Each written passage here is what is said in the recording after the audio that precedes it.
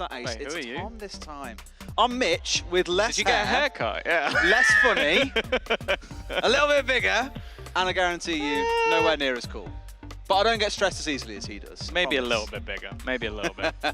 He Well, does also wear high heels. People can't see that on the broadcast, but I haven't rolled with that one. We're okay on that front, I think. But as a reminder, this is way before our actual due show start time at 8 PM. We have a little game coming up for you from the Spanish League as well to kick things off. It should be a good little bit of fun. Get us warmed into it, get you guys ready to grab some popcorn, some coffee, whatever your condiments of choice are. We'll have a little bit of fun in this first game. yeah, and I think it's a good showcase as well for basically some of the players you're going to see in the future. The way I always try to put it, like, say I watch party and I do a little bit Polaris. I always say to people, if you want to be a hipster, you want to be one of those guys who comes through in a couple of years and go, I knew this player before, it was cool, like I was there. I've been a fan for him for years. You're just picking him up now. Like, this is the best place to do it. This is where you sort of learn who are going to be the stars are. And you also see some of the players who you might be going, where did that guy go? Like, I remember him. Why was he not on You're speaking about guys, partnership team? Rebels roster.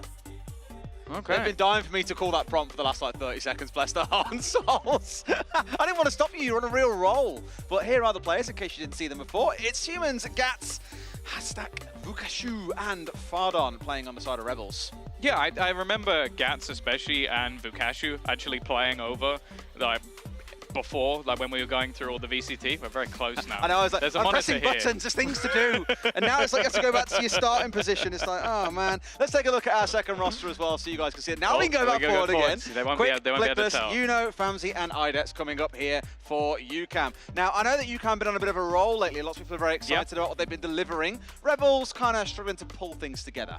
Yeah, I'm a big fan of Idex. He's someone that we've seen quite a lot, even playing in some of the tournaments where he played for Team Belgium, for example. Yes. And when they first released Harbour, he decided to play it in one of the charity tournaments, and he was pretty good with it. Has a lot of creative ideas, as someone I think will definitely be helping with that leadership role within the team.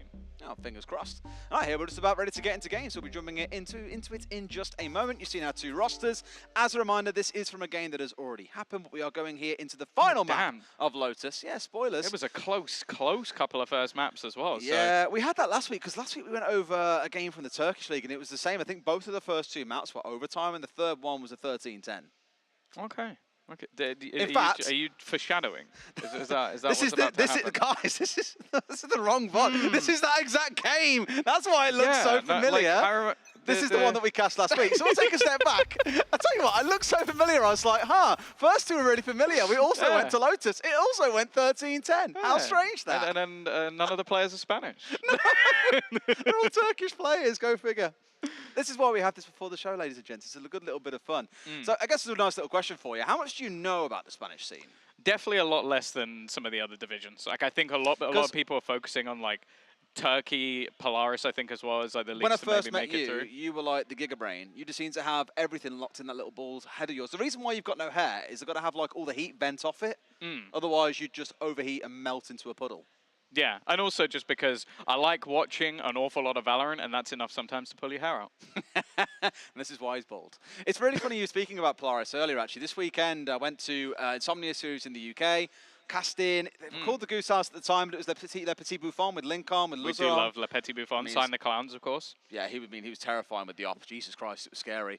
And then on the other side, we had, what was their team name?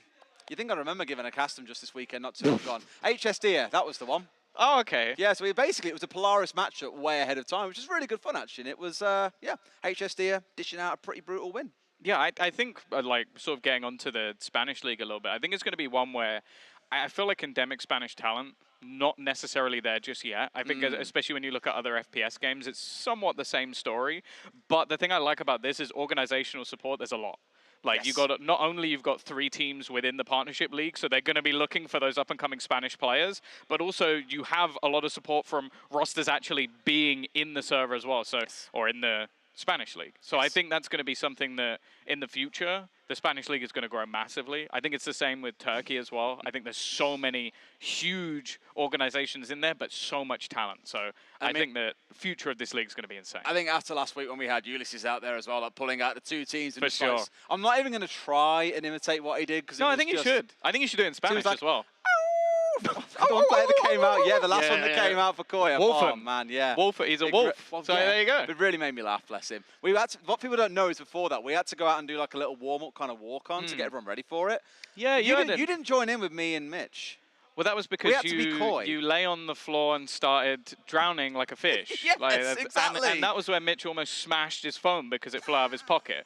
That was one of the main reasons I didn't join in, because I didn't want to make myself look like a tit. But that's part of the fun. You have to make yourself look like a div sometimes. You've got to join in. But we're going to go to a quick break. When we come back, we'll have the actual game ready. Back with you guys in a few minutes.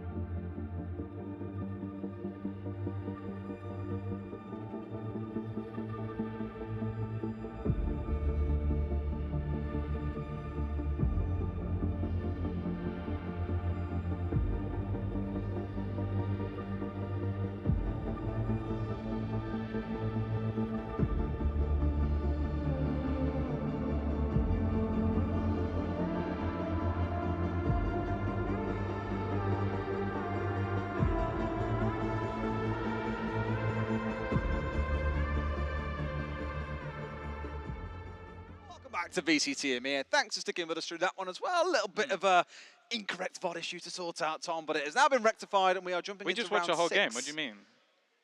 Stop. I love that one. It was really good. I like that bit where the Jet got the kill. I can't take this guy anywhere. We're jumping into it with this 3-2 to Rebels, so we're going to go straight into round 6. We can make up a little bit of time. We don't want to take any of Vince's pre-show away from us. We'll be really, really angry. So we'll get into That's what you asked them to do. What, to take time away from Yeah, Vince? you were like, I want this VOD to be incorrect, so that you actually switched them. That's what you were telling me just before we went live. You tried to put the Turkish match on. Tried. Excuse me, I succeeded. Hello? You've just outed yourself. That's what we had. Okay. At this point, I'll buy into the narrative. I'll follow you the whole way to hell, mate. It's no concern by me. Well, at least in the early rounds, Rebel have kicked things off relatively well. Now, going in towards the A site, they're going to get a free plant for UCAM. Trying to deny it a little bit with the shock darts, and actually they are going to get an opener. Fardon being able to do the work with just utility alone. Somewhere, Leo is smiling. Post-plant situation underway, then as out comes the Killjoy ultimate as well. Looking, of course, to make this their push in towards site, or at the very least to create some room. Now, they're going to also have the TP come out from the Omen. Thought for a second he might stick inside a Hell, but no, they have dodged far, far away. Site control being re-established, but the concuss coming through. This is looking absolutely brutal. They're going to swing out into an absolute firing squad. They only find one, but yeah, another bit comes out flying on through, and the 3 members on the side of UCAM have been forced all the way back here. Now pushing back in towards smoke. You can see the defuse coming in halfway through. 2 kills fly through. They're pushing in for a couple of more, but wow, finds 2 for himself before finally getting taken down, and Rebels take round 6. Yeah, it didn't seem like the heaviest investment from UCAM, but there's a reason you don't put all of your players in that one corner, and it's a reason that basically you're going to see like a Nano Swarm put in there quite often, or in this case a Stun and an Aftershock, to basically just damage everyone up as they look to wrap back through. So really nice retake, and I like that from Rebels as well. Just, okay, we've got the lockdown, we pretty much have plenty of utility, and we got the opening pick, so there's not a lot of risk for us here. So let's just take our time, use the utility we have, and make it a really clean retake. I just love how it wasn't a heavy overinvestment of ults as well, because they've now got 3 of those online to play with. Of course, a couple slightly more significant than others, but you're looking in towards the Rolling Thunder, in towards the Jet ult, and potentially also the Hunter's Fury coming out as well from Fardon in the next couple of rounds. Rex, this paranoia could be perfect. Stuck in a corner. Maybe just waiting of the timing for some steps, but instead the attack have started to reclaim some control into mid. They themselves have some pretty strong ultimates. Already having Nightfall available and a showstopper for Famzy to potentially just follow that in. But it's very patient from UCAM, not overstepping the mark. This is a different level of patience coming out here as well. The 2 of them just holding, waiting to see who moves first. In fact, across the whole map, really, there is very little movement out. It comes and the swing comes in. You know, but you don't know. 2 kills going very quickly the way of Rebels to start things off here, which means UCAM are going to be scrambling to try and find a way through with the 3 that are left on side. Yeah, I think they're going to know as well that the plant is coming through on this side, especially with how aggressive they're about to push through. But again, it's very calm from Rebels. They had the crossfire, they had the trades available to them, and they make this round look very, very easy.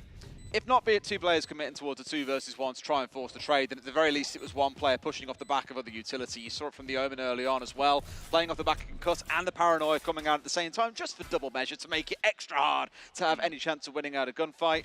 This is exactly what we see. You see that combo come through, and again, just swings into 1, swings into the second. It's all too easy. Just kind of like blind and stunned. I'm just going, help just me. looking around, where am I? Where am I? Why have the lights gone out? Just like temporary amnesia, just like, oh, I've forgotten everything that's going on. I mean, to a level, you kind of like, look, you know where the push is going to come from here if they manage to get a Paranoia across you, but obviously a little bit lost in the source. Timeout coming in for UCAM, clearly feeling this game is not going the way that they want, and when you're down 5-2, I'm inclined to agree. Yeah, well, that's the thing, just having a couple of contact plays and almost just going off the back of their utility to take back control they're sort of expecting players to be fighting for. It's been a good couple of rounds for Rebels. Ones where you kind of think, okay, well, maybe you got a little bit lucky that there were 2 players there, but clearly just reading the rest of the map and the slow pace of UCAM is making that a little bit easier for them. Just going, okay, we can, process of elimination work out where you are. So I do wonder if this next round, maybe we're going to see a bit of a pace change. And although I think like weaponry, it's going to be okay, it's mainly the ultimates that I'm looking at for the attack. They've got a lot to play with. They do, and really, I'm looking down those 3 agents on the right-hand side of your screen as well, in the Breach, the Omen, and the Fade. There's so much disruption there as well in terms of the concusses, the deafens, the paranoias, everything. They've got a lot they can play around when actually going at pace. But so far, all we've really seen is a little bit slow going, when they've kind of lost control of things, when we've seen that lockdown come out, they have then gone back to playing things really, really slow and not really looking to contest too aggressively.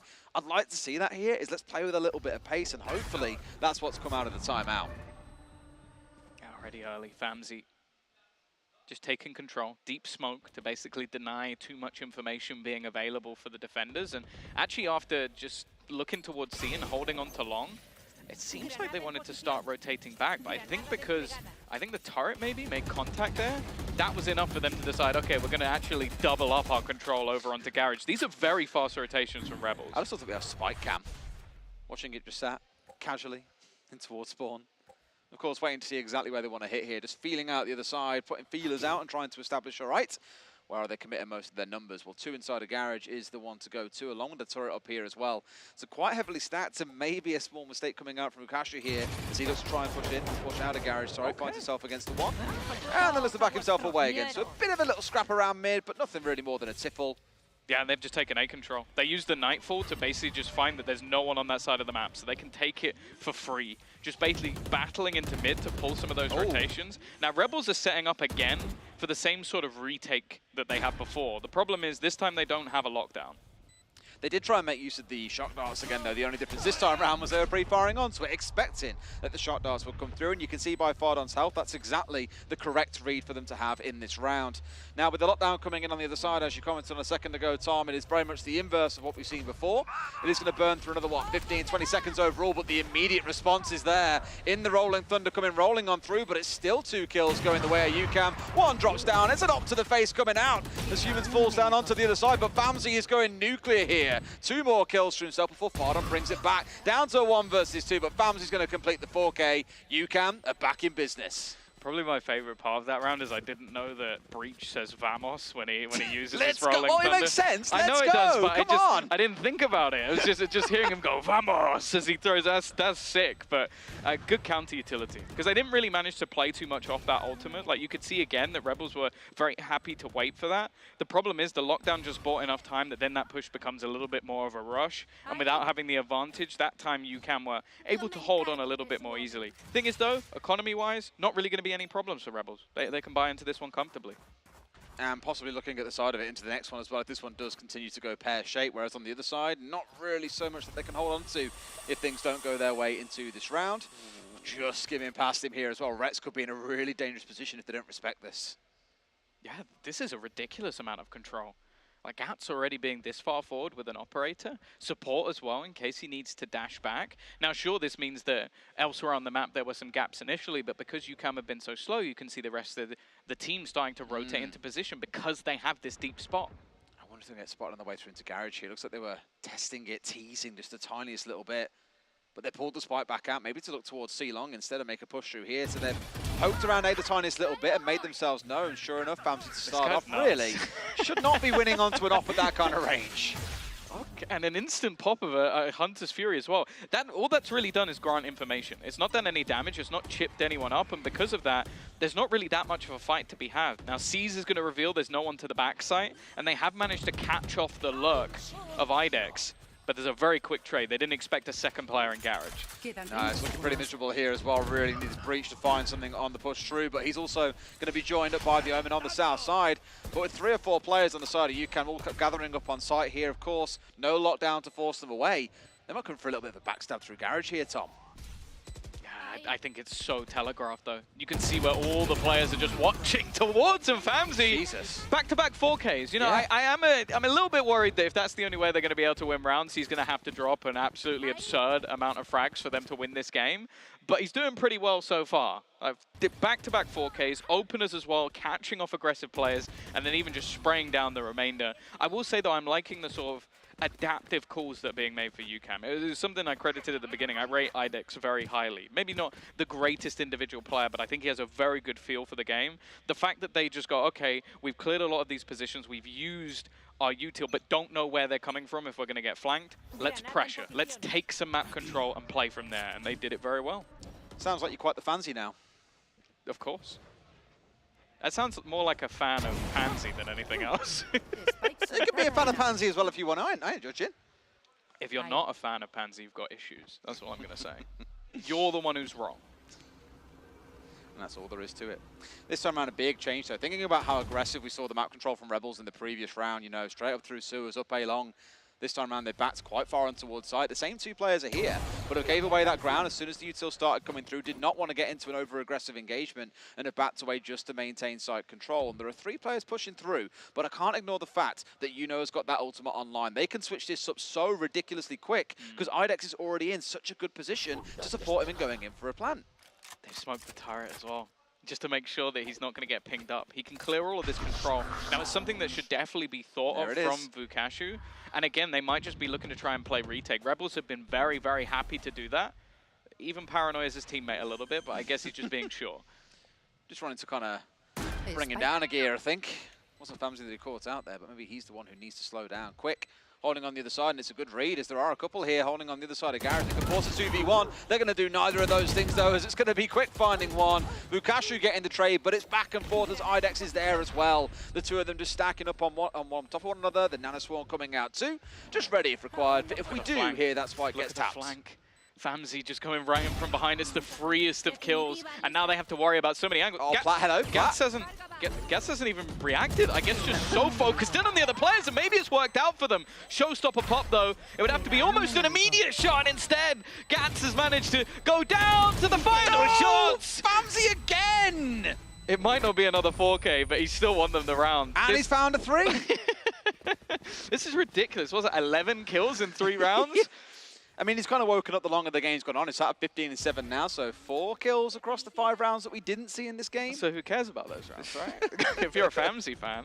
I really love the way he plays this clutch, though. Because the thing is, he knows there's an operator on the other side. Maybe he knows that he's a little bit low. So rather than swinging, if he swings, he gets hit by the operator. Instead, he just shoots out a little bit wide so that player's going to move. Even if he doesn't get the kill, he can now swing. That's intelligent play for someone who a lot of this so far has just been winning aim duels. That's it. Showing the big brain as well as the big aim on top of it too. But Gats pushing up quite close here with the ult online straight up towards window. And again, could turn out to be a very smart read as pretty much all of UCAM are stacked up here in towards spawn. Sees one, it's an easy kill. Swings out for the second but can't quite find it. He'll be rewarded with the 1-for-1. But Yuno's offline, which takes off that smoke and the paranoia that this team have relied on so many times throughout this game already. Yeah, I feel like Gats overdid that. Like, the first kill is one where you're in a spot where there's actually quite an easy exit plan. Whereas the second you go around that corner, you are completely blind to everything. And it's not like, if they had a low buy here, if they were on pistols on the rest of the players, I think that's not a bad play to make. You have to win the round, but getting an advantage and escaping, so much more valuable in this sort of position. One they're not worrying about. Again, UCAM just playing this feeling out game, trying to figure out, okay, exactly what is the game plan. We've had an aggressive push on window.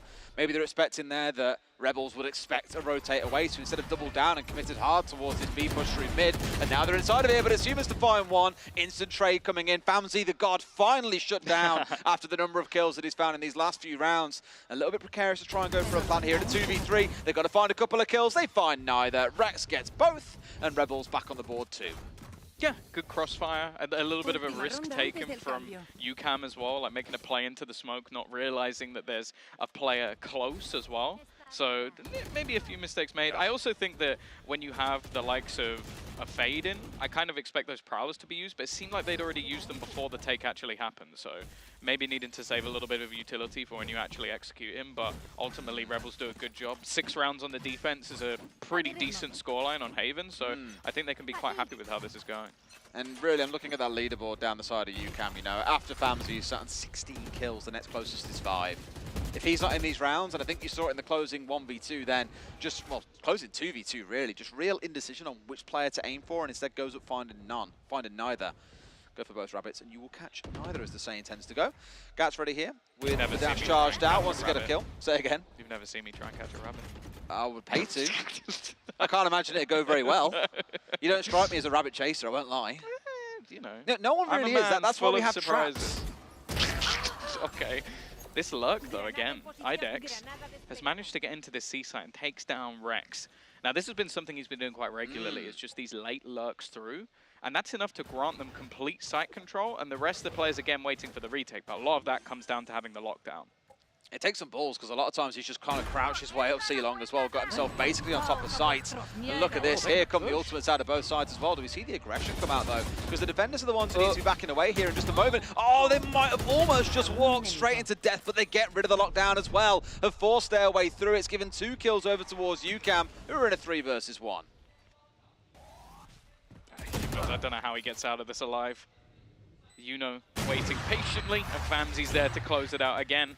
I do think that they needed to be a bit more careful where they place the lockdown. The fact that there's nobody watching towards Garage to stop that player from actually killing him off, I feel like that's one of those positions where you have to take Garage control before you place a lockdown, not the other way around, because as you see, just the adaptation coming through, it doesn't even matter that IDEX goes down here. He's done the job. He's made it a 3v3 where the lockdown's no longer a threat. They can play close, they can play at distance if they need to, and it just basically destroyed the round for Rebels in the end. So decent resurgence. As said though, 6 rounds on the defense, not bad at all.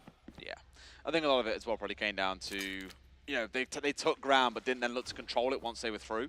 The fact that Garage was somewhere they kind of marched on through, got control of C, didn't really look to lock it down or secure it, which is why you saw IDEX with that flank onto the ult coming out, but ultimately, you should say, costing the round. 6-6 though, here we go into the second half. Pistol round coming underway once more, as we all know and come to love and expect. We'll see if Rebels fare much better on their attacking side.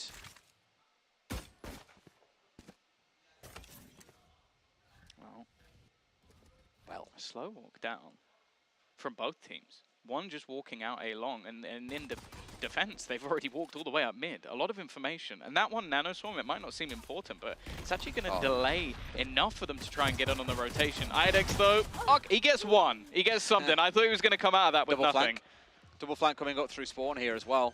Really looking towards the player that's holding down inside of sewers to be the one to be careful. Spotted them, I think has the expectation, so he knows, you know what, forget about it. Bukashi's going to go and push up and join his team. There's other Prowler coming up behind him, mind you, turns around and gets rid of that. Doesn't quite see the player, but knows that he's here. So at this point, it's really on UCAM. They've got a couple of angles to work with, but they've been shut down on pretty much all of them. Sewers the only 2 players that are left, and they're going to get completely clapped out. Bukashi with the 2K pop, and a nice, comfortable first round for Rebels. That is an ex-chamber player if ever I've seen one. You're on a Killjoy, you buy a Sheriff and nothing else, and then you just pop 2 heads as the round ends. It looked pretty good though for the defenders. Like the fact that they had the mid push and the delay, I do think there's an aspect of like if IDEX manages to survive a little bit longer, gives a bit more time for that flank, there's probably more an opportunity, but also just good work coming out from Vukashu to spot that flank. Yes. It made things a lot less dangerous, and just being able to shut down everybody on the site, knowing that there was a split retake, made it a lot easier. I just think his movement was really impressive as well. Didn't want to overcommit to trying to take that 1 versus 2, and at the time I don't think he even knew it was 2 players pushing down there. He was just trying to play it cautiously and stick close enough to his team that there was the ability to still play for trades, and as we saw, it played out absolutely perfectly. So a good start for Rebels here. Of course, now in there, I should call it a half by round, charging their way through. Even fits a rifle on the way through, it's worth noting. Really committing towards trying to win this round out, and win it they shall. Absolutely slaughtering through UCAM. Yeah, I always find that with B takes, there's that added element of risk of just a lot of the time it's a very retakeable site. You have a lot of post plants that don't necessarily go too well. But in this case, we have such a weapons advantage, just playing that little bit more aggressively, holding those closer angles with the SMGs makes things quite easy. And I wouldn't be surprised if they went for something similar in this round. Like the B site has said, it's a very good way to get into an after plan, and it gives you a lot of angles that favor these weaker weapons, which is something they're going to have going into this next round. To that bonus point. See if UCAM can start bouncing back though, because at this point it's feeling a little bit precarious. I know it's still only 8 and 6, but Rebels have already shown, 1, they're on the attacking side, 2, they can do it with a little bit of flair and a little bit of passion. 2 rounds on the bounce. Again, somewhat expected, but if they can keep converting it, I start to feel very, very nervous. You can see Rebels committing towards that bonus as well. Don't care if they lose this round. They're already thinking about round 16. I promise you, I haven't watched this one before. Yeah, I'm sure you haven't. I love how he goes dashing straight in. The thing is, it's a ruse. He dashes through to try and bait them into thinking it's the same take. It isn't the same take whatsoever. However, the players over on this C site have done a pretty decent job of quelling the initial storm. Parano coming out for safety here as well, getting himself across the gap and may even find a way in behind this one. This ring around the roses here, literally on side of the site, but it's a big 2K for Yuno. Finds a 4K. Sick and tired of seeing Bamsy, the only player who's up there. You know who it is. Hey. How many more jokes can we make about these guys? Who knows? We have Fancy. You knows. You knows. I feel like there's always 1,000,001 puns. Just waiting there to be discovered. I feel like humans is definitely the easiest one, but I feel like it's such low-hanging fruit, I don't even want to go there. No. Huge mans instead. Okay. You can shoot a horde of few insiders if you really try. That was just cheeks. That's meant to be. Dad jokes. It's what happens when you get over this to the wrong side of 30, mate, I'm afraid. Still good. A year You've and got a bit a year and a left. bit. When is your birthday? August. About 15 months, then you're screwed. Here we go, though. Don't talk about it. Already I'm young at heart. At heart, and that's about it. Here we go on the potential push through, though. You can see a bunch of utility being stacked out. That breach flash coming on through, just forcing them further back in towards Hell. And Hell, it's absolutely turning into, but not for Flickless. He's the one bursting out of it like a bat out of hell, quite literally. Finds 2 for himself before finally getting shut down. And continues the killing spree. Has to win out another one and does just that. UCAM are back in things. Yeah, a few sort of clutch plays coming out from him, and that's enough to sort of level up this scoreline once again. As I said, I was interested to see how it was going to work on the defensive side. It seems like he's now just going to be that pop-off player. We've already had Famzy, who maybe has slowed down a little bit, and we've got a new star rising up here.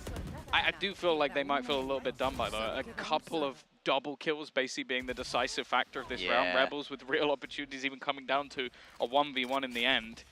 And now you look at their economy, okay, you've got a single rifle on Fardon, but I wonder what he's going to be able to do with it. No, pain. Okay, they're going to wait until it's fine.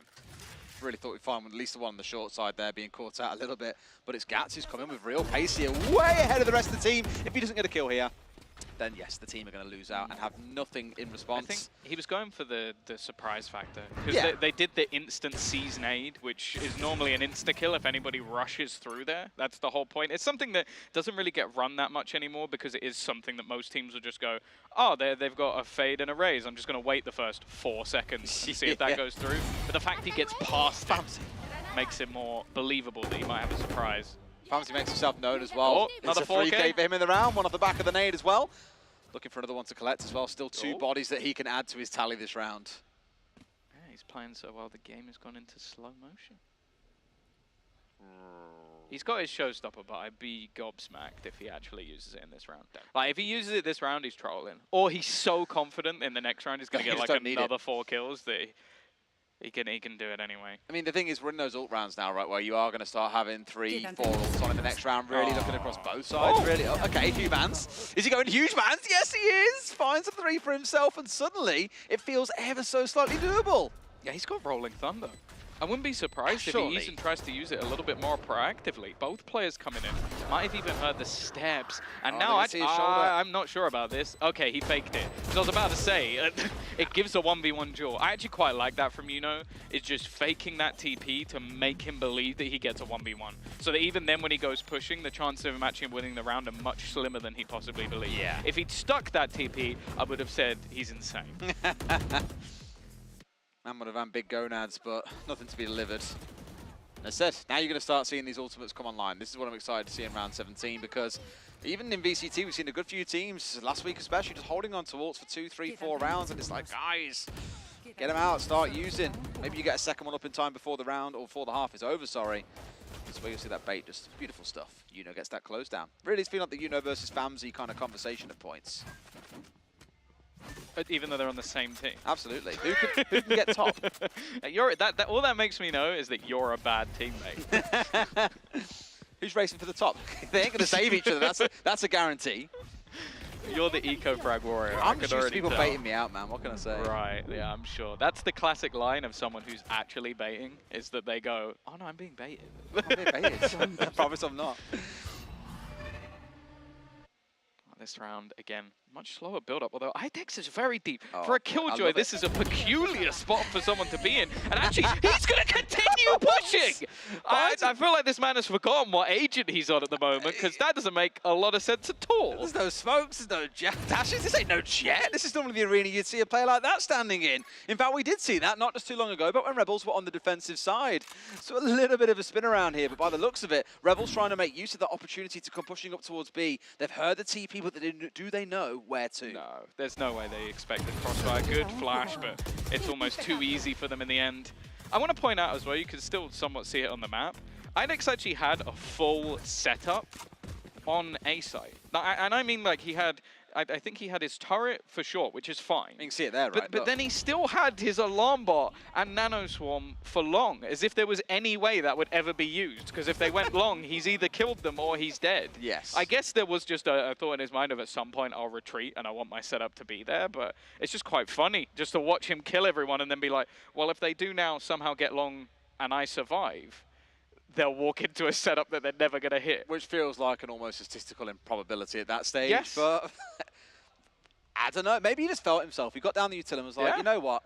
I don't want to be a killjoy anymore. I'm Jet. The thing I really like about this team so far with some of the combos, we saw it from Rebels as well, actually, on the other side, is they're not just blind risks. Like, he takes a risk with the first initial fight, but the second that initial fight comes through, a paranoia through the wall blinds everybody else. Like, they were prepared to set him up if there was more, and that's the reason he gets that multi-frag, because the other two players are scrambling to try and get away, and I believe there might have even been a deep smoke that goes down as well, so that if there was anybody further back that could have killed him on the swing, who wouldn't have been affected by the paranoia, they can't see him anymore. That's just a good little contact play.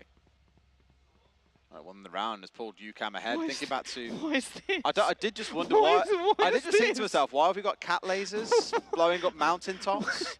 Why is there lava in the background? Why is it...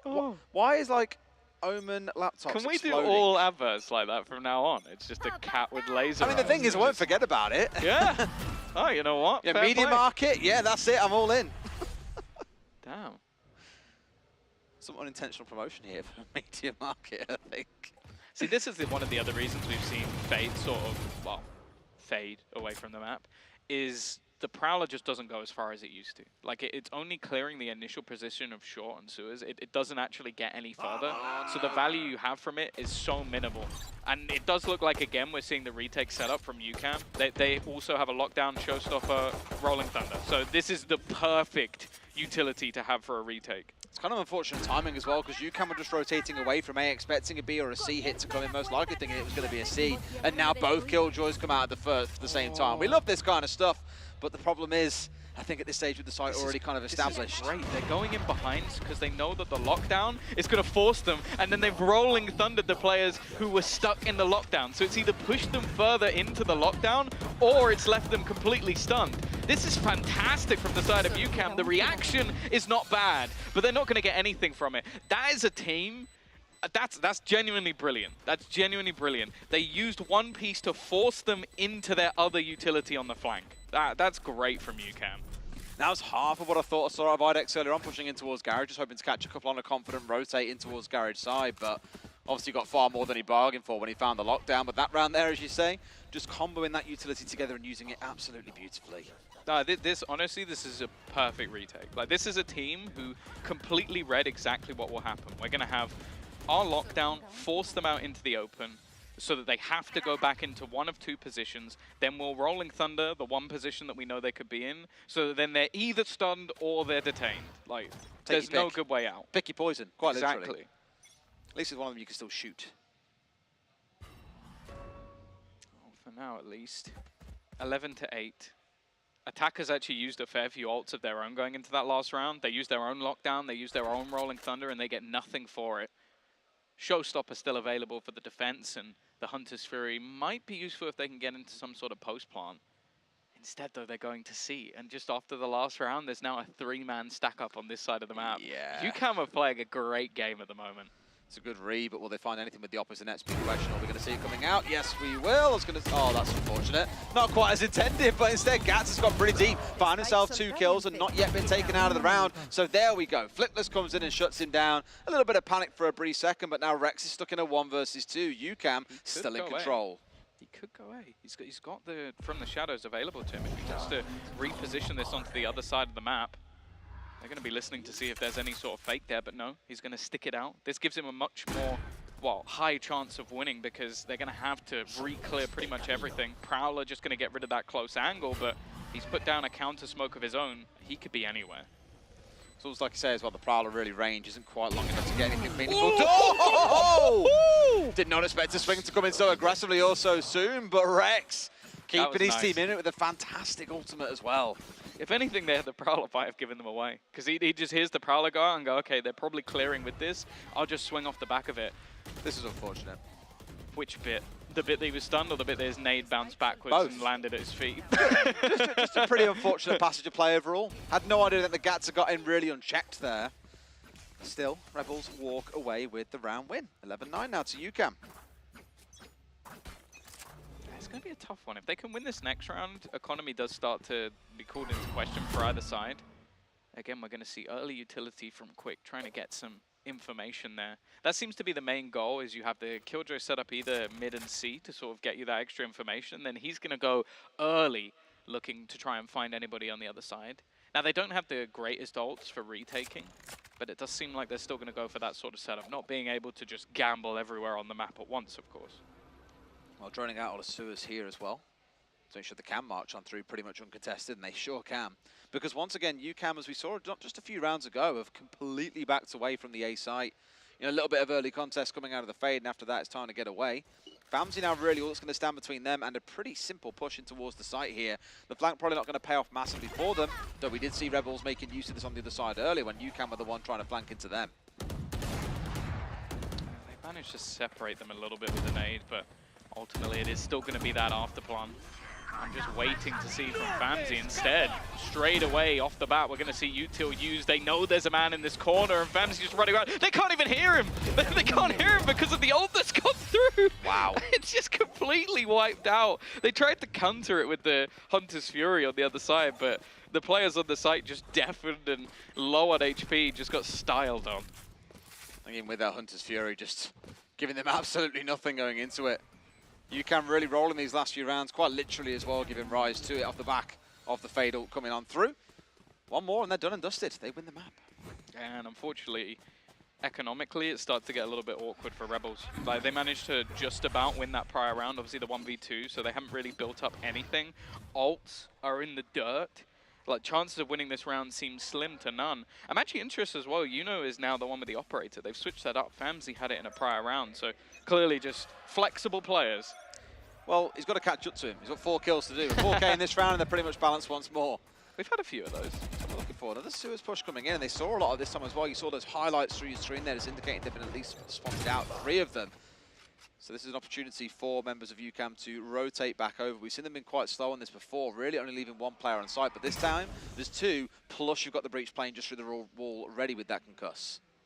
Yeah, the amount of times we see this sort of stun combination, not surprising. Now, the middle of the map is almost completely abandoned right now, but it's something that still has to be checked for because of the amount of times this has been pushed by the defense. You can see Vukashu just keeping an eye on that. Bunch of utility being popped down the main here as well. Out comes that concuss, still hits him quite deep inside of it as well. It's Gats to start in and find down quick on the other side. Idex posted off towards one side. He's still trying to look for his way into it, but it's Flickless. Not having to flick, but he can absolutely mow them down. Finds a 3 in the round, and it's into a 2 versus 2 with the spike going down. They brought this into a decent opportunity. And with an operator and a retake, it's definitely not ideal. A lot of the space is going to have to be garnered by FAMSI. This nade might just do enough, and he's going to go down, but a good trade from Vukashu, who's found a rifle. How comes the smoke at the back as well? I don't know if he knows that he's inside of the smoke here. Surely has the read, because the call must have come in from heaven before we saw FAMSI go down.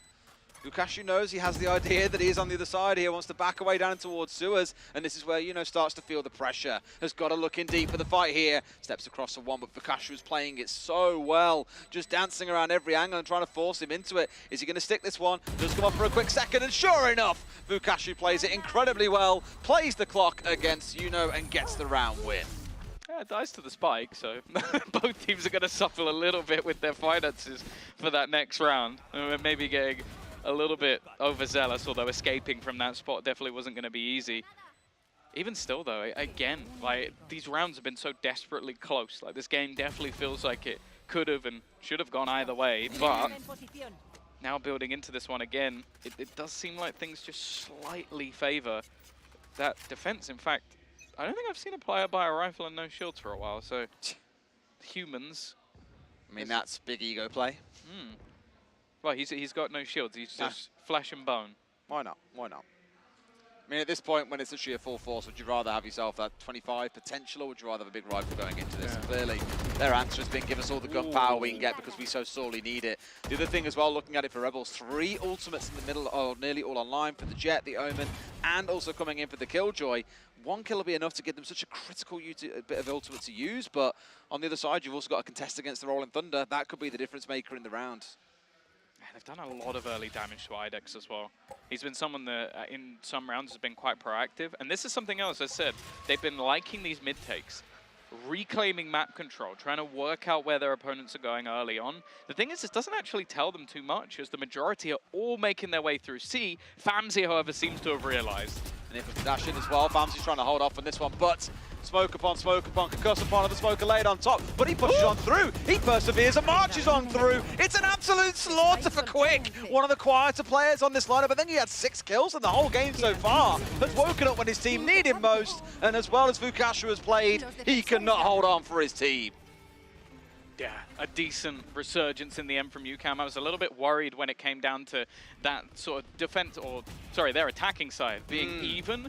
But they had a lot of good ideas on the defense. I think a team that really likes to claim map control, very proactive, and especially in the mid rounds as well. I think it's IDEX, I'm not certain, but if he's the one making those mid round calls, they were sublime. Like they were never just sitting there. They were always consistently rotating around the map, made it very difficult to play against, and also made some very strong decisions in their retakes as well. So thoroughly impressed, but to be honest, both of these teams look decent. I'm not sat there going like, this is a lower league match, this is a team that, oh, they need to work on this, and this. It's like, actually, both seem to have a decent core, decent read on the game, and it was just down to those close clutches and good mid-rounds that made the difference. Yeah, a good few clutches and quite a few multi-kills as well. Yeah. Across both teams, majority of them going the way of UCAM, as we saw out of Famzy, we saw it out of Quick towards the back end of that as well.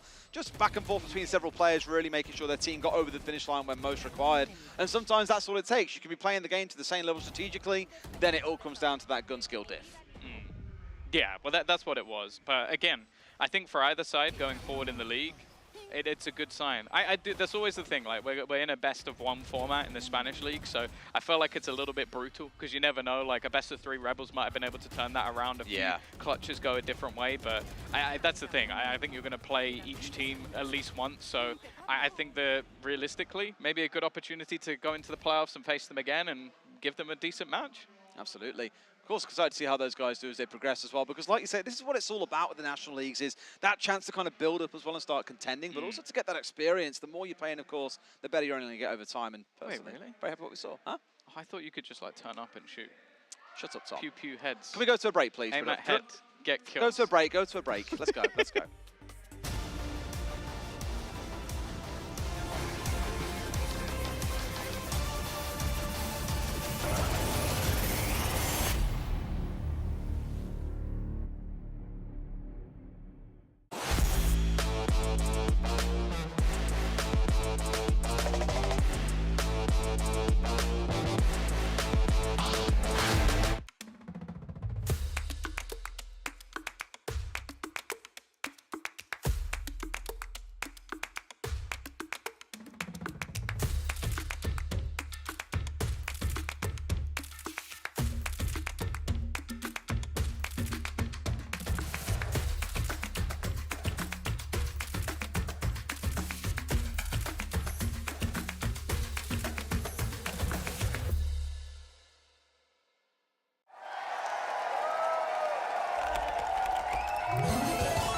Red Bull gives you wings.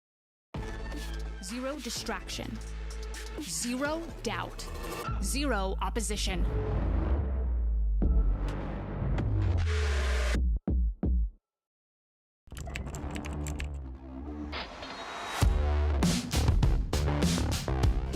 What is this from EA? He is currently unstoppable. True. He is just a consistent demon. El Diablo. Hey guys, it's EA. Welcome to my course on optimal VALORANT training. I'm going to be demonstrating now some angle clearing. I'll slowly come around the corner as well, making sure no one's on these off angles.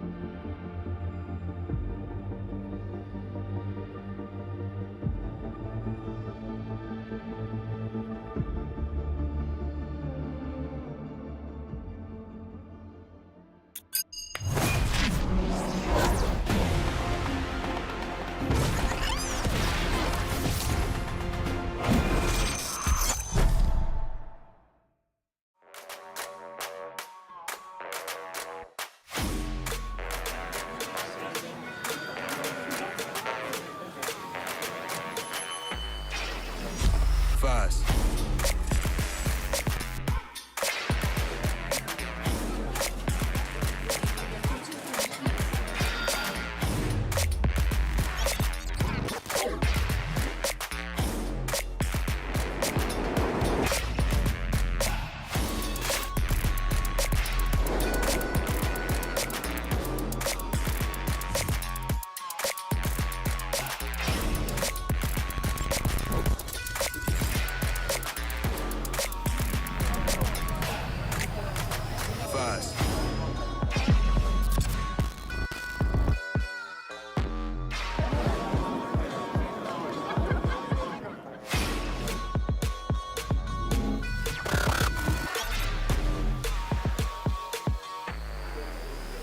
First. First.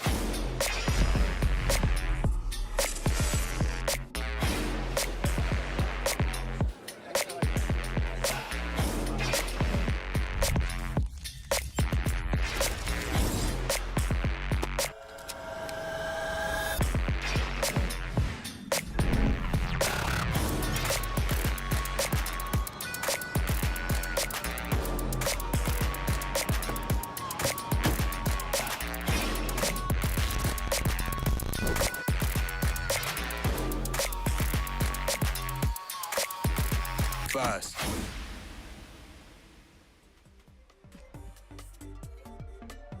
Hello everyone and welcome back to another week of VCT EMEA coming to you live from Messe Berlin. You guys know the drill. Another week and another opportunity to prove why we are the best region in the world. I am your host Youngsu and I'm back here with my analysts for the week. It is Cougar and Zesh. Zesh, you told us specifically that you had a really funny joke that you wanted to open the show with, so you can have the floor.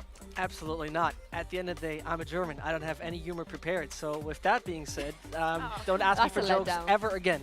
Is this how the entire week is going to? I don't need a joke. I'm Spanish. I'm like funny by nature. Not English, fair. I have a joke. You have it? Yeah. Okay. NA Valorant. Oh. Thankfully, you didn't say what I thought you would say. But what have you guys been up to? I didn't see you last week. You know, we weren't on the show. So what have you guys been doing? Fill me in. I've been casting the show in Spanish. Oh, in the Spanish. Yes. Yeah. I've been, I think I'm going to be staying in Berlin for the next 30 years.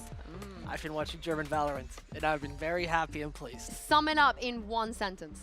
Mouse Sports is going in Ascension and is going to be in this league next year. Okay. Absolutely. Sold. And they didn't send me a jersey, I can promise you that. Oh, I didn't realize Apex disbanded and they don't play anymore. What but region? yeah, that's cool. I don't know that region. That's good to know, Vincent. That is good to know. But yes, we won on the show last week, but the games, they did happen. I know you guys watched it as well. But let's have a look at a refresher for you guys at home as well to the highlights of everything that went down in week 2.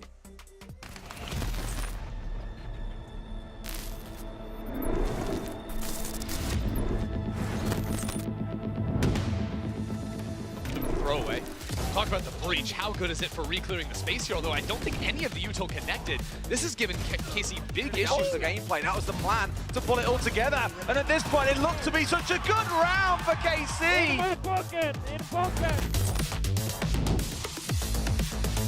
VBO almost going to be confused. And Angel's position. Aslan just not checking at the flash. Gets nothing. And Angel just taking this round on his own. Fight into it though, staying on the stairs. They've got a player up close, Coutinho, and he's hitting all the headshots.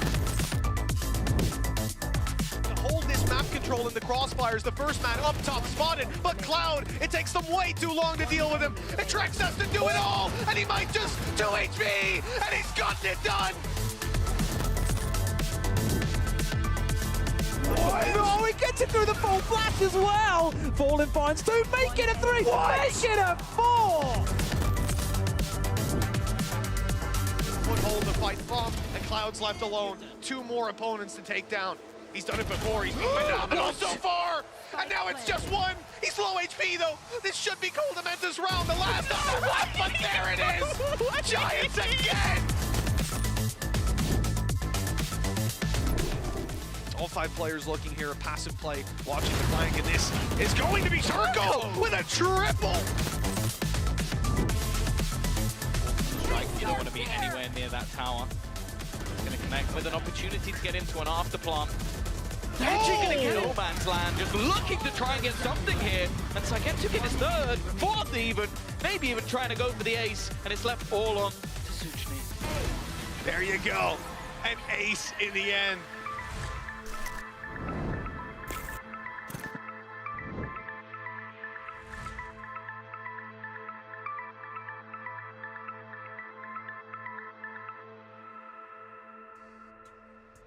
Well, it's been about 2 minutes and 30 seconds since I spoke about how EMEA are the best region in the world. So I thought I'd take this opportunity to let you guys know and to remind you that we also have the reigning Game Changers World Champions. Now, speaking of Game Changers, the qualifiers for the 2023 EMEA Series 1 started last week. G2 Gozen, Guild X, Navi Celestials, NIPGC, and CBA earned a direct invite, but everyone else, absolutely everyone else, had to fight it out for a spot in the top 16. There were a lot of strong teams in the open qualifiers. We already have a world champion from MENA, and Team Falcons, they proved that we could be looking at a few more this year. They made it through alongside Kase Hydra, Rebels, Velvet, GK Esports Cherry, KPI Shine, and BBL Queens without too much trouble at all. But there was a bit of an upset. XL, they were forced to play LCQ, and unfortunately, they did not make it through this time. They fell to Untapped in the top 16. By the way, the only unsigned team from the teams that had to qualify. So someone, if you're watching, you better pick them up. I know some of you guys at home, the K-Core fans, were a little bit down in the dumps after last week's VCT results, but don't worry, the GC team will give you something to cheer about. It was a tough fight, but they made it through, as did Focus, Sakura, and Alliance Coven. Last but not least, I want to highlight Ascend Rising's Amy. They 2-0'd their way to the main event, and her stats, by the way, were absolutely astounding. In fact, she was the only Sentinel player in the top 10 when it came to ACS, and she was third. And she did all of this after role swapping in the off-season. She played Cypher for the first time. On her debut, she went 17-4. Killjoy, 23-8.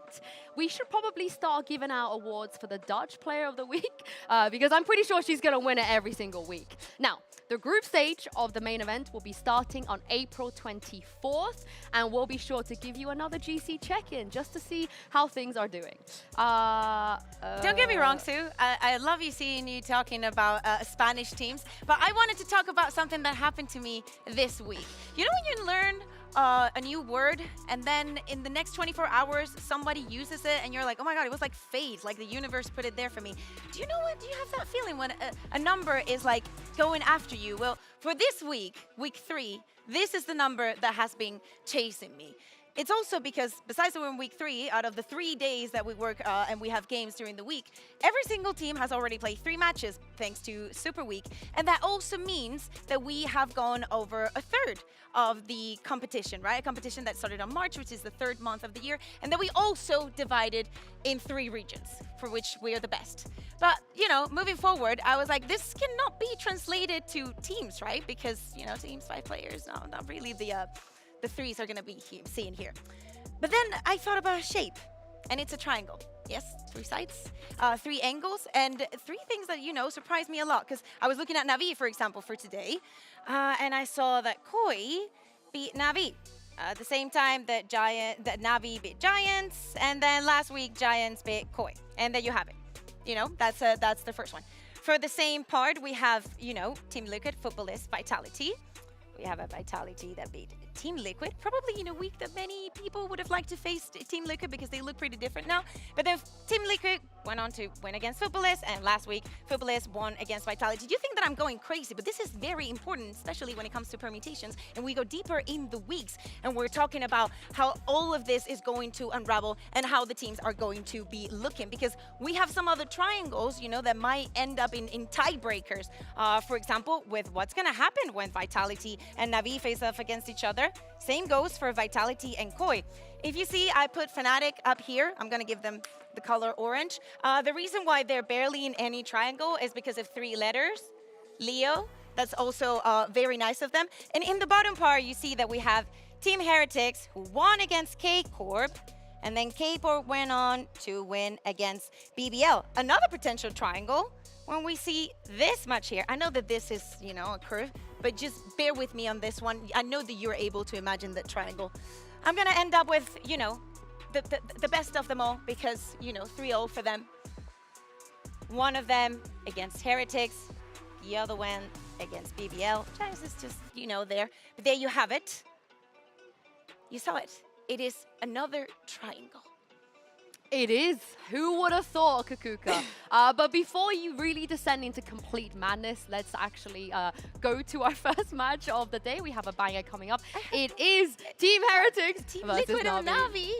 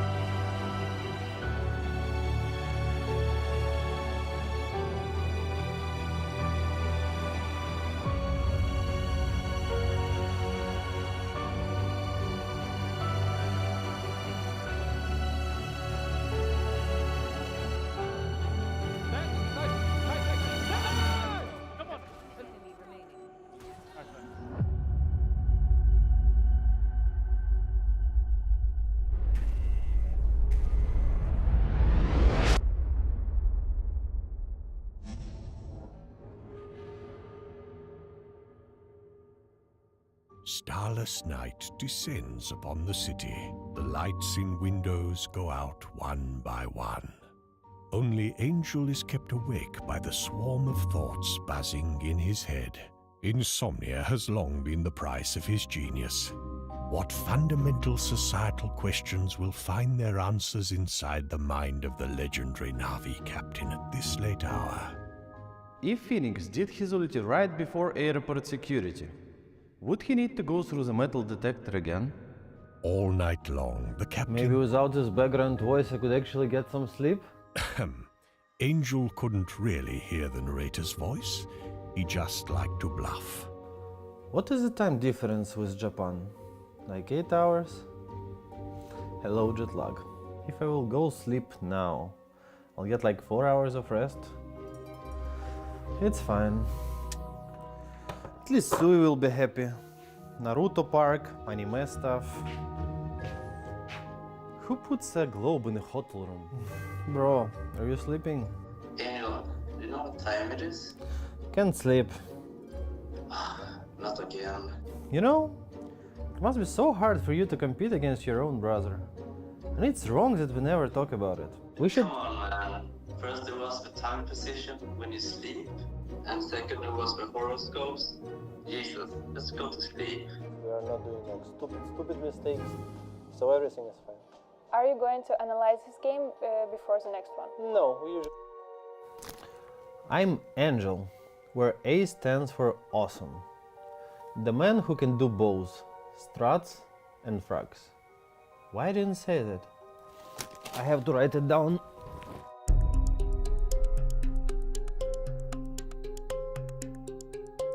Knife sharpener is a gift. That works. Just need to learn the postcode here. Staff or Doberman? Nah, the dogs are not for me. Spitz is the way to go.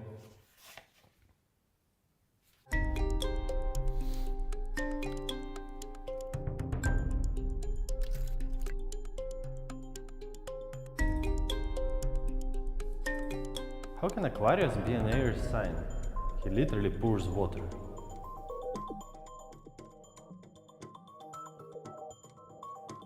Hey, ChatGPT. Tell me more about our next VCT opponent. Angel was brilliant at the game, but not at technology. He foolishly thought that ChatGPT would answer him like Siri. I usually don't answer Wait, with what? my voice, but for your sake, Angel, your next opponent is Team Heretics. Oh, really? Heretics? Or more like I'll show them here tricks? Or here are my tactics? They can't stop me. How do you like that? It is not my function to rate bad punchlines, and by bad, I don't mean a value judgment of the quality of your jokes. Sleeping at last. We can only wonder what complex tactics and round scenarios are playing in his mind. Wanna learn my tactics? Don't even dream about it.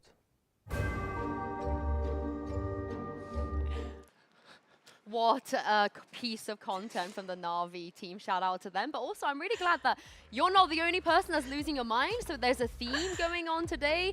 Vincent, I knew it. I'm waiting for you to lose it anytime soon. But speaking of losing their minds, in all of the triangle, Illuminati, conspiracy stuff that Cougar talked about, there was one, I don't know if you noticed, but there was one that made a lot of sense. The one where teams that played Navi and Fnatic back-to-back so far, Vincent, have had a really hard time, and Heretics are up next. So you're telling me the teams that are facing against the basically best two teams of our region have Wait. Wait. This was back-to-back. So back-to-back. Giants had to do It's it just a back-to-back. nightmare. Yeah, and BBR to do it back-to-back, and it just did not go well. Yeah, exactly. This is the last three that completes the form of the threes, but exactly today, Heretics is going to face off against Navi, as we were saying, and it's probably not going to look good because for Navi, I think that they're looking better. Of course, let's start from the point that everybody thought that this was the two better teams, Fnatic and Navi, but let's be honest, on that first week, nobody was that sure. I fully agree. I mean, the first week, I would have said, okay, what happened with this Navi? I don't know this Navi. This is a weird Navi. But overall, I feel like now from week to week, they have adjusted back to this normal kind of team that I know, that is so good at doing basics, that is so good at actually finding themselves in scenarios that are so advantageous. And this is the Navi that I like, and this is the Navi that I see having a good chance of this. We're going to talk about them just in a little bit, but one person I feel like is not having the best time ever on the side of Heretics is Kellogg's. And Vincent, I know you are more of a big fan of his Jet than anything else. Right. I mean, this pretty much tells you how much he loves Jet. You could consider him a bit of a one trick, but that would be disrespectful. So we're going to say he's particularly good at that agent called Jet. And, well, this is kind of important if we take a look at what happened during last week, because he had played his Jet on one of those two maps, but to be very frank, that is the kind of face that I made when I saw him play that Phoenix. But right now we see it looks okay. This is the kind of Kellogg's I know. This is the well-hitting shot kind of Kellogg's. It's better than okay, I would say. Yeah, quite good. Yeah. It's something that Heretics can rely on, and definitely he's proven that they have to rely on. They need Kellogg's to show up. Kellogg's, a player that, you know, was done dirty in the past. Let's just rethink of what happened with G2, and then him being demoted into Tier 2 without really having a say in or doing something wrong per se. But then when we look at the Phoenix that we saw last week, again, Heretics asking a lot from him, and him just not performing because he wasn't comfortable. And I bet there is a lot of things that are going behind the scenes that we just don't know about. It also feels like it's unfair that we only put a little bit of his Phoenix in there, but that is genuinely all of the kills that he got. It's at the good side of his Phoenix. Yeah. So I think that's going to be a bit of an issue. And do you guys feel like that is the win condition for Heretics today, that Kellogg's has to be on Jet? I don't think it's only that. I think it's for everybody to find their place and what they can bring to the team. I think that, for example, Mixwell has been trying to pull a Leo to just, you know, play in the more supportive side. But even with that, he's currently at one first kill, only one in the 3 weeks that the three matches that he's had, and 14 first deaths. So he's trying to play more supportive, but he's not achieving that. And even when he faced off against that duo, him that has been individually so good in the past, especially on the Jet, is not performing. So to me, it's a lot of pieces that for some reason are not merging well together. Exactly, this is how it feels to me too, because this team still didn't just find their pure essence or ideology that they follow up. It feels like they're just missing some essentials. The team is not that well formed in the sense that they are being together for too long. I just hope that this week's going to be better. Well, funny enough, Kellogg's, his opposite number, the player he's going to be playing against today, a man called CNED, who was always labeled as the Jet one trick, Vincent, but he is also branching out. He very much is. And, you know, I want to be very honest. Surely, I think we don't need to debate that CNED is one of the best duos we have in this world. I still think when I take a look back at last week that he was not convincing me that much. He was good. Don't get me wrong. It's good. CNED can never be really that bad. But he was not like, oh, this is the CNED I know. This is the greatest kind of player I've seen in all time. So I still think that within this team, he himself has a lot more potential in Navi. He still needs to, you know, learn some beats and pieces about the new Jet and how it's played. And not only that, we know that CNED is not the kind of player that deals well with changes. We know what happened last year with Ascend, and now being with Navi, a Navi that has been changing on the compositions, bringing the Gecko, and then we take a step back. And CNED has to, you know, be on the middle of it all with a team that has been together for the longest time. It feels a lot like it still is an adaptation process, as you just mentioned, that is going on within this team. And I miss the old Ascend days with CNED, right? Where he was just popping off. But I still think this is something that will come very much, you know, into reality very soon once his team found a better place with him. I still hope it's going to happen. Him hopping off and just off his comfort zone and just playing the Euro, I think that says a lot about you know, what CNED is willing to do to fit in this team. The evolution. But I would feel like I will be robbed if I do not get a Kellogg's CNED Jet head-to-head. We need it to happen. It's been a hot minute since we've seen something like that, and if it doesn't happen, I'm going to complain. I'm going to complain directly to Angel. Now, one player I feel like in the past we don't really talk about him. He seems on the side of Navi a bit more muted on a team of superstars. Cougar is Zipan. He's just been silently doing his job and doing it right. Yeah, exactly. And if you haven't watched Navi or FPX for the last year, you know that Zipan have been playing, you know, on the race, on the flex. You know, he was always giving the team what they wanted and just, you know, what's complaining. You know, it was just in the middle of that. Some people were to say if there are some changes coming in FPX, Zipan will be the change. But now this year, he's adapting to all of that. He's performing super well, and he's definitely being a differentiating factor in their wins. I think particularly you have to say that his KO stands out, right? His debut on KO was in 2022 against Big in VCT.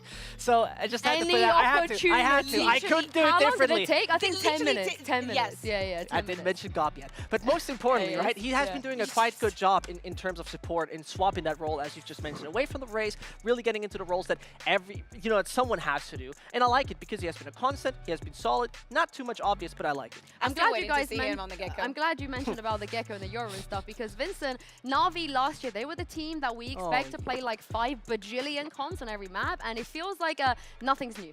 No, nothing. Except for the comps. But nothing else. No. Yeah. So most importantly, what you're going to see is that the matter of fact that last year, Navi pretty much during stage 2 played like 20 or 25 different comps. This time around, they're leading it again, as they, for example, made a change on Ascent, as we know, and as their map pool is quite diverse. So this is quite important to see. They once more lead, and I wouldn't be surprised if today we once more are going to see changes because they want to try things out. Just to pretty much put one thing into context, the reason why, for example, a team like Corman Cop is in the bottom here, because they only played 3 maps. So we still need to look deeper within the weeks how much there's a diversity of agent pool and agent composition within those teams, but I wouldn't be surprised if weeks from now we revisit this. Fnatic is going to be sitting there like with 15 maybe? I doubt it. I think Fnatic will literally just have 7 comps and Navi will have like 50. Yeah, probably. I mean, they're also, you know, experimenting and playing a lot of different maps, so that's probably what that number goes even further and even higher. I mean, that's the vision of Angel, right? Last year he said to us, it was, I think in week 1 of last year, he said, in my mind, the future of VALORANT is where every team on every map plays 3 comps. No. It's very funny because last week, after their match, you know that they swapped those compositions in Ascend, they removed the Gecko, they went back to Sage. I had an interview with Angel in the Spanish stream, and he just said, we're getting there because we changed this composition specifically for BBL, knowing that they're more straightforward with their attacks. We thought that the stage would be, you know, a good counter round. And this is, I think, the future of Valorant, because as mentioned, this changing of compositions, adapting particularly to your opponent, I think we're going to see years from now that this is basically the future of the game, because you have so many options. And he can definitely do it when with players like Zipan, who is very flexible. We are heading into the map of vetoes here. Again, Navi, map pool looking really, really good. So they're taking away the icebox here. They can afford to. It's very funny because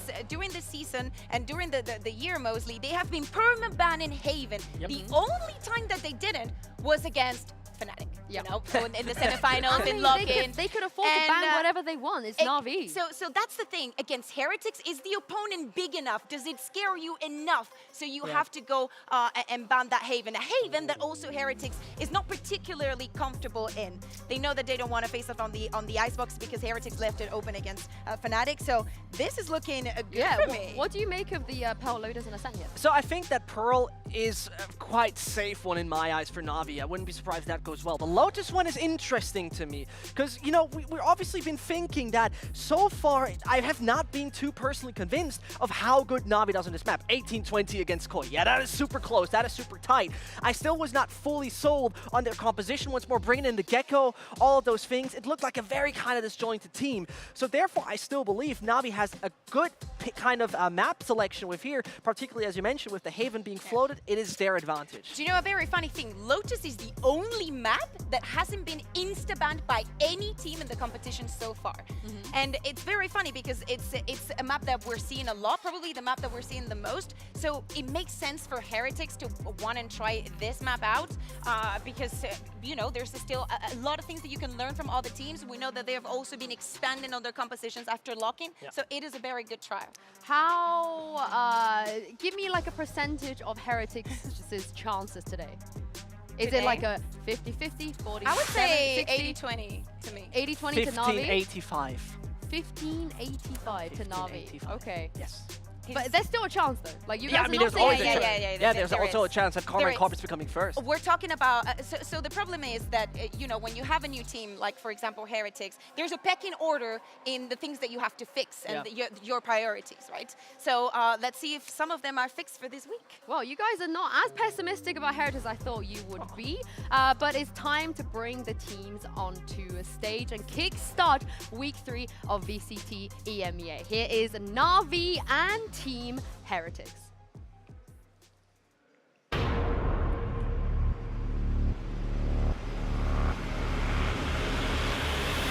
Navi.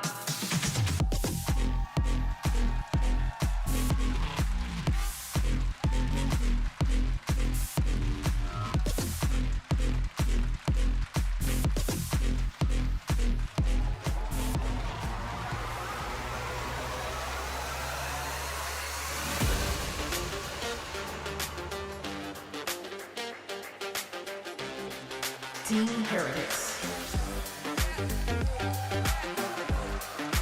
Feeling like $1 million. Living like some trip deluxe.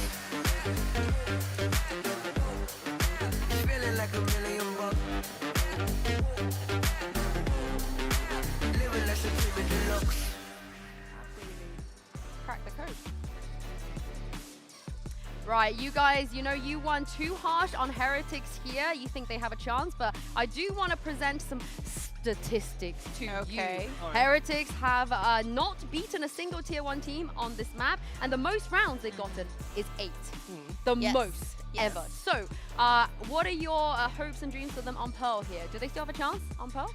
I mean, they do have a chance to say, let's say it like that. I think that the fact that they're starting here on the defense, if I'm not mistaken, might give them some room, because I remember that they were struggling a little bit against Foot and only got a couple of rounds on the attack. So I want to see that they also got 2 rounds on the defense. Yeah, that's two. I'm it was trying. 2 on the defense and 2 on the attack. But they played the entire attack. They didn't play the entire defense. Okay, true. true. Give me something here. Okay, Okay, you're on the Copium. You're on the Copium. No. But really, the thing is that I think that Navi has the upper hand, because it's really difficult to prepare yourself for a team that you know it's still in the kitchen, cooking up their stuff, cooking up their compositions, and you know are going to prepare so well from week to week because they do not have to deal with the extra trouble and the extra problems that might be in Heretics just for being a new team. Yeah, I mean, you know, you're asking how much the chance is. I think it's extremely low because, to be very honest, last week it looked kind of problematic when we take a look at how, you know, Navi approached Giants, but then there was the side swap where they went defense, and that was amazing. Well, we're into Agent Select now. Vincent, you spoke about how Navi, they always come with something different, it feels like. Maybe we get that again today. I wouldn't be surprised. I would be not very surprised. Okay. And Sugetsu Killjoy is regular. The Astra is normal as well. Angel surprising us. Mixwell went on the Harbor, if I'm not mistaken. He was the one. So him and Zeke swapped their roles. We know that Mixwell is the one taking it on the icebox, so maybe he wants to focus man. Jet versus Jet, we got it. Yeah, exactly. First map. I'm so delighted that we get to see Angel on Gecko again. I really hope that he does it better this time. And that is kind of interesting because Mixwell always has been the supporting colleague of Kellogg's, even back in G2 kind of days. Now Zeke doing that duty is kind of interesting, also considering that he has taken that IGL service. And Aruba with the Viper instead of Yep. the Astra. That is also it's a a big different swap. understanding of the map, so maybe this is a read onto what they thought they would be playing today based on their bans. So I really like this. I'm gonna give them 25-75. All right, that is very, very nice of you because I think that is a good on-meta comp that Team Heretics have picked, right? We've seen it from the likes of Cloud, for example, to start with one of those. And I think this is a good thing to do.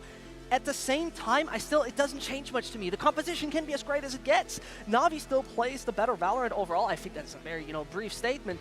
But at the end of the day, that duel, CNET versus Kellogg's, the man started with 18 kills on the defensive half versus EG in 2023. Afterwards, he was silent. So maybe that could be the kickstart Heretics needs. But at the end of the day, it's Navi.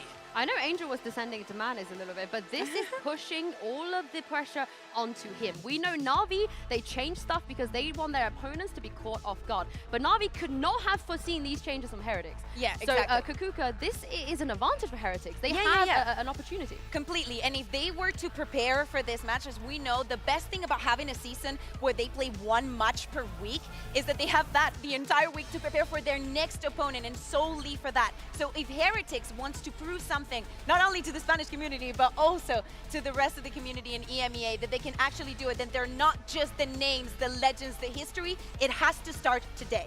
Yeah, and this brings us also to the point where obviously Lotus has to be really, really complicated when we're coming up next, because this right here is to be the right start. If they fall short with the momentum, I see this being a 2-0 for Navi no matter what.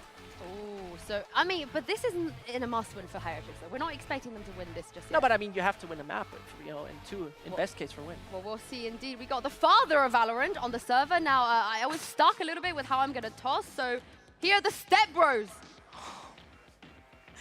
Did you just call us the Step Bros? Tom has vacated the building. Doesn't really work that way, does it? Hi, Yinsu. Bye, Yinsu. I'm not sure. Hi, Tom. Does that mean she's our stepsis? I'm not sure I like that. No, we'll swerve that conversation nice and quick and focus more on the game. Dangerous territory, that's your first strike of the day. Heretics Navi, now that you're all full of laughter, what are you saying? I think Navi have got this one, if I'm being honest. I know that's not the boldest of predictions in the world. No, it is the boldest of predictions. I think there was always going to be a really tough veto for them, and I didn't really see a way of them winning it. I think they've come in with a little bit of a surprise. Like, I don't think... Like, obviously, Lotus is a map for them that hasn't really gone particularly well either, but one that they clearly feel like they can fix some of the issues. The problem is, I feel like the other two maps, I just don't know how they're going to fix all of the problems they had already. Like, going into Pearl, I think it's a huge advantage going Navi's way. And Ascent, if they're not playing their Gecko comp, is always going to go their way as well. So I think this is going to be an incredibly tough match for Heretics. And they still look like they're in a flux of switching up their roles. Like, even just between the last time they played this map and this one, you've had Zeke and Mixwell swap who they're playing and then even throw a Viper in the mix. So if you're trying to adapt on the fly, well, you're playing up against the masters of that. And I don't know if necessarily Heretics have the same flexibility that Navi do going into this. Nah, we saw that they're speaking about this as well as they're going through their pre-show. Very well done, by the way, guys. They were talking about the variation in comps that we've seen across all the teams in EMEA, and Navi are right at the top with 7. They have played the most, greatest variety, I guess you could say. Yeah. Greatest variety of Valorant so far that we've seen of any team across their first 3 games in EMEA. So if anyone's going to keep on mixing things up and matching you on the other side, trying to be, a little bit creative, this is the team to do just that. And I think I'm with you in terms of saying, they haven't changed what agents they're bringing here. it's the same agents minus the Viper, but we're just seeing players swap who's playing what in that kind of sense of they're trying to find exactly who's comfortable where. But yeah, and I think they've got a couple of players. Like, I think Zeke is someone who definitely has that flexibility within him.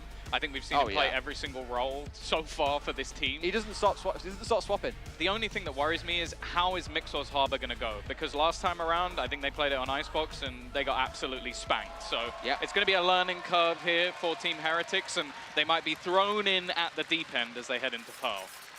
As we're touching on it, because you did mention it, you are absolutely correct. He has played every single role, Zeke. That is, he's played Raze, he's played Sova, he's played Sage, he's jumped across onto Harbor, really moving between all 4 different roles in the game, just showing, again, that flexibility. And I think that makes his team somewhat unpredictable as well. You can go in expecting to see a certain pick out of Zeke and suddenly surprising you with the other. Angel, straight off the bat, though. Kellogg's did not have his cornflakes this morning, straight down here in round 1, and Shock Horror a little bit too far ahead of the rest of his team. An interesting one. He got the kill with the Sheriff. I think the HUD is showing that he currently has a Ghost, so I'm guessing there's something gone amok with the HUD, unless that was just an insane shot with a gun that he doesn't even have. But definitely interesting to see someone on a Gecko seemingly not actually buying up that extra utility behind it, so we'll see how that's actually going to play out. But a huge opening kill already coming up for Navi. And there needs to be a response here, relatively quick. The thing is, though, Heretics, they've got a good read. They're actually going to stack up on this side of the map. They are. They've got the utility as well to play for it. You've got to be mindful about that split coming in through mid at the same time. So it's a good idea coming out of Navi, but so far, as you say, a good read from Heretics. The Harbor rotating back away. The other 3 all sticking on A, at least for now. 30 seconds left. Quick entry. Looking to try and go through. Leading the charge. This fight is so awkward. It's just one of the ugliest fights I think I've ever seen. Luckily, Zipan is going to find that opener for the team and get them into that after plant. No real response coming just yet, and this retake's already looking tough. It's came more of a test of left-clicking prowess, I think, more than anything else, rather than aim itself. But it has come down to this point, as you can see, where things are stacking up against them here. Zipan finds yet another, completely shutting them out, but Avova almost bringing things back, at least for a second on site itself. 3 players still stacked up against him, though. This has got Navi written all over it.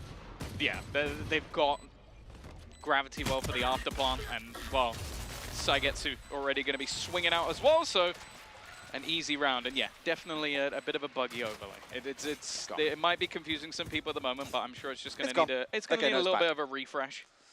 We'll sort it out in a second. This is that first kill as well, just max rage as well. You know, one of those longer angles in the game, it absolutely beams in from distance, and then Zipan starts cleaning up a little bit closer.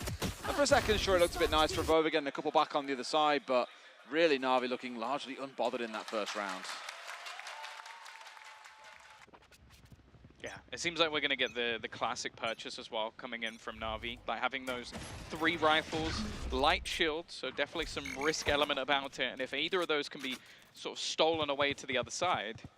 But interestingly, with the information they found early, they've actually completely avoided the stack. The only man on the other side of the map is going to be Boo. Bear in mind, they haven't invested anything into this over on that defensive side. Obviously, they bought utility, but that will carry through to the next round. So he's going to be in for a nasty shock, and especially facing off against those rifles. The second this gets into an afterplant, this round should be over. Yeah. Looking largely unbothered as well, as they've got themselves straight in towards back sites. Just saw Wingman getting in and getting that spike down, as we all know, it makes things incredibly difficult to play into when you're essentially still got all 5 guns online and pointing in the right direction. I think, as you say, unless we see an act of God coming out here, this one feels like it's going against Heretics.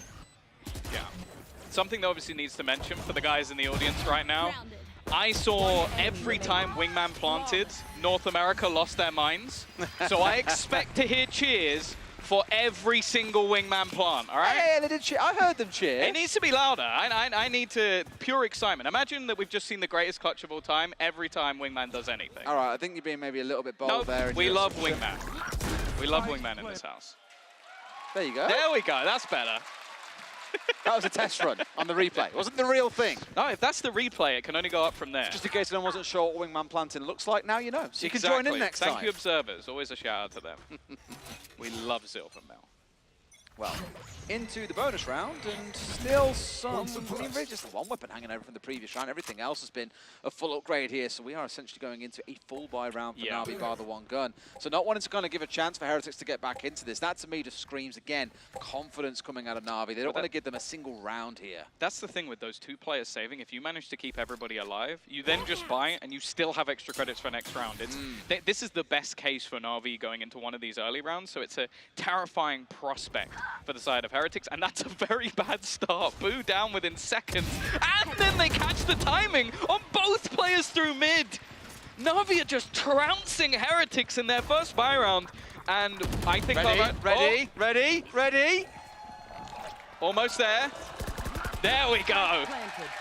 That's better. Much more warmed up the second time of asking. They ain't going to let you down in this crowd, are they, Tom? Love it. Love it here in Berlin. They're on your side with that one. I mean, really, that might be the most excitement you get from this game because Navi You're giving up after 3 rounds? You're giving up that quick? I mean, if the rounds were a little more competitive at points, round 1 especially, and this round have just been an absolute slaughter from Navi. And it's not at all trying to write Heretics off. But, well, actually, no, I'm a liar. I actually am trying to do that. Looking at how things went for them last week, you're hard-pressed to think it really goes much differently against Navi, who, for all intents and purposes, are still a top team that we have here in EMEA, even if they aren't quite going flawless the same way Fnatic are. They're hunting. They're looking for that remaining player. Kellogg's is very far away at this stage, so I think clearing him out is going to be... I heard you just call him Kellogg's. Is it in your brain now? That's his name. Straight in there. I hate to say it, but probably best to play as a team. Kellogg's. So, no one calls him that. I do. Okay. I respect the way he spells his name. You're unique in that sense. I'll give you that one. Are you also going to say Angie1 as well? Angie1. Anger 1. My 1X well. I've heard worse. Trust me. Oh God. I've heard worse. Well, we do have ourselves the Logitech G power round. Unfortunately, here for Heretics, it's not looking like the biggest power round I've ever seen. They're going to have to win with basically a single rifle and pistols. Kellogg's is that sort of pop-off player, and they are going in his direction, giving him that opportunity. Turret getting that contact initially, and now they can gamble, rotate everybody in. Oh, man. I mean, you're relying on having such a big start in this round, and sure, you got players behind them following up, but look at that. It's the Angel Slaughterfest. Sure, Kellogg's gets one back, Mix well into a second. Cena keeps things going on the side of Navi, finds a second as well. It's going to be a 4-0 here, completely expectedly, given what they walked into this round with in the arsenal. Any extra damage would be nice, but at this stage, the economy of Navi is off the charts. Like, to win what was your quote-unquote bonus round and win it cleanly at that, then go hunting down players, Navi are looking truly unstoppable. And this is where I need to see some sort of reaction. Now, it was mentioned on the desk that the time that they did manage to get defensive rounds, Kellogg's probably had one of the best halves we've ever seen. Like, he was truly unbelievable. He was dominating, winning rounds single-handedly with Blade Storms. I need to see more than that. And thus far, the most terrifying thing for me is I think, I could be wrong, but at least 3 rounds, I think Angel is the one finding the opening kill. The man running in on a Gecko, the in-game leader, has just been finding those frags. Now, the sort of joke, the meme of Angel is that he intentionally dies so that he can in-game lead from the back. Well, if that he's running in, that's no basically, joke. That's a viable strategy. No fear, and he's running in just to try and open onto you, and he's succeeding.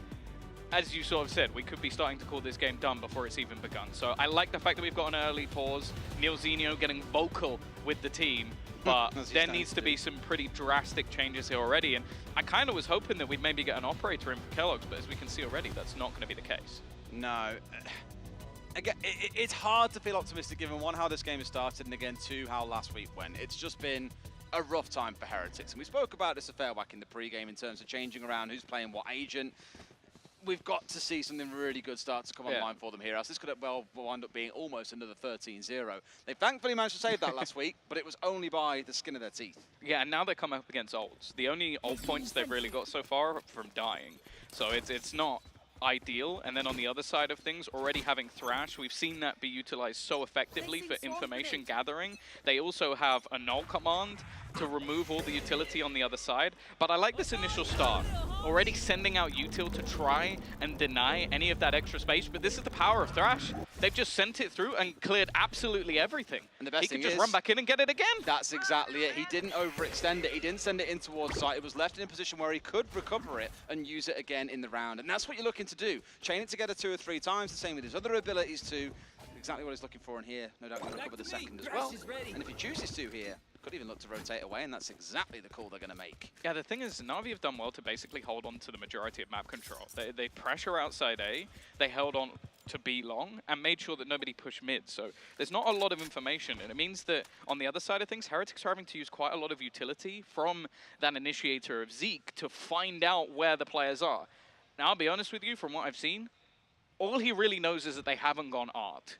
Other than that, they just know that they've lost a lot of map control. It's been a good read. I love the wall that's kind of snaked this way as well. Oh, this is nasty. As well. A sock on top of the molly, not quite going to find a target though. Zipan, he cannot be stopped this game either. Finds himself 2 as Shao collects the third, and shock horror. Navi are in a 5v or 4v2, sorry. That was such a cool execution. Another cheer from the crowd. Gotta say, I'm loving it. I mean, you asked for it. I did ask for it, but you know, you don't always believe that you have that sort of pull. Like, I don't know. You don't believe in this Berlin crowd? No, I don't believe in myself. No comment. Avova at least going to get one on the exits. That execution, though, was beautiful from Navi. It left Kellogg's with nowhere left to stand, so he's forced backwards, and then his teammate gets hit by the Thrash close, so he doesn't even have a gun as they enter into the site. It made things so easy for Navi. Like, you watch it from, I think it was the POV of Zipan, he walks in and get a double open, and you go, wow, that looked really easy, but it was all off the back of the utility, basically clearing out all of the backside, a grab well to try and hold him into that mosh, and that's the thing we talk about with the mosh pit. It's so powerful because of the instant damage it does if you're stuck in it towards the end. So that was the whole goal from the team. This is starting to worry me because 5-0, they had a stack up on this side of the map. This is the exact execution I'm talking about. Like, he had to run backwards. It came down to Mixwell to try and keep his teammate safe. Him dying, it's round over. It's already done. Already see the frustration building up on Coach's face as well. They know exactly what's coming. And it's low doubt going to be not much of an improvement going into these next couple of rounds, because again, it's one of these half rounds coming out for the side of Heretics. A Guardian thrown in there, got the Stinger on side along with the Sheriff, whereas on the other side, unsurprisingly for Navi, given how things have been going, not only are they all absolutely rich for cash right now, but they are coming out fully armed. It's Boots to start things off, but an immediate trade coming in from Sugetsu. Yeah, they seemed pretty happy to just risk that rifle. I will say I might have done it the other way round so that you'd at least have your Killjoy utility still online instead of sacrificing your Killjoy, but it does leave one side of the map open. The thing is, Navi's just disrespected the utility they've thrown out. Walking straight through it early on, a re-aggression from Heretics to at least prove that they are challenging for some map control, and that's going to make Navi think, okay, we do have to be careful of the flank now that the turret is gone. Which I like as well, because the acknowledgement, I think, probably from Heretics, especially during the timeout, was if we've sat back on site and just let ourselves get absolutely stacked about by Navi so far, we need to show a little more aggression. As out comes the ult from Zipan, they march their way in towards the A site here, forcing these members of Heretics back, and they've got site control. Spike. I can get used to this. Oh, I want to see Gecko every single game now. Keep on watching Navi, and I'm sure you will. They've played him, I think, across 4 maps so far. Well, retake being attempted. Cove put down will at least try and bait them in to use some of that utility they had left on the spike. Saigetsu coming in on the flank is going to drop one, but they're just trying to stick the defuse. Zipan, though, with an amazing flash. Just gets 2 completely blinded and just lands the headshot as well. Filthy from Zipan. He wasn't even the last line of defense. They had 2 more players waiting over on short. He has been terrifying on the entry to that A site. I think every single round they pushed into it, you've seen him slide down the left-hand side of the stairs, immediately turn to his right and just beam a couple of fools that are looking at him the wrong way. 10-2 he finds himself so far across these first 6 rounds. That Navi dream story continues here. It's just look how blind they are. They even, like, I think he got all 3 players with 1 flash, so they had to try and throw down the smoke just to stay alive. They are playing unbelievably well. Well, if there's any chance to see Heretics come back into this, it's now. They've got the op on side, they've got 4 rifles, they've got 4 ultimates online. At this point, I almost feel there's no point in trying to hold on to these. Let's just burn them and get something on the board, because that 1-round win can turn into many, many more as long as they start believing in themselves and getting that momentum going, because right now, there's very little of either. early wall utilized. This should be a free kill for Kellogg's, and he's not going to miss those.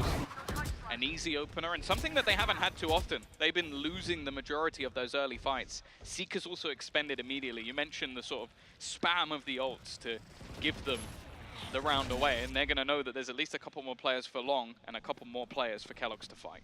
A bit of a hard rotate off as well. Sure, Kellogg's is still going to hold down on here. Why wouldn't you on that long angle? But even he may opt to rotate away. A couple of players in towards Ali, expecting maybe a split back on towards the B site. And so far, it's looking like a good read. But this is where Navi have options bang on the center of the map. You can also see some aggression out towards the A main from members of Heretics looking to contest. But here, they're going to walk in and they're going to know everything that's going on as that alarm bot goes off. This is where Navi have got to pick up the pace. But this is the thing. Oh, I love this. I am looking at this round now for Heretics, and if they lose this one, I almost call it done. They've got so much map control. They know exactly where they're splitting through. If they can deny Xiao from here, they have such an opportunity. But already CNED's going to get the opener. This gives them a good chance to plant. Boo might be able to end the round. They just get the spike plant in. And now it's left to CNED and Xiao, who's found another kill. This is starting to fall apart for Heretics. It is as well. I mean, really, that Killjoy lockdown was the big difference maker because it forced two players in towards A main and in towards the waiting arms of Xiao. Now, he's only managed to find one, but he's kept himself alive, which means there's another angle to play up here. But they don't know about CNED towards one side. Zeke does find two, and Heretics will prevent what could have been a very miserable half if they did not find a single round. Yeah, they had to use a lot to basically get that round over the line, and they basically had everything. Like having that deep A control, even with the lockdown, it forced them further back, but you think there's one man there. That's all they had to be ready for, all they had to counter, and Xiao just makes things so awkward.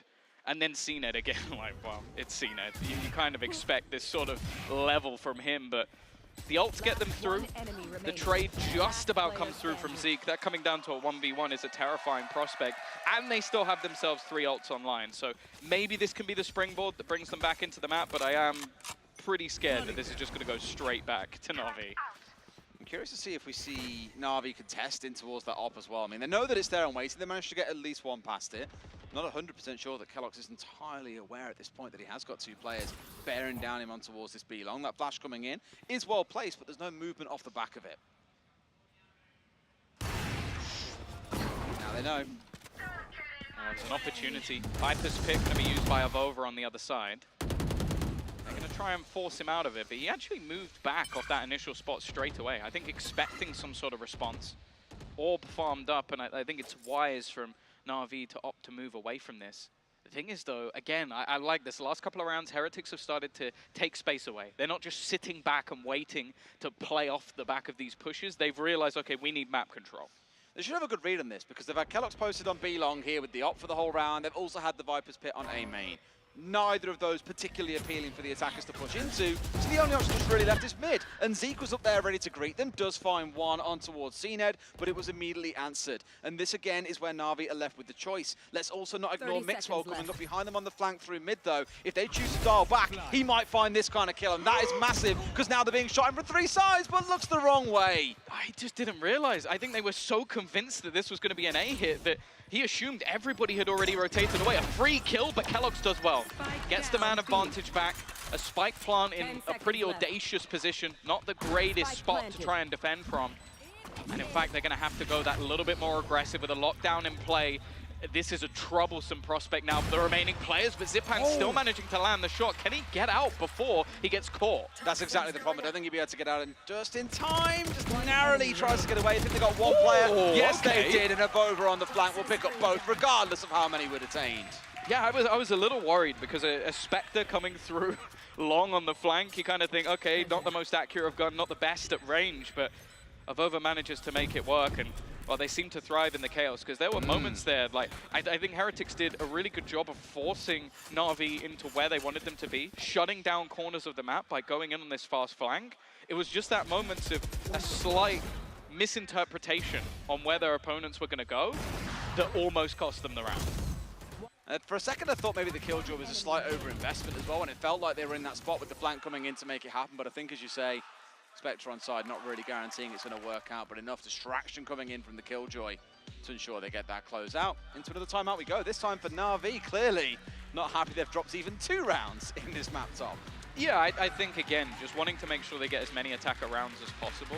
Like, compositionally, you look at what's on the other side. I think, like, especially a Harbor Viper can give you a really good execution onto that B site. And a lot of the time, you are going to see heavier attack sides on this map. So I think it's a decent time to take a pause, not let them get back into the game and sort of chip away at what has been a very strong attacker side. And also, like, they still have plenty of finances, so they can make a decision of whether they want to try and counter the operator, if they want to pick up the pace and give Doomburrows a chance to just spot any of the weaknesses. Because I think that's the main thing with these last two for Navi. They could have won both. It just slipped away from them, especially the first one with the clutch. And I think it's such a good point because they've realized themselves they get this wrong one more time and third round going the way of Heretics.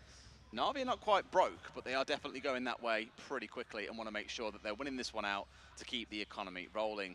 Equally, some more forces coming out. You can see Boo down to absolutely no cash on side. Of course, Silks was just consumed. The only real ult they've got on side to play with is Kellogg's, and when he's got an op in hand, why the hell would he be pulling that one out? Yeah, I think one of the most integral pieces for Heretics so far has actually been Zeke. Just with his flashes basically being one of the main focal points of information for this squad, he has been all over the map, consistently finding out where Navi are going, and then the rest of the team seems to reposition around it. So being a lot more fluid over the last couple of rounds has helped them quite a lot. The only issue is if Navi manage to figure this out, it leaves some serious gaps. For example, look at the B side right now. Like the use as well, coming over the top. Makes it easier to recover, but you are still going to be exposed to this op, and Kellogg's is picking up these kills for free across the last few rounds. Just Navi giving them to him one after the other. Obviously hard to invest utility when he's in such an aggressive spot, and they don't know about that, but they keep on paying the price by losing these early players, and I think that was Zipan's ultimate that was online, now no longer available to the team. Turret destroyed. Again, going to destroy the turret, but this time Saigetsu is waiting. Realizing that they're basically just trying to put thoughts in the back of Navi's mind, they're actually going to opt to reclaim some of the space that was lost. And with Thrash online, they can actually seek out an awful lot of information, and they're going to spot two players back towards that art side. Actually, we'll try and make the spike work out here as well. I think it's been down this way through. That's a lie. No, it's not. It's on the floor. They have managed to stop it, but Navi have got the control that they need here in towards mid as they flood in towards the site. But all behind all this utility, they've got to then find the kills. Abova gets one. Immediate trade coming in, making this plant work really far back, but it works. They'll have the long angle onto this one. They can afford to sit and play safe, but it's a 2v2. Oh, this flank is sublime. Completely behind them. It's going to be so easy for Xiao. Just delays his timing that little bit more while his teammates split through earlier in the round. He gets the flank absolutely spot on. And Navi, again, another close round, another 2v2. But this time, they end it in their favor. And that's the thing, you can already start to look at the finances of their opponent. You noted that if Navi lose one, maybe 2 rounds in a row, their finances would in the bin. Well, for Heretics, it actually only took one. I just love the read as well, because we've seen Saigetsu. Those are the two players when they're pushing in together. You've got the 2-man count that you need to play for a trade. They didn't feel they had to also commit Xiao in towards it, so it was a really smart call of his to work his way in towards spawn and come on that flank. As you say, basically all but guaranteeing them the round there with those closing 2 kills in that 2v2. So this time Navi being a bit more proactive with mid. I think they've realized that that's one of the spots that has been cleared quite easily with utility. Again, though, look at the extremities. 2-man push on either side. They're going to pressure onto Zeke, though. And as said, he has been the main man getting them that information. Of course he is. He's the only initiator they have. So losing him early, that could be hugely detrimental, and pushing into Xiao might just be that little bit worse. And it's also the read on my side that, you know, Zeke has been holding close on this door in the vast majority of these rounds, especially early on, and that was their read. And even with that first kill coming out from Xiao, the rest of them say, you know what, it's time to group up, and we keep on going. They're going to try and make a plant work out here as well as Wingman all the way to the back again. Run, little guy, get those legs moving as he's straight in for the plant down. Navi once again in a 5v2. Of course, that's round over. Wingman's planted, that 5v2. An easy couple for Zipan as well. This man's aim has been crisp. And after what was a couple of blips on the radar, a flawless round coming out of Navi, 8 already on that attacking side. To say that Heretics need the last 2, I think is an understatement. Warms my heart hearing all these cheers for Wingman, because I don't know if you... Did you play League of Legends back in the day? No, I'm not sick. No, I'm kidding. I'm kidding. wow. There used to be a thing at events whenever you kill a pink ward, the crowd would also cheer. Sometimes games would go on so long and so slowly that all we would do is cheer for ward kills. Feels like a good throwback to those days. That was really mean. It was. There are a lot of League of Legends players watching this now who don't like you. Yeah. You just like forcing enemies, I think. That's fine. Is Mitch not enough? I can live with that. All right. Well, this time round, keeping that eye again towards Ziku. This time round has actually moved his way on towards A, so isn't looking to post aggressively on doors. Maybe he understands that now Navi is starting to get a good read. Their plan more instead is have a over here and just pop down the molly and back away as soon as he hears any kind of push coming on through. Not really look to engage Navi on the doors, but it's not going to stop them forcing their way off towards the right. But Alarmbot, same spot once again, is going to give away a little bit of information. I'm a bit worried. They've gone back to their passive hold, and in the early rounds, they were blitzed every time they attempted this. Just allowing the execution to come through from Navi has never been a particularly good plan. It started off well. Wingman looking like he's going to get them the plant as well. Even still, though, this time Heretics have managed to hold on to some sort of advantage, although Saigatsu's going to go pushing and grant them back into a 3v3. Thought for a second they get Zipan back up, but no, there's 2 kills coming back. It's a 3 versus 2 for the side of Heretics, and by the looks of it, CNED wants no more to do with this. He's getting out of dodge. Round. And Shao may even look to do the same. Can he get away with it in time, though, is the question. They've got the grab wall. They've got the grab wall, so he can definitely slow them enough. It's just whether or not there's expectation on the other side that this could be coming through, and they're already back on that defuse. Is it enough for them to keep this held down here? Absolutely seems to be the case. They're still challenging them with guns, and Nabova knows that he's going to struggle here. Just being toyed with by CNED for the most part. It's Shao on an easy 2K closeout. Navi up to 9-2, and this half, it feels like a 10-2 is all that it grows. That's a really nice adaptation from Navi. Like, as you said, to make a call like that is a bold call with how long it takes to sort of wrap back around. But just realizing the amount of utility that was there for Shao and confidence in his teammate, CNED just goes sprinting. And that's the thing, Heretics not expecting him to be there that late in the round, I don't blame them. Like, it's not like that's a mistake on their part. They clear it to a point where they're already on the defusal. They know where CNED last was. They know where Shao was. So the expectation is they're not going to have to look at that. Half by round coming in as well for Heretics here. Going to be a bit of a rough one. Oh my God, how on earth has Kelos got that close? Does a big bit of damage in towards the back line, supported by Mixwell. And even with these inferior weapons, they've started to battle their way back in. But just like that, it's equalized ever so slightly. Only a 3 versus 2 advantage for Heretics. I like this from Mixwell, though. Just not overfacing, not risking it too much, realizing if I can get out of here, okay, I have to burn my utility to do it. But at least we managed to keep the man advantage. I love the Viper's pit in mid as well. Navi have pushed through mid, I think, more times than anything else in this entire half. And here it's a good chance to at least lock them out, and he can hold down that mid side. So you're almost forcing Navi into having to stay on towards this B push. Now, sure, it forces that 2v2 for a short amount of time, of which maybe you fancy the attackers to come out on top. They do bring out the ult. They still got the Astra ult on side as well. They've got options to play with top.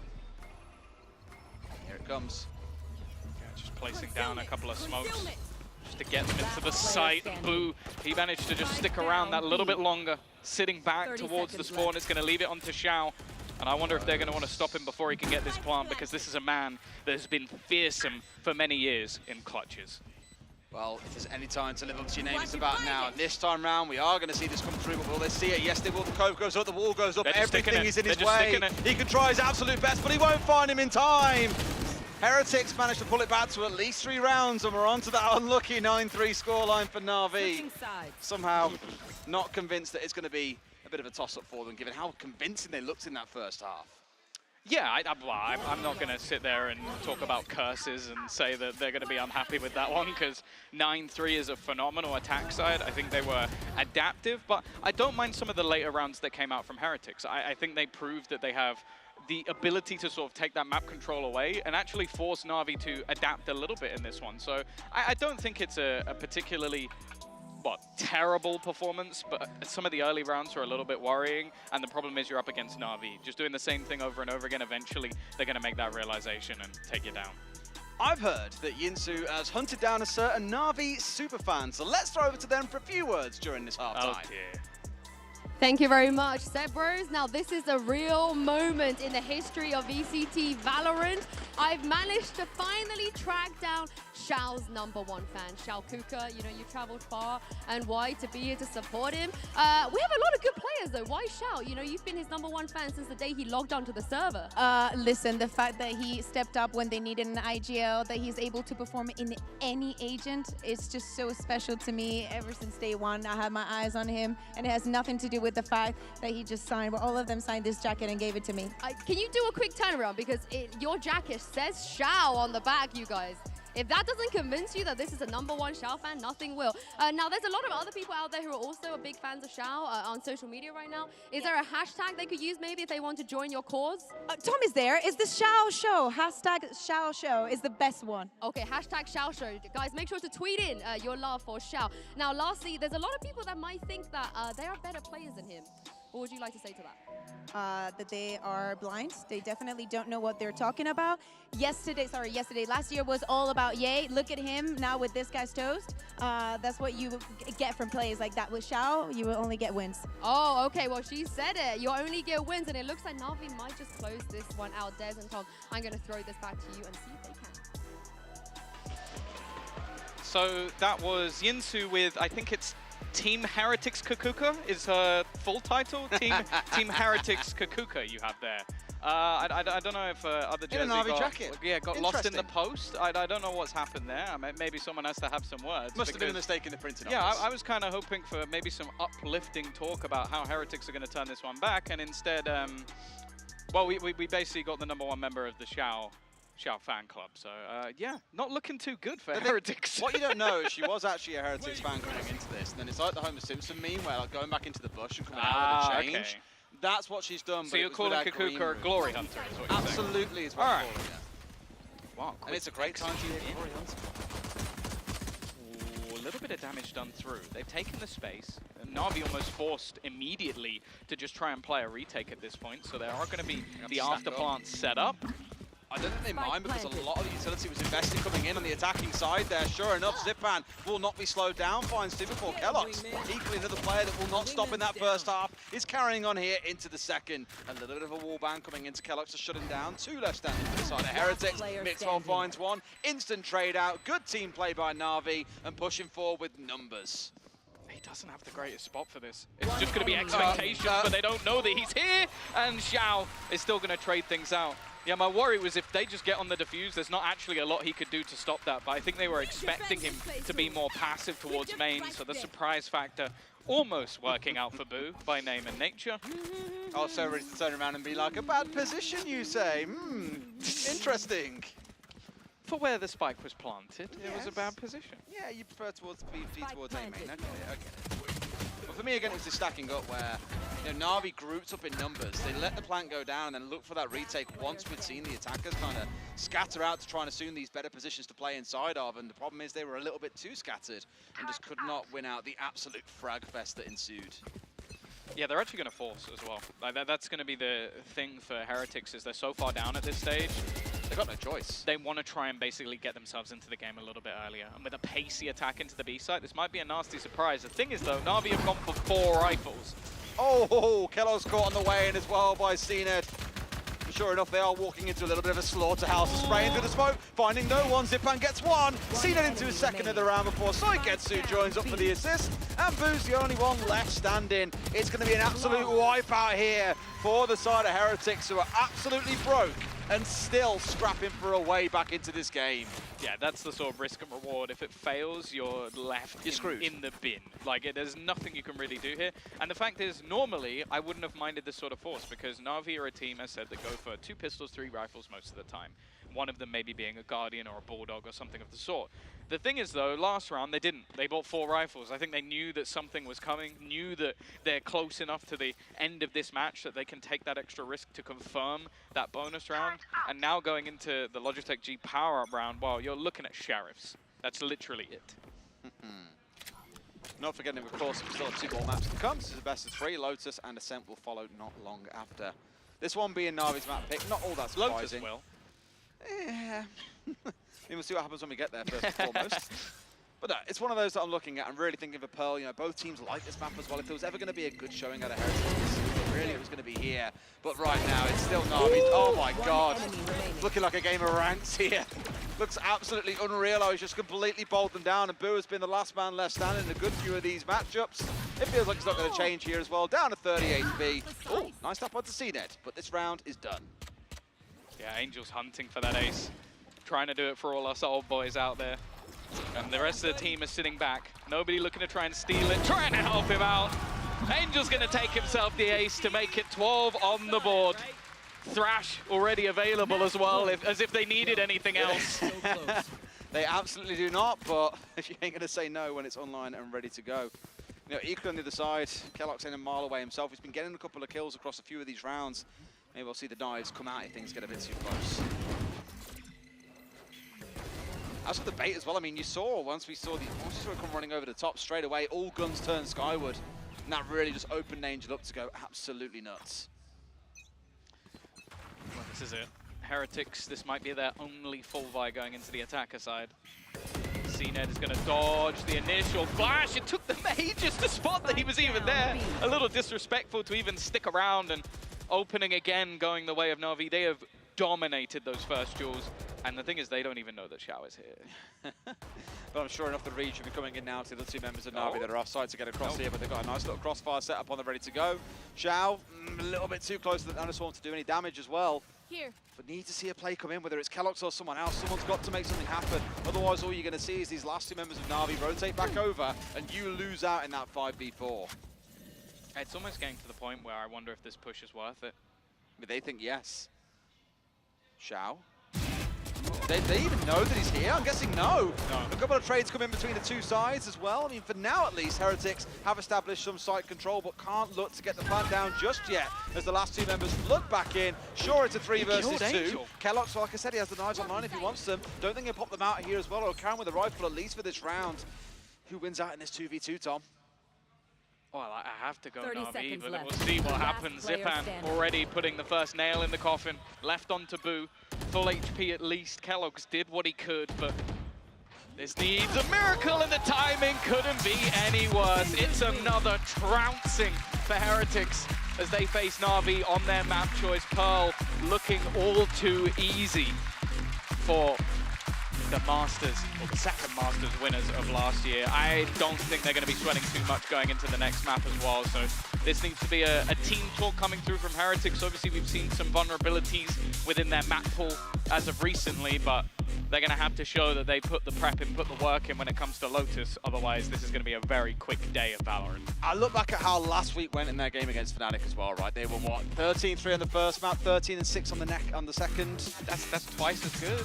I mean, yeah, but is it enough to get a map win? Against Navi? You're such an optimist. I absolutely love this about this guy. Yeah, optimist. Let's go to a break. When we come back, Des has got you covered. See you in a few. Would be good to kill them, to be honest. Nice shot, best. Nice, best shot, best in it. But what was that?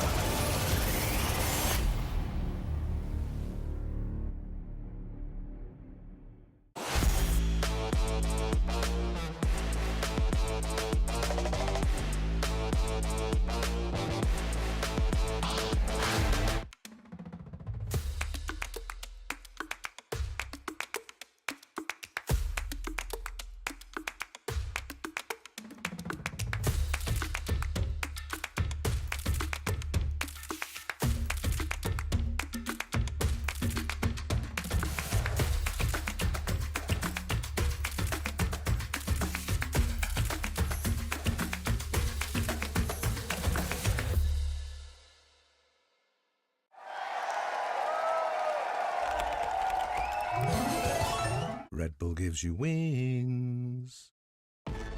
Zero distraction. Zero doubt. Zero opposition.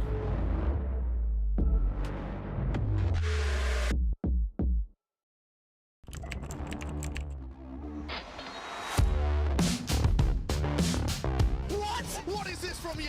He unstoppable. He's just a consistent demon, El Diablo. Hey guys, it's Ye. Welcome to my course on optimal VALORANT training. I'm going to be demonstrating now some angle clearing. I'll slowly come around the corner as well, making sure no one's on these off angles.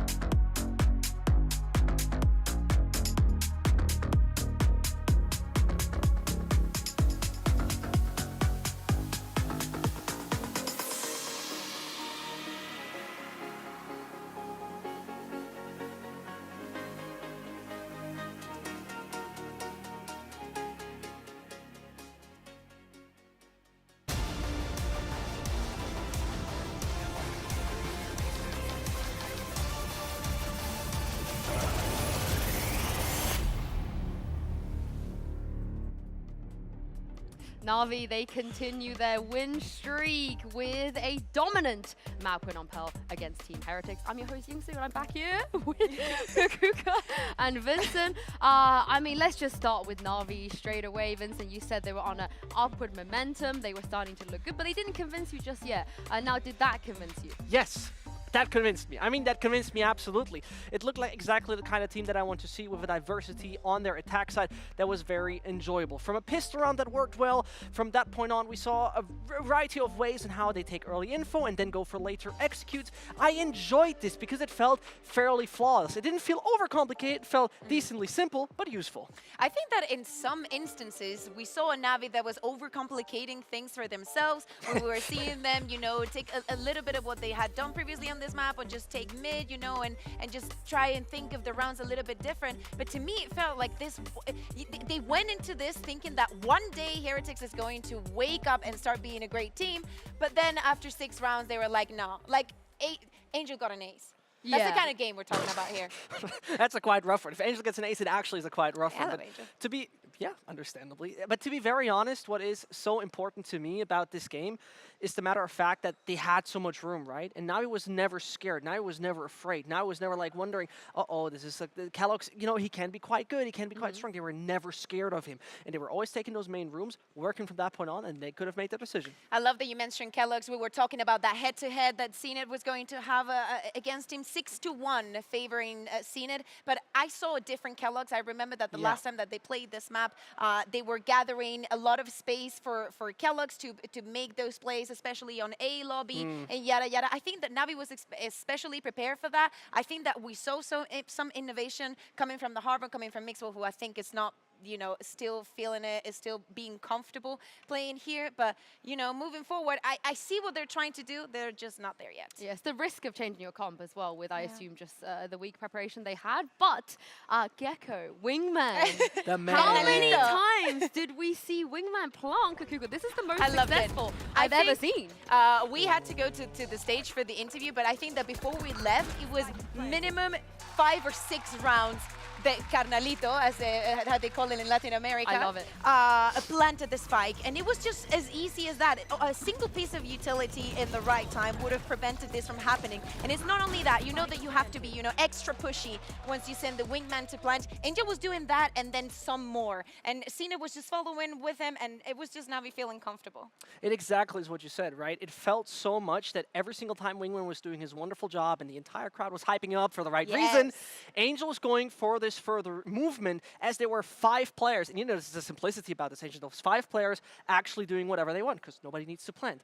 And this is the great part about how to utilize him, because it's not them being super passive, super afraid. They take the room because it's not a man disadvantage. I want to give a shout out to Heretics players for not killing him, because like everyone always wants to kill him and we never want to see that. So they're just nice. Yeah, I like that they gave him the space to plant. I like that. And what I like more is we spoke about Zipan before the game. He's silently doing his job, but Vincent not so silent on this map. He went above and beyond. Absolutely. It was wonderful to watch him play. And not only when you take a look to the top right where you usually see his little icon where he supports, no, he individually is absolutely perfect within this. Get that reaction from CNED? Then he knows, then you were real. Yeah, you did a good job if CNED is hyping you It's up. not only that. I love that he's seen it, given that reaction. I love the numbers that we're seeing here of the first bluff, almost 20% coming on that. But to me, it's more so that when CNED was dead, he knew that it was his time to shine. He knew that he was the next one on the queue, that it was his turn to go and get the kills. And he was performing time and time again. It was too clean from Navi. And you know what is the good part about this Navi team? Even if that kind of part would have failed, there would have been still the guys of Xiao and Sugetsu and Angel live. So it really feels like there's no flaw so far. Angel made the list this time? He's made the list. He's made the list. I mean, you can take a Zipan off of his duelist, but I don't think you can take the duelist out of Zipan at all. But I mean, on the other side, though, I do want to say, because for Heretics, it's just not looked good. You know, we know there's a bit of a curse when you have to face Fnatic and RV back-to-back in weeks. It's not probably the best thing to do about this. But it's not just the Fnatic game that they looked a little bit shaky. And Vincent, I know you have a bit of a concerning stat as well when it comes to just how woeful it's looked for them. Okay, let's hear this. Hear me out. So obviously, as we all know, there was this great victory from Heretics that was against Corman Corp. So they were practicing against VCL teams, basically. That was a 13-2 and 13-5. Great numbers, right? He just cold screamed. But the problematic part is at that point in time that they have overall from the entirety of VCT EMEA 7 rounds roughly won per map. And on average. Yeah. And without that Corman Corp game, 5. 5. And you need 13 to win. I'm not going to say the rhyme that we have in Spanish for the 5. So, yeah, it's not looking good. It's definitely concerning. Spanish speakers definitely know what I'm talking about. But do they turn it around on Lotus? Is this the place where they turn it around? No. So the thing is that they were in a very similar situation against Svopolis, right? Oh. And it looked shaky. It seemed like they were going to perform that comeback in Lotus. They got, I think, 8 rounds in the first half. It looked like we were, going through. The Heretics was about to get a win, and then everything went to, I'm not going to say that word, but it looked very concerning, the fact that in 10 rounds of defense, they only managed to get 1. I'm just going to throw a span in the works here, but Far, in this moment in time, are the best Lotus team. So do you take anything away from that? No. Giants just 13 1-coin Lotus. Yeah. But has not lost on Lotus. I'll join. Unbeaten, undefeated. I'm investing in the foot stock. Yeah, but so surely losing to Far, everyone else also lost to them on Lotus. That's a fair point, right? We had this conversation even on the desk back in the day when they were like, if they get this and this many rounds on attack, their defense is going to look so much better, right? Yeah. So I see your point, and particularly considering how Navi played on that map recently, it could have been like, you know what? If there's something to win here, it would be for the side of Heretics because it didn't look too great last time around for Navi. But to be honest, first week Navi is centuries away from this week, Navi. I don't think it's centuries away. Let me Not just even exaggerate. close. Come I on. mean, I think it's just one step ahead. I think that they're taking the right steps, though, because one of the things that was a highlight for me on week 1 from Navi is the fact that, for example, Xiao was not comfortable in that Gecko. I don't think Angel was either. I think that now they've had probably more than 1 or 2 scrims with it, and I want to see a Xiao that if he goes back on that Gecko, they've learned a lot about some of the micros that, for example, Giants were doing. I think that there's so many things yet to learn from this Lotus that they need to implement as soon as possible, because otherwise it's just going to slow down their growth. And I wouldn't be surprised if we see composition number 8 at this point in time. Yeah. Right? That wouldn't be too surprising, to be very honest, because as you've mentioned, they've done the same thing on Ascend from the Koi game. Now they're swapping it over potentially again. Well, let's see as we head into Agents. So, like, if we are going to see any changes, Heretics already brought out something new on Pearl, but have they had enough time to do that? They have. Hold up. Okay. It looks like they have. It is a Kellogg's Neon. Okay, so we're going back. Oh, dear Lord. What is happening? Okay. It's so bad? I like this. I like this. Wait, are they sure they didn't get the wrong map? You know how Why is CNED Navi playing without a duelist? You know how CNED misclicked last week on the He did. He misclicked, yeah. Of course. Yeah, he misclicked. Sure, he misclicked. Yeah. Are we, is this just a pattern now, misclicking? I need to see growth from CNED on the Omen. A lot of things were off timing last time, but, you know, again, you were right about the composition. I really want to see how they're going to make this work. Probably they've learned and definitely understood that they rather have double initiator and double controller, plus a sentinel to have literally control over the entirety of Lotus. They were playing everything for retake. Now they have a little bit extra to throw in. And we're talking about the foot thing, right? And most importantly is the matter of fact that this is the first time we see Kellogg's on Neon, and they come closer and closer to that foot composition. I think that is super important to see because this could be the change that maybe catches Navi off guard. Well, let's see if they can catch him off guard. Our casters are having a boogie in the room, guys. What are you dancing to? We're basically at a party at this point, aren't we? It's the Navi merry-go-round of Agents. That was someone else. I think maybe that was the Turkish caster. We just looked those very, guys very like similar. dancing. I'm very like calm, collected. I never do it. Never dance. It's not me at all. We've got a lot to talk about. We've got some cool agent compositions coming through. I'm really excited to see how this matchup is going to go. We were talking in the green room before to Vincent, and I was going, I think you're going to see some like crazier stuff today. And he went, what? You think Navi are going to pull something else crazy out of the bag? And I was like, yes, definitely. And I think we've got it. I think running a double controller, double initiator, removing out the Gecko, which was actually a very big part of a lot of their executions when they played against Koi. And rather than sort of changing things up in a way of like working out how to fix things, they went, okay, we're going to move away from that completely and run a completely different composition. On the other side of things, then having the Neon brought into play, very exciting stuff. I think it's an agent that can work fantastically well on this map, but it needs a lot of support. And that's been my main criticism of this Heretics side. You need to set Kellogg's up. You can't expect him to do it all on his own. And equally on the other side, you're looking at Xiao coming across, of course. We haven't really seen him empty in place before. What he's done before has always been the Gecko, when you look at the lineups, how it's played across before. So quietly excited to see how he does this over here as well, what that brings into the lineup too. So not forgetting, the last time around that we saw this map out of Navi on Play Day 1 against Koi, it was the longest game. Exactly, a 38-round game, 20-18. It was absolute chaos. And now I'm thinking, based on how map 1 went, this could be one of the shorter series that we see out of Navi. We'll have to wait and see. Mixer already trying to push that little bit more aggressively in towards the B site, looking like an afterplant, Nion guaranteed, and already being encroached on. The one thing that makes this interesting, though, is the lurk out of Avova, playing at distance, trying to lock down anybody rotating in from the other side. But for now, at least, the majority are looking to wait their mate back in, not from the A side. I felt this is such a critical angle to hold as well and be able to, contest as the Omen playing out towards one side, but on site is where it's all going down. Angel and Shao get one back apiece so far, and at this point it's ring around to Smokey. It's two of them going back and forth, and it's a Vova to come out on top, securing at least out towards Ruins here, a Rubble, sorry, and now we'll see what the push comes through like. On site itself, Navi have that control, it's Boo to fall, and I'm wondering if at this point, Heretics are saying it's done and dusted and we're getting out of dodge. Yeah, I don't know if there's even going to be enough time. It won't matter anyway because the Vova's landed the shot before they can even get anywhere near it. And Mixwell is going to be there at the end to pick off the remaining to a pistol round for Heretics. An important start on their map choice. Yeah, massive start as well. Just going straight for the jugular, straight to the center of the map and keeping it explosive. That's what you like to see. Again, when we saw them a little bit at points, unconvincing is probably the best way I can describe it in the nicest terms. See them turn it around here, at least in the first round, is a real big statement for them that actually this could yet go to all three maps.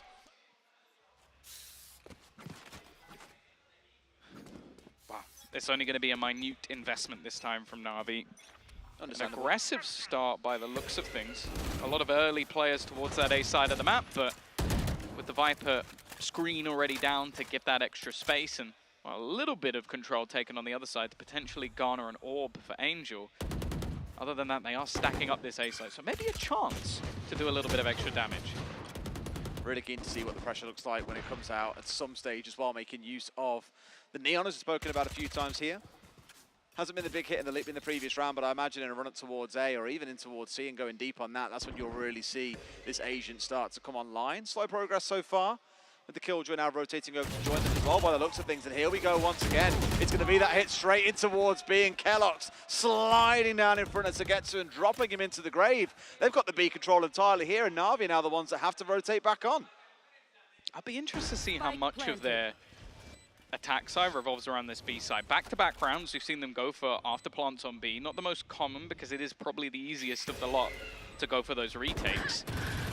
Obviously in this round, not much of an expectation on the other side. Nope. And keeping things squeaky clean. Really good start from Heretics so far. Yeah, big hit. And as well, I think it's the pace they're coming at as well. And you and I were talking about Neon in the pre-game scene. Well, as you said, we're in a jet meta at the minute, it seems. Everyone's running that as their go-to duelist. And you said, we don't really see all that much more Neon. Like, when you do play, you've got to put that support in behind her. And, let's be nice. Kellogg's one of those players that we've seen several times be a little bit too far ahead of the rest of his team when it goes to looking for entry engagements. At least here he's still playing quite close to his team and he's let off the leash a little bit when it comes around to the execute itself, as you saw a 2K at the start of that last round. Things are looking good so far, and Navi's struggling to deal with the pace. A lot of early utility expended by either side. Flash into Paranoia and actually just giving up that map control almost immediately. Killjoy set up in on this C side and having all of Harbor's util still ready to try and segment any sort of push, but this is pacey from Heretics. It is. Now they've got to try and push their way through the wall, mind you, and it looks like they might well just try and go for it. They haven't been deterred by the Harbor wall coming up, and here we go. Utility gets dropped in. Kellogg's is straight in, but Angel finds him first. Not before Zeke, though. Gets the train back on the other side. Out come the Seekers, too, as Heretics once again flood the site, and Navi are nowhere to be seen. Yeah, upgrading some of the weaponry as they go, leaving this as a pretty awkward retake. A stack up of utility, one of the controllers already down, and it's going to be a tough way back in unless Zipan can maybe find something. Really need to help themselves get something back on side here as well, because again it's going to be a broke round otherwise coming out. Zipan does get the one, but here comes Zeke and Mixwell finding themselves two, and now it's Shao pushing in with a little bit of help coming out from the recon dart, but that is pretty much all he is going to find. Below half HP, opts instead by the looks of it to try and hold on to this rifle, is going to back away. Are they okay over there? Oh, this is what I love. We're right next door to the Spanish casters, who, by the way, are both, they're dressed in not only one with a Heretics jersey and the other with a Heretics scarf, but the second Heretics get like a big round, you could just hear them losing their minds. Very much enjoyable. Are you suggesting they're biased towards Heretics, Tom? Never, of course not. No, they wouldn't do that. They're consummate professionals. It was just a coincidence with the attire. A bit like Cougar just happened to be wearing that Navi jacket. It is exactly the same thing, I guarantee. But yeah, good little switch of things there as well, coming out from Heretics, moving their way off towards the other side. And You're responding well so far, it feels. It's really on Navi here to be the ones that need to wake up into this game because Heretics have dragged them around the map so far, forced them into post plants constantly, with no real site control established when the hit does come through, and it's just making things look really awkward for Navi. Yeah, I'm liking the pacing as well of Heretics. Very direct. They're not necessarily leaving too many lurks around, just basically trying to work off the trades, get those entries into the site, which Kellogg's have been working wonders. And again, just I feel like keeping things a little bit more basic than they have done with some of their other compositions, and just going for not only agents that historically have been pretty decent for some of the players, but ones that maybe have that little bit of extra comfort. You got Angel trying to poke his head forward, did take out that turret, which really has kind of convinced Heretics, okay, that's the way to push. Now this time around, Navi are here to meet, and the problem is they're largely down on guns. Only Xiao has a rifle to be able to contest onto this one, so really, Heretics should be able to blitz their way through. They find themselves one looking into a second, but Xiao's there first, so he gets into another, and finally Xiao does fall. Rifle now in Angel's hands, and can he turn anything around? He finds one for himself, but that looks to be all that she wrote. Boo with the closing kill, Heretics up 4-0.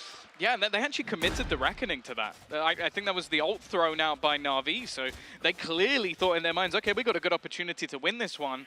And I almost feel like just the sheer confidence of Heretics to actually fight in towards their spawn, deny them that extra space, getting back in and isolating those individual duels. A risk taken by Navi and one that hasn't paid off, and for that, they're going to take themselves a pause because right now, they're just being blitzed by the side of Heretics with just these pacey takes. They're doing really, really well. Massive turnaround compared to what we saw back on the previous map. You know, making good use of the neon, the aggression, the knee slides in like a rock chick, getting in there, finding a couple of opening kills and really just exploding things up for the rest of the team. You know, we saw this back on the first map, 5 rounds in, we had Navi ahead, I believe it was 5-0. And that's when we saw a tactical timeout come in. A similar thing coming in here for Heretics after just 4, and Navi are now the ones that have got to try and figure out a way back into the game. Yeah, well, they've already got more rounds on Heretics' side than they did in the entirety of the last map, so it's a good sign. It's definitely looking very, very good here. Again, though, this is something that Navi and the Masters have taken a pause, adapting their style, because the thing is so far, firstly, that just with how quick a lot of these rounds are to get into the afterplant, it's been very difficult for them to sort of play around with the map and get their rotations in time. Obviously, there's going to be the argument that, again, the more Heretics do this, the easier it is going to be to read, but they've been switching up regularly what map control they're fighting for early in the round, and again, they're going to switch it once more. The difference this time, though, CNED has an op. Yes, and the whole team's gone for a full buy, as you can see, only half shields on the op player, expecting that you will see him sat at least a little bit further back here, but it's what they can do with this. If they lose this op, this will be really painful, so thinking getting out here was the right call. I like this, though. Already a flash thrown in, forcing him back completely stunned up as well. So they've done well with their utility to just make these initial battles that much more awkward. And now Xiao's going to be the one under pressure again, just making their move towards this A site within the first 30-40 seconds of the round. And although the rest of the team are maybe being that little bit more patient, Kellogg's has got that control. I like the aggression out of Xiao so far.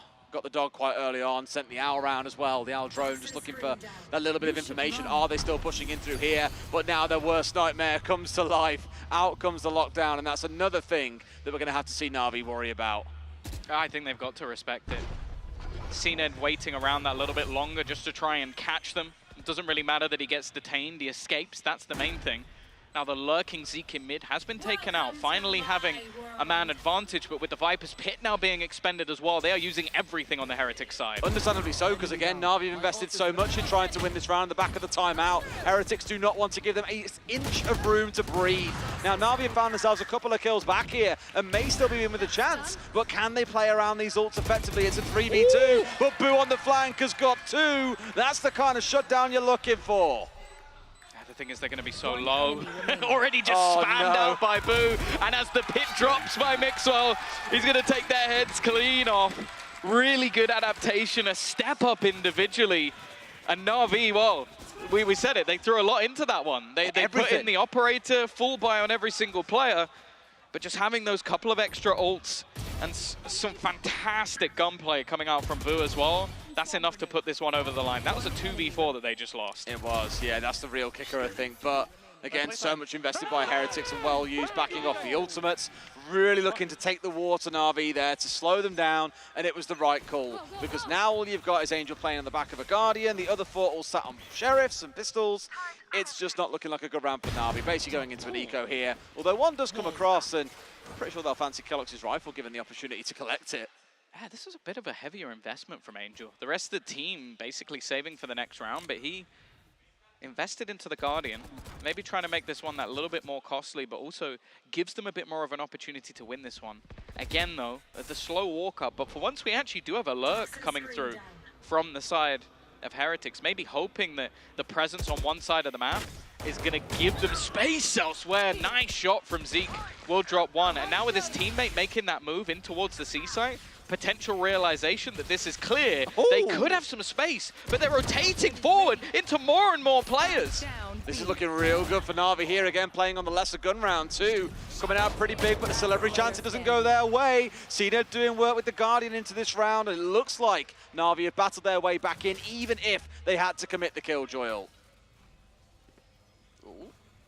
A corner that Boo, I'm pretty sure, wasn't expecting to hide in, and he's now been spotted as well. Information had for Navi to lose the round from here would be a pretty incredible clutch out from Boo. 3 players all sat on the spike, just all with waiting rifles for now him. as well. Really geared up and made sure to loot the dead bodies of the Heretics players. Finally, they will get that first round on the board. Look, it took Heretics a bit of a time on the first map as well. And for Navi, it's taken them a bit of time too, but now finally they can start playing the game. Yeah, that's the thing. It's one of those rounds where I feel like it's the first time we've properly seen a lurk actually come out from Heretics, and just unlucky, really, that it actually bites them. But because you go rotating, going, okay, the C site is currently clear, our teammates cleared it, and that rotation through B was actually where the majority of Navi players were waiting for them as they tried to push back. Obviously, for now, it still just looks like a blip on the radar of Heretics. They've been the dominant force so far, and with Overdrive ready for Kellogg's, again, I'm expecting him to make that move very quickly. Now trying to work their way in towards A main and march their way forwards. We've seen them open door into tree a couple of times so far. Cino, not saying that, okay, I've only seen it a couple of times, doesn't mean I'm a full commit towards holding this one out or backing away from it, sorry. But here we go, once again, this pace from Heretics has just been frankly unbelievable, but they didn't respect that Cino was sat just inside a tree. And he gets the bite back, brings down one, still not full control of site established, and for now, Heretics have been forced to sort of back away and reassess what they want to do, and the answer, of course it is to split straight across into B. Shock darts could do a lot of damage here. If they know where this is coming in as well, and sure enough out comes the ult as well, the Reckoning being dropped in by Angel, which makes this a little bit harder. The lovely threads of gold, which indicating exactly where the players are. Continues marching its way forward, and finally it's timed out. Is this a rotate off towards C they're pulling out here as well? It's just a bait. That's the thing, this has been the most expected of moves. The rest of the team from Navi are fully ready for any sort of C site execution. Instead, though, it is going to be that hitting towards the B site. After plant garnered once again, no ultimates available for either side that will likely change this round. They have to be careful of that spawn push, though, from CNED. That's the problem, right? I mean, even with here, Zipan starting to get back into that form we saw on the previous map.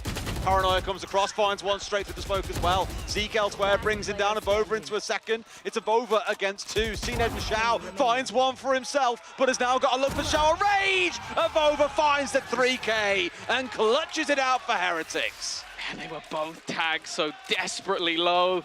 Even still, just managing to isolate each individual fight. Avova, top of the board, 8 and 4 right now. And well, it's still going to be a purchase for Navi, but again, they seem to be on their last legs in terms of the economy, getting dominated when it comes to this defensive side. Even when they're committing ultimates as well. I mean, look, he didn't get to do that very much during the first map. Give him his dues, right? No, it's definitely been a roller coaster. This is the battle now, though, because like you were saying, the bank is kind of broken. Sure, they've got a few rifles on side. Ultimate's nowhere near ready. He invested a good few of those, whereas on the side of Heretics, they just keep on rolling. Bank not looking too bad for Zeke and Avova. They've got both ults online. More coming up soon as well. It's a dire time to be a Navi fan and a Navi player. Yeah, and it looks like they're almost just letting CNET off the leash. Things haven't been working, so he's looking to try and take that little bit of extra map control, mean they can gamble players elsewhere. And it's unusual, but you can actually see they've committed 2 players into the B site right now because of how many hits Heretics have either had that land on B or go through B. They've been using it as almost a pincer to allow them another spot of the map for free. It's a really frustrating thing about this map sometimes is you can try and focus on one site and just immediately rotate it towards B if you feel things aren't quite going your way. And it's a lot for the defenders to hold on to across the entire map. Their rotations through the back of the map, maybe a little bit longer than what the attackers have to worry about when pushing in through the mid. This time at least. It does seem like Navi have I think in my ear, by decent... the way, you are quieter than the Spanish casters. Okay. I'm a little bit calmer right now. You are, I like it. 30 seconds left. Feels chill. Or being taken. You should Pressure being putting in once again. Lockdown likely to force them back. And for Zipan especially, he's in a bit of a tough spot, I say that. He comes out on top. The push forward from Xiao, however, is not going to deem the same results. And they managed to force them all the way back in towards spawn here. Navi, all 4 players now gathering up here towards Heaven and trying to force their way. 1 down towards Pit, but also 2 on towards Short. It looks like they'll get away with neither. Smoking off in towards Tree, at least for now. But it's Navi that have got all the work to do this round. And the question is, did they really even go for this? They've got to clear of over, and that has been impossible. CNED's going to find 1, but the trade is instantaneous. And now he's the only one remaining versus 3. And we've already seen how filthy some of the afterplants will be. Not even needed. Kellogg's in their faces once again, 7-1 up. I want to know who had that on their bingo card going in after map number 1. Certainly not me. I really thought, okay, maybe we see him get a few more rounds, up to 6 or 7, and the rest will be all Navi, but as it stands... Not in the first 8 rounds. No, no, no. We are careering towards that map 3. Yeah, it's one that, again, I think is firmly in the favor of Navi, but the fact that Heretics are starting to make a show of this, the fact that a lot of their players seem to almost steamroll forward once they get going. It might be the only way that they can win this series, just getting that confidence up. And right now, well, they're playing some very, very clean Valorant. And on the other side of things, Navi are having to try and take some risks, and those risks are not paying off. Trying to kind of shoehorn them in here with this Harbour wall just inside the site itself to 1, force them into the cross, and 2, expose themselves to the long angle being held out by the defenders. But that really is enough, it feels, for the side of Heretics. They've said, right, we know you've rotated players over. Now's our time to push off and go and hit the A site. We've got the Viper of Mixwell in deep here as well and able to do some damage, which means on Tree, there's only 1 player. TP comes through, but it's immediately cancelled out. It's Kellogg's to find 1. They simply cannot be stopped right now, Tom. Yeah. Oh, maybe not. Cast to Curse returns. 2 instant headshots from the Sheriffs, but again, they double back. Mid-round calls have been sublime by Heretics, and another afterplant already. And all tucked in behind the wall as well. So difficult because in a way, Navi have sort of hindered themselves on a push back through here, which makes things even more difficult to work with. I'm with you as well. I think the mid-round rotations coming out of Heretics, sublime just in their calls in this round to go from C to A to then split in towards B. Again, it's dragging Navi all around the map. And they look a little bit lost here, like all they can do is go along for this wild ride as Zeke finds 1. And now they know the bottleneck is all coming in through this single little doorway that should be an easy mowdown. Shao finds 1, instantly traded out, a 2 versus 1. I think Sogetsu knows that this round is done.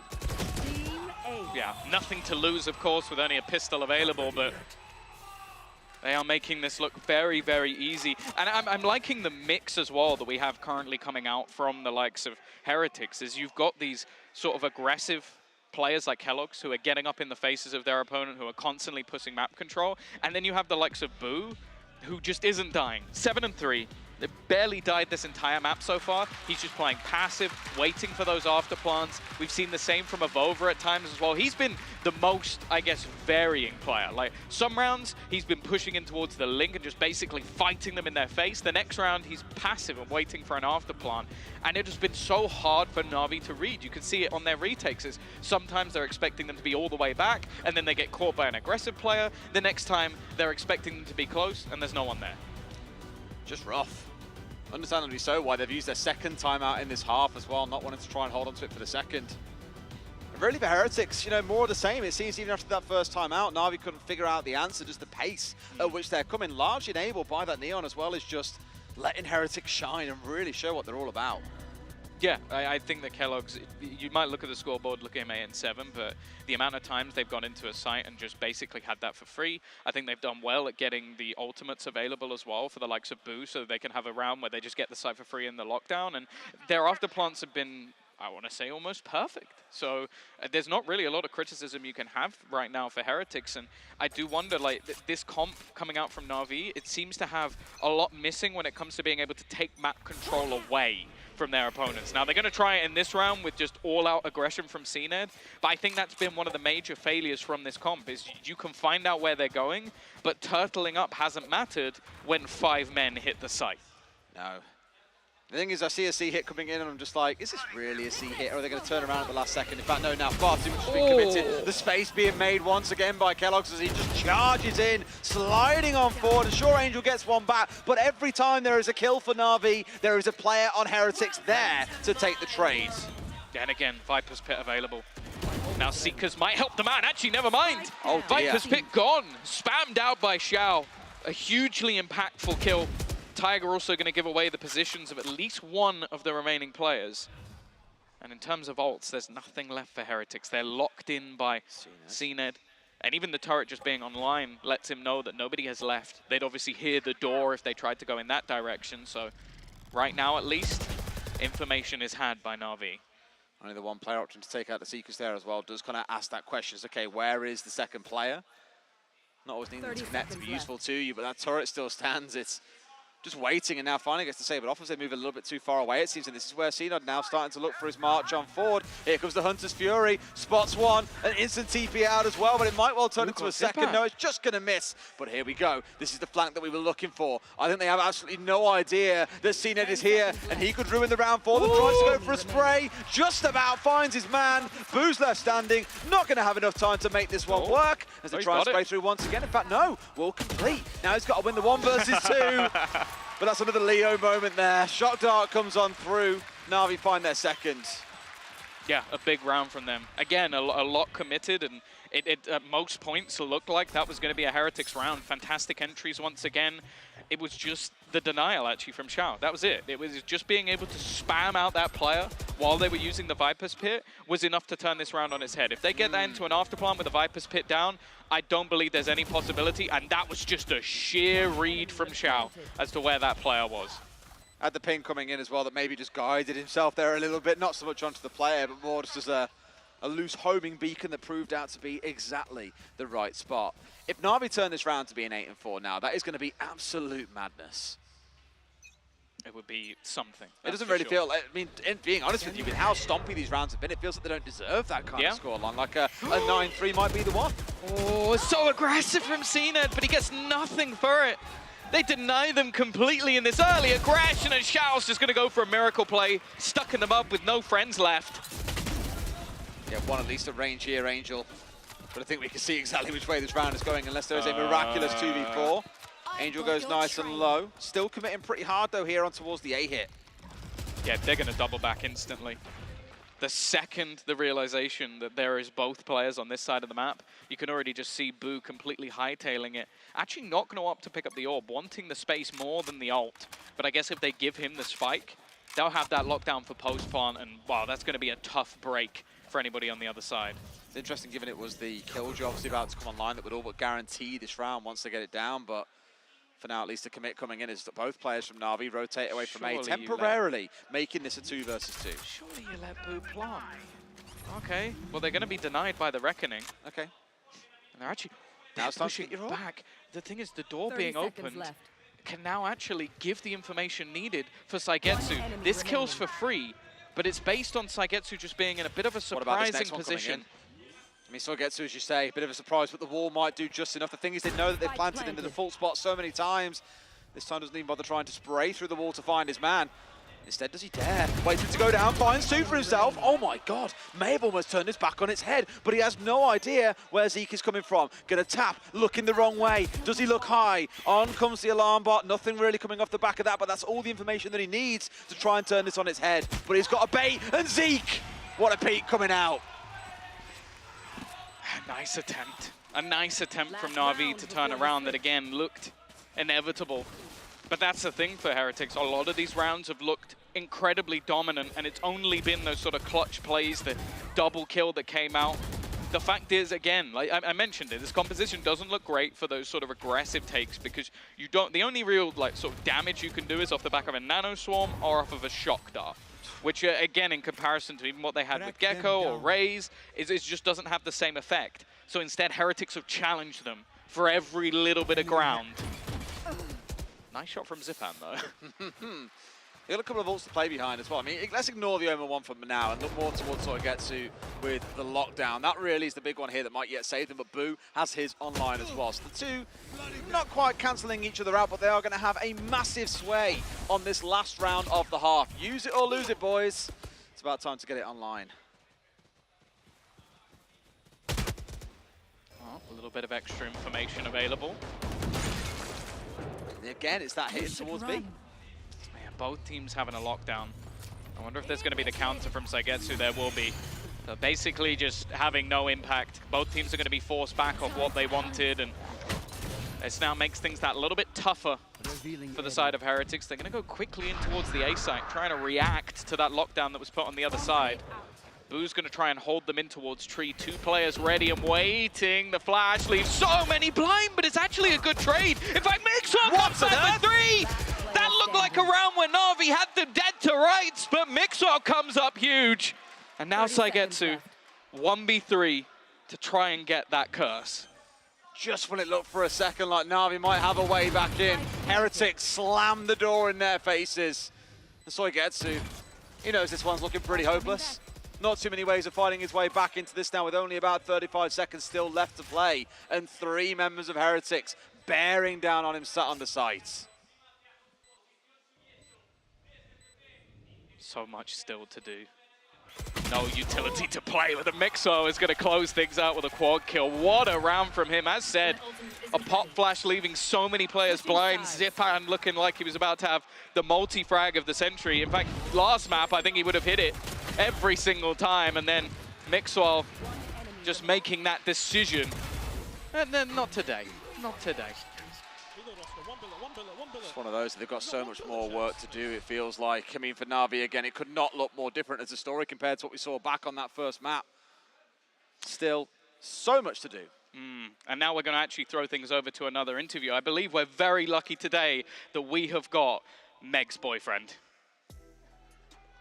Honestly, Tom, you hit the nail on the head. We are definitely very lucky. We have So Marcus, the boyfriend of Meg, sounds like Egg, a Navi content creator. I gotta say, you're looking like a certain agent in the game. Is this on purpose? Did you come cosplayed as Gecko? Yeah, so I definitely did cosplay as Gecko, and I kind of wish that I came with my green hair today. Oh. But I thought, like, if I'm gonna have the shaved head, I might as well rock it for like a year or 2.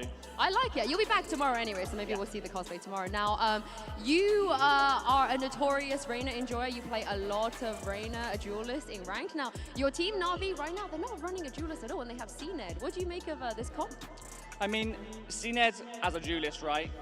Everyone knows him as a duelist, but I feel like Navi, their strats, they can play whatever they want. I think it comes down to the actual calls themselves, right? And I feel like the experience they have on that team, especially with Angel, I don't think it matters too much that CNED's not on a duelist. Obviously, everyone likes to see CNED on Jet, but you know, allow his omen. Allow his omen. Maybe even Reyna one day. Who knows? You can pray. You can pray. I'm the sick man, maybe. I mean, you mentioned Angel there. I know you spent a little bit of time with him as well. Talk me through what's he like as a leader, as a person. I mean, Angel as a person is fantastic. Like, we literally were playing table tennis earlier on, and talking about Valorant while playing table tennis, it's difficult, like very difficult, but it gave me so much insight into the brain of Angel, right? Not only is he a nice guy, but when we saw that first game on Pearl, you saw some of those strats, like you saw how much they abused A, and it's just things like that, and his being a veteran, obviously, is, I think, a big advantage for any team. Well, if there's anyone going to bring it back in this map, it's probably going to be Angel, and I'm going to throw this back to your casters, I believe, Mitchman's duo. You cast with Mitchman as well? Really?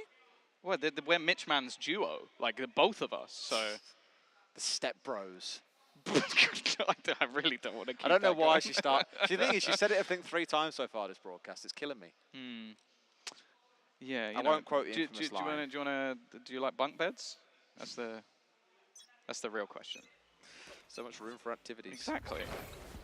Well, here we go. This is what we need to see from Navi. What have they got over on this attacking side? They brought it back last time around when playing versus Koi, but this is looking like a very different story. Of course, having the Neon over on that defensive side, a lot of the time has had its issues. A lot of teams not finding ways to work it. I'm more interested, though, in the fact that Over has already pushed all the way through C.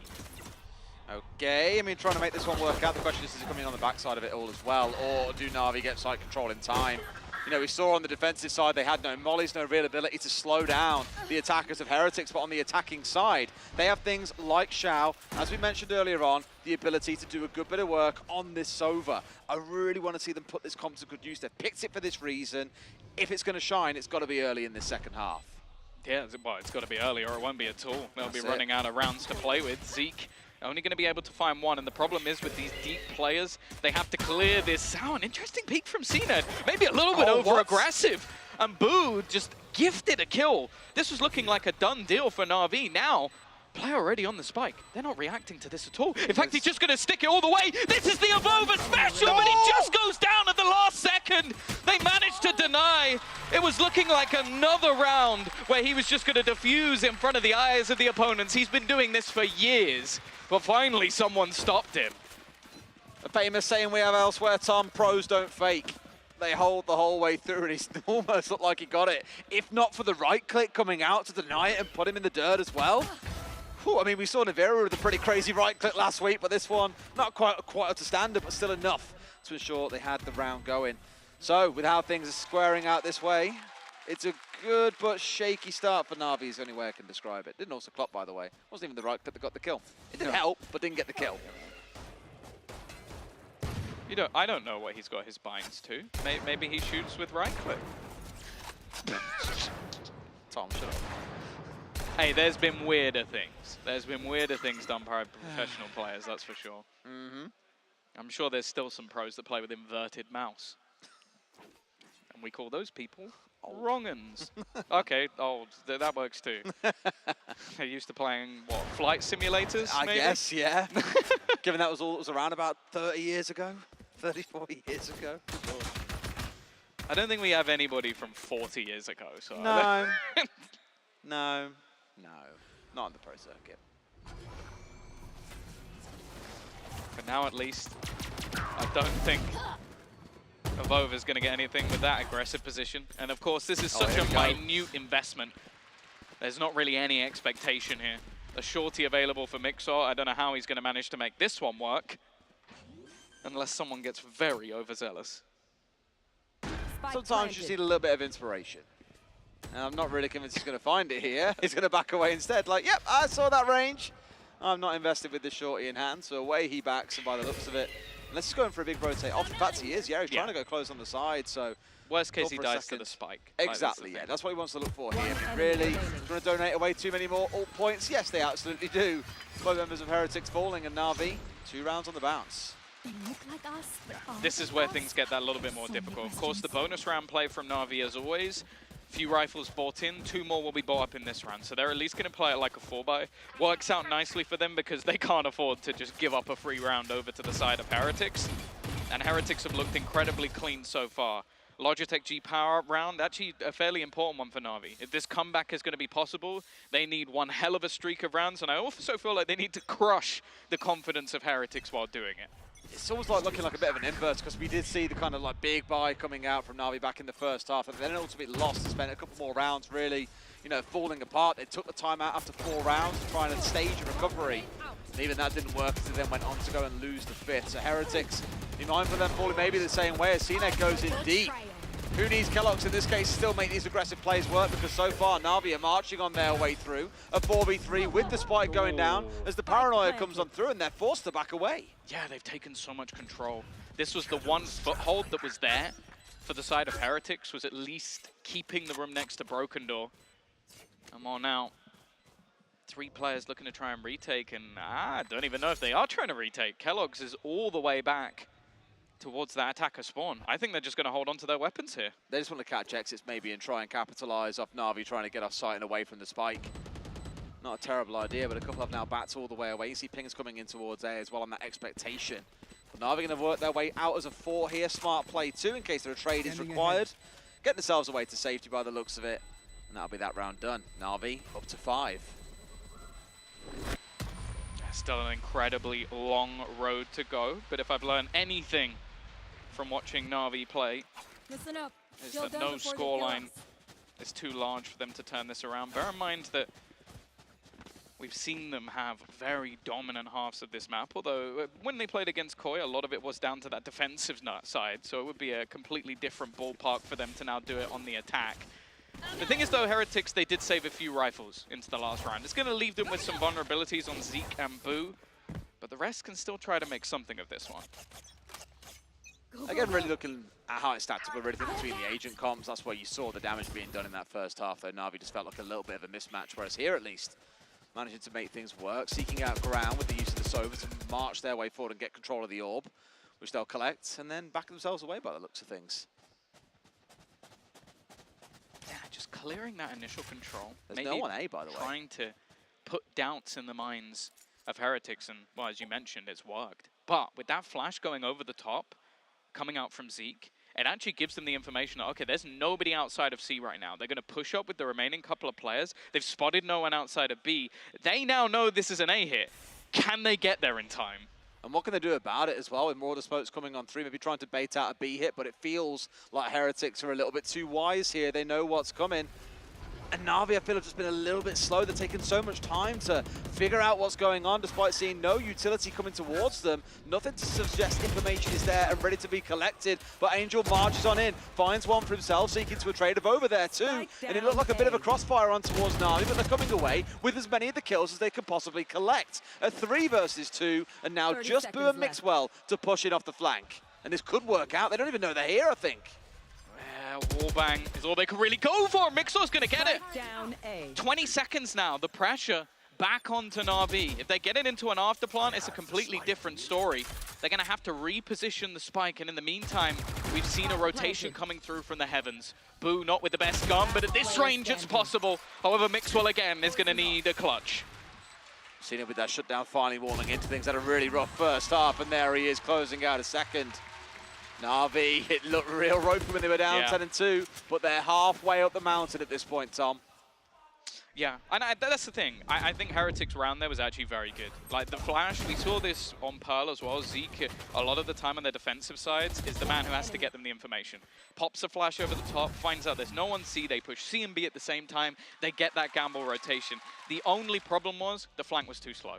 If the flank comes through 2-3 seconds before, they probably win that round. But for a round where they had some weaker weaponry, it's not bad. Now they're going to give the coach, Neil Zenio, a chance to try and find that gap, because we've already seen one half of Valorant where they get absolutely stomped when it comes to their defensive side. They want to stop it early. And not forgetting that we had Navi use both of their tactical timeouts in the first half, so they probably also welcoming the short break for themselves here too. But equally, they were the ones on the roll. The momentum very clearly in their favor for Heretics. That big question comes in, okay, how do we slow this down? It comes in at exactly the same time as it did for Navi too. After 4 rounds, that's when they feel they've seen enough, because that 5th round was the full buy round coming back the other side. Assuming they played it out in a similar way here, but you also are going to see a full buy, I imagine, coming out of the defenders. For the most part, yes, we are. They've got to win this round, or once again, economy's back in the gutter. Yeah, I always think that one of the goals for Heretics earlier in the game should be Kellogg's on an op. Like, the difference he made, even on Pearl where they got smashed, was huge. Like, he is someone who can just open up rounds for them and completely change things. Now, it's not something that's on the board once again. In fact, he's one of the highest spenders when it comes to this defensive side, it seems, in bonus rounds.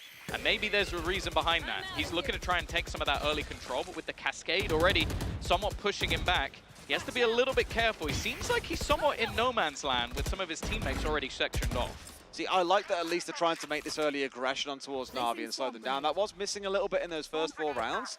And we touched on the near a game start, you know, the speed and the ability to support and work together there. You had a triangle of 3, all pushing aggressively in towards A main. It feels like it's done its job in deterring Navi away.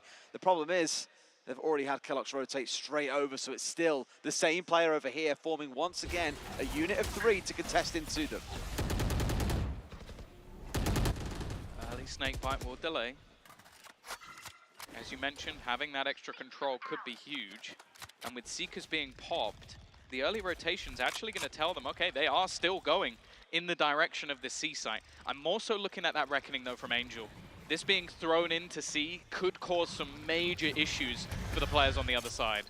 Just for the timeout as well. They have one coming in through Spawn and towards the Omen. They saw it and they followed it. So they know now that the full hit is coming in towards C. You can see a potential flank coming in, but that means really the attackers need to go quickly. They push it over the utility. Kellogg's had a beautiful chance at a 2 or a 3, but found absolutely nothing. A 5v4 for Navi as they push in deep here. It's a bit of a trade coming in on towards the backside, but Navi once again have full control, and Zeke on the flank towards Bound is all by himself.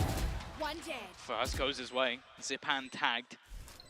A hell of a lot to do, but some lower players on the other side, and anybody giving him an angle could definitely risk this round, but you can see how passive the remainder are being. Just looking to watch on the cross. Counter flashes being thrown in, the angle being watched as well, and every single time he goes to the peak, he's chipped away. Elevated angle from Angel as well. The climb continues 7 to 10, and Navi, even hitting late, managed to make things work. Ooh. I mean, we spoke about the longest map so far here in EMEA being a Navi map. Back in week 1, 20 to 18 it went. With how this one's gone, it only takes a round or 2, and Heretics are kind of in the conversation, but exactly the same as we saw back in the first half. We have the round 4 timeout, we roll into round 5, and they still lose the round. This is where things get ropey for a few rounds, because their economy, once again, is in absolute tatters. Yeah, I think a lot of what was good there from Navi was their play off the Reckoning. Not allowing that to be the only piece of utility. A lot of players are looking to try and dodge that util, so they throw out a dart to scan up everybody, and then have flashes in as well to just leave those players in horrible, horrible positions. Now though, well, at least in the early stages of the round, they're just farming up those ultimate orbs, trying to deny that from going into enemy hands. Obviously, a lot of them are placed favorably for the attackers. And on the Heretic side, well, in a round like this, the only thing you can really do is be proactive. Flash, dodge, first shot clean, but Kellogg's is going to be able to get the trade.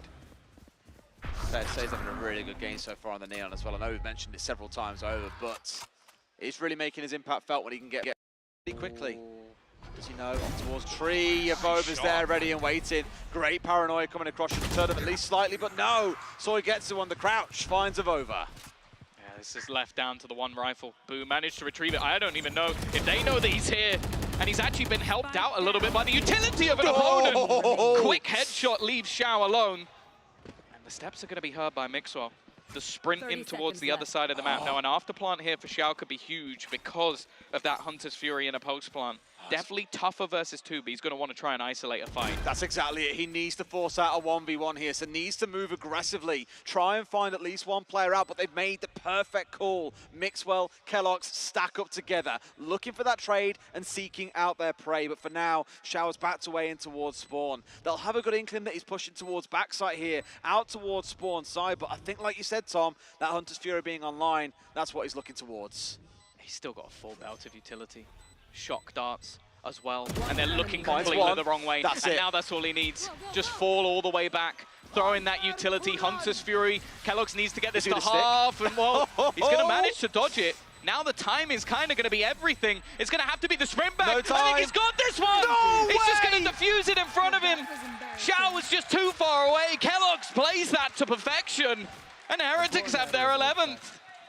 Man's got absolute happy feet. Maybe it's not quite in the fashion they wanted to win, but you take any point on the board because one more means they guarantee at least overtime, if not the momentum to push on to the win. Massive play by Kellogg's, who now has that ultimate online. Yeah, I think just Xiao. Look at this. Xiao's reliance on it. Here, just back and forth, baiting him out time and time again. It's also the read, just to tap it once so that he would use that last burst of the Hunter's Fury. Already, that shot dart was for Z. That's so disgusting. They see the Tiger going through, so they try and shot dart him, and CNED almost catches them on the escape. Wanted to come back and bite with a little bit of fury here as well. Really remind Heretics that they're the ones that have been behind in this second half. A couple of ults online, let's not forget as well. They have the lockdown here, they dropped us in the right corner. This forces absolutely everything away. Another shock dart connects. It's looking rough to be Zeke in this round, but still not looking too unhealthy. Yeah, both teams have a lockdown. I think that there might be an instant counter coming out from Boo. Yeah, just making sure that, okay, you got a lockdown, I've got a lockdown. We don't really care. You can have that extra little bit of space. We'll give it up. And well, one player detained, but it doesn't really matter. Nothing that can be done from the side of Navi and basically forced back to their spawn. I mean, here looks like a hard hit towards B coming in. Out comes the wall, in comes the push by the looks of it, but immediately smoked out. Not much that can be done. If they're trying to go deep, they've got the idea because flashes are coming through. Seeker's on the follow-on through as well. Angel for a second was looking to go in for a challenge, but was backed away at the last second. And now they've got this side control. It's a big fight back for Heretics. Sipan doing well to delay them. Drone going to be sent in as well, just using this utility all in post to try and hold them back as long as possible. I wonder if Kellogg's might even think of using the overdrive here just to try and take that little bit of extra space. The problem is they've been fighting forward, and once again with Mixwell falling, that's some extra space that can be held by Navi. Well, as the wall drops down, this is where the chaos really begins too. By the looks of it though, Heretics are saying, yeah, we'll leave this one. We need these guns. We cannot afford to see this utility broke. This economy broke. We are so close here that we don't mind giving up at least the one round. Yeah, good response. Angel, well, actually going to go down to the spike, and so will Xiao, but financially it doesn't really affect them too much, wanting to try and hunt down some of those remaining weapons. And again, the same credit we gave to Heretics, we have to give from Navi just a good mid-round call to take back that B site. And with the fact that they hadn't used most of their utility, it was just too much for Heretics to get back in. Like, you're facing against constant flashes, drones, shock darts, just not given enough space to find anything. But I like the fact that they're willing to just back out and go, okay, we need to make sure that we have weaponry for the next round. Let's not risk it all here. I think both teams, you say there as well, the credit that you gave to them there, I think I absolutely agree with. You know, we commended earlier on when on the attack inside, Heretics attacked in towards C, backed out towards A, then came in through Baby Door towards B. It wasn't quite the full same long-winded journey that we just saw Navi take, but it was that re-hit into an unexpected site from an unexpected angle that ultimately gave them the control they were looking for. 3 rounds still to go though, but then to even catch up to Heretics, let alone look to try and beat them. Yeah, it is feeling that a little bit too close now. Look at this push though. Nobody watching that flank, at least initially. Very fast to get in on the rotation, but it's these entries in. Boo needs to get something that little bit more. It sounds harsh, but he needed to try and slow them down. Successfully, it seems that they now have a man advantage, and Angel goes back for more, leaving Xiao once again 1v2. Oh, we've been here before, haven't we? Bit of work to do here. Last time around, Kellogg's pulled the rug out from underneath him and made it uncomfortable. Flash coming in from Zeke, doesn't quite connect. Still has the gun up.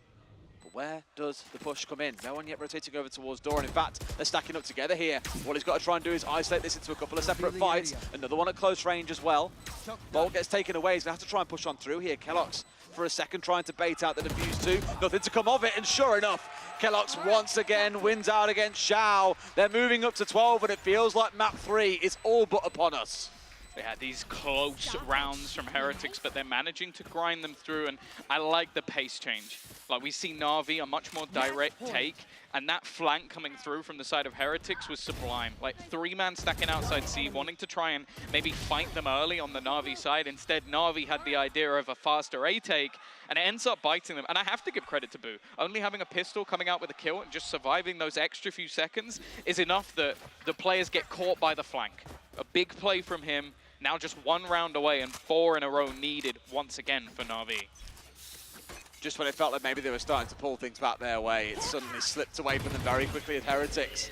You know, I say Heretics, Kellogg's has been the difference maker. 2 rounds now where he's won out that 1v1 against Xiao. 1 requiring a kill, 1 absolutely not, but still putting the 2 points on the board that his team so sorely needs.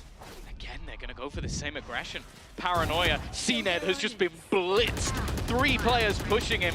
And while the Seekers are going to spot the majority outside this side of the map, and Heretics, they fall off. They don't overheat, they don't overface. but they put the fear of God into the hearts of Navi. And it's like that composure as well. You find that entry kill. You know they're the ones who now, as in Navi this is, have to figure out how to make things work with just 4 coming up against 5. Let them sweat a little bit. Don't go over greedy and try and turn this into a 4 versus 4 on accident. You know, I just like that they're seeing the bit of composure they've got. Loads of util stacked up here around the A site, and by the looks of it, Navi are running straight into the trap coming out of this other side. You got the swarm ready to go off as well. There it goes. His door also spins. Dog coming on through, and Mixwell going to hold tight at least for now. Yeah, he's got Viper's Pit available.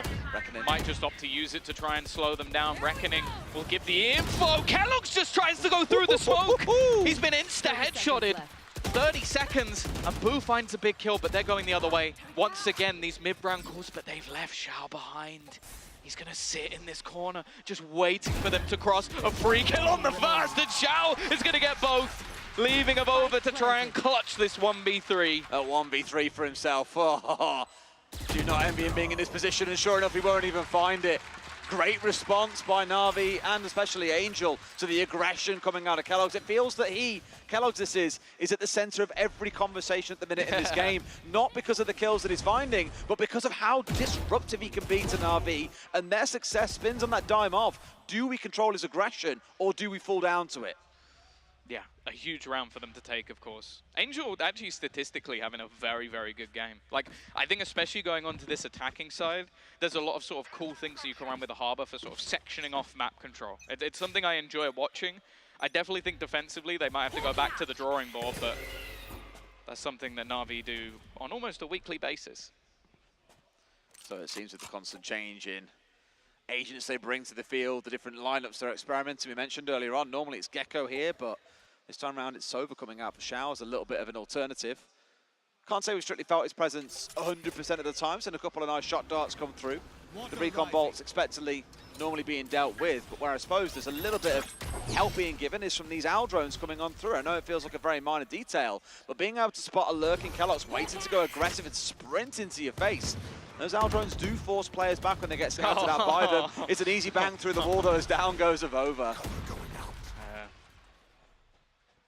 He needed help from his stepbro to get out of that one, let's be honest. Very good. I thought you said we weren't encouraging this. What have you done, Yinsu? What have you done? Why not? Why not? Again, late rotation back, but look at the read. Defenders are on it. Straight into the site. Mixer's already there. Of course, he doesn't have a lot to play with. Like, the expectation here is low, but he can buy them a little bit of extra time. Mixer completely blind in the corner. In fact, they're going to go running into the snake bite, made vulnerable by it. A chance, but just off the time alone, this is starting to get very awkward. Trades back again into a 2 versus 2. Real potential here. And are they really going to go back towards the B site this late in the round? If they were caught for even a second, there was a chance for this to go off the time. I just can't help but ignore that once again, it's Xiao and Kellogg stuck in one of these situations. Kellogg has had his number every single time. Xiao this time round finds him, but it's a 1 versus 1. 2 completely fresh players enter the arena. Who wins it out? It's Boo to close it down. Map 3 to decide which way this series goes. Well, I have to say expectations going into this map were low. After the first one, I was maybe expecting another blitz to come through, but Heretics not only have steadied themselves, they have come back with a vengeance, taking a map off of Navi and now heading into this third and final with a genuine chance of winning this series. We spoke about this team as, okay, they've beaten Carmine Corp, but many have put them right near the bottom of the ball. But right now, they are challenging versus one of the best, and, well, it's a coin toss at this point as we head into the final. And doing it in style, I know we touched on it several times, but the agent select, there was just nothing to hinder Kellogg's, right? Again, we spoke about no real mollies. Sure, you had a harbor wall. That's not really going to stop a Neon just blitzing away through. Just excellent selection, I feel, both in the agent draft, but also the way they played that map. Showing real mastery, and you can see exactly why it was their pick, which means one more map still waiting for us, Tom. Yeah, who knows what we're going to get from this one, but luckily, that's not our job. We don't have to do that. There's an analyst there, so we're going to chuck this off to a break, and then they're going to break all of this down while we're going to have a nap. Nice! Come on! Nice! Nice! Nice! Nice! Let's go! Yeah! Let's go! Nice! Nice! Nice! Nice! Nice! Yeah!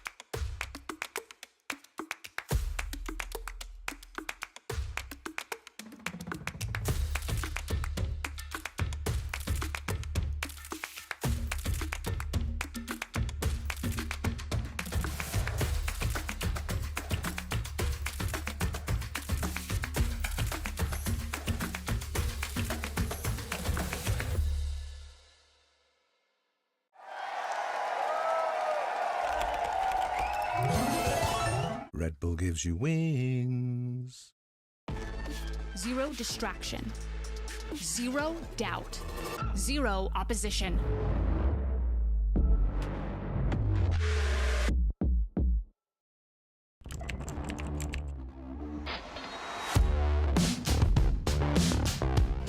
What is this from EA? He is currently unstoppable. He is just a consistent demon, El Diablo. Hey guys, it's EA. Welcome to my course on optimal VALORANT training. I'm going to be demonstrating now some angle clearing. I'll slowly come around the corner as well, making sure no one's on these off angles.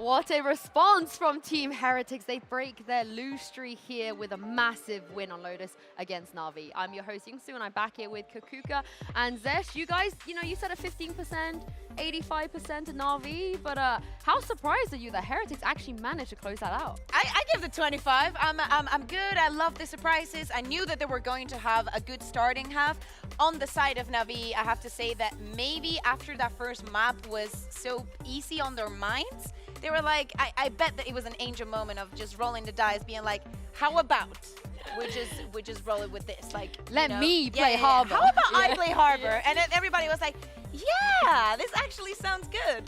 To say it in the word of Shaquille O'Neal, I honestly was not familiar with your game, and I'm sorry. And I'm genuinely sorry, because I was saying this is impossible. I was genuinely thinking Heretics has no chance, not the slightest at all. Because also I thought Navi has a great composition. Sure, there's some duelists in there, but I was super happy about it. And then at the end of the day, to pick them up in a 39 fashion, I am kind of shook still. Things that I loved about this map from Heretics, the fact that Kellogg's is going on that Neon. Yeah. We mentioned all the agents that he had played before. Neon was still not in that circle. It finally is. I think the only one left, the only duelist left for him to play would be Yoru, but we're saving that for when Lothar is here. And I really liked the performance for Boo. I saw a Heretics that was communicating so much better. The issue is it nearly went badly. You know, they nearly did not close that out. It looks good, 13-9 looks good, but if we take a look at one of the rounds that actually help them push it over the line. You know, if it was a while until they got to 12, when they switched sides. And I think some people maybe believed in the Navi comeback, but how many times did it have to come down to a 1v2, a 2v2? It was definitely different to the first half, to put it that way. It looked like Navi definitely came back in that situation. We once more saw that Heretics was definitely struggling towards the end of that second half, when suddenly the momentum was not going their way. This is a perfect example where we see that they still can play it, as you mentioned, well communicated towards the end till they have to defuse the spike. And I think that is the positive thing. We're talking about that it got very close to the end. Kellogg's there. Look at him. He's doing the Jose Mourinho. Yeah. I love the fact that in so many occasions, especially on the defense, we saw Kellogg's actually being the last man standing and one of the fewer last standing, because he was, covering a lot of the map, just putting a lot of pressure, and trying to go for the kill in the first instance, but always playing in those duo situations, especially in this one. Yeah, we got some Kellogg's highlights as well, because Well what a deserved. delightful Neon map it was, Vincent. We were like, Jet or nothing, but there's something, Jet or Neon. And you talked more about the second half. I was more impressed about his first half, particularly because it felt like he played such a crucial role in some of those executions. His stuns were so important towards some of the seaside plays we saw. He was moving so swiftly through the nano swarms, and he was definitely a decisive factor when it mattered to get onto the side. This particularly showed his intelligence in game. That was wonderful to see how he clutched that one out. Overall, this is the Kellogg's that I want to see on new agents. Whereas, because in the beginning we talked about Phoenix. He did it more than once. Yeah, I didn't even he's the Jose Mourinho. He's saying, shut up, the Spanish casters are speaking. No, but I love the fact that we could see a Kellogg's that was playing for Team Heretics without Team Heretics 100% dependent on him. Like, I don't feel like he was playing with that extra weight on his shoulders that he had to perform. It was that or nothing, and him against the world. I saw the rest of the team playing alongside with him, and him being much, much more comfortable. Yeah, and also in the first half, I know you mentioned it already, Vincent, but Navi, again, maybe they had an opportunity to come back in, but at the very end of that, Kukuka, I know a round you want to speak about, Heretics, they close it out. Yeah, exactly. I think it's very funny, because if you take a look at the positions of many teams at the beginning of the Lotus attack, you're going to see that the heatmaps show that some teams are really towards the C side and that early control of that zone. Some other teams, like for example Koi, are very centered in B, but it's mostly C, A. You would see clear patterns. And here, Team Heretics adapts to something that Navi was doing on the previous round. They go with this extra control over here, and they want to fight it. They know that it's something that they're going to repeat, because this is back-to-back to a timeout. And the fact that they can adapt and react so quickly to what Navi is doing is something that most teams cannot do against this squad. And I think most importantly, this kind of proactive move that we're seeing from Navi here was something they have not been doing too often in the first part of that first half, which was disappointing for me, because they were respecting Heretics so much. But as you've just mentioned, perfectly reacted to that, as Navi said, you know what, we have to definitely go a little faster, pedal to the metal, have to aggress there onto the A site. But that was then being shut down so perfectly. The clutch here, again, was also one of those factors that nearly looked like it could have been working, but at the end of the day, today there's a few factors that just didn't work on this map at all for the side of Navi, and it was an Heretics that looked just so well-rounded, the one that we finally see evolve.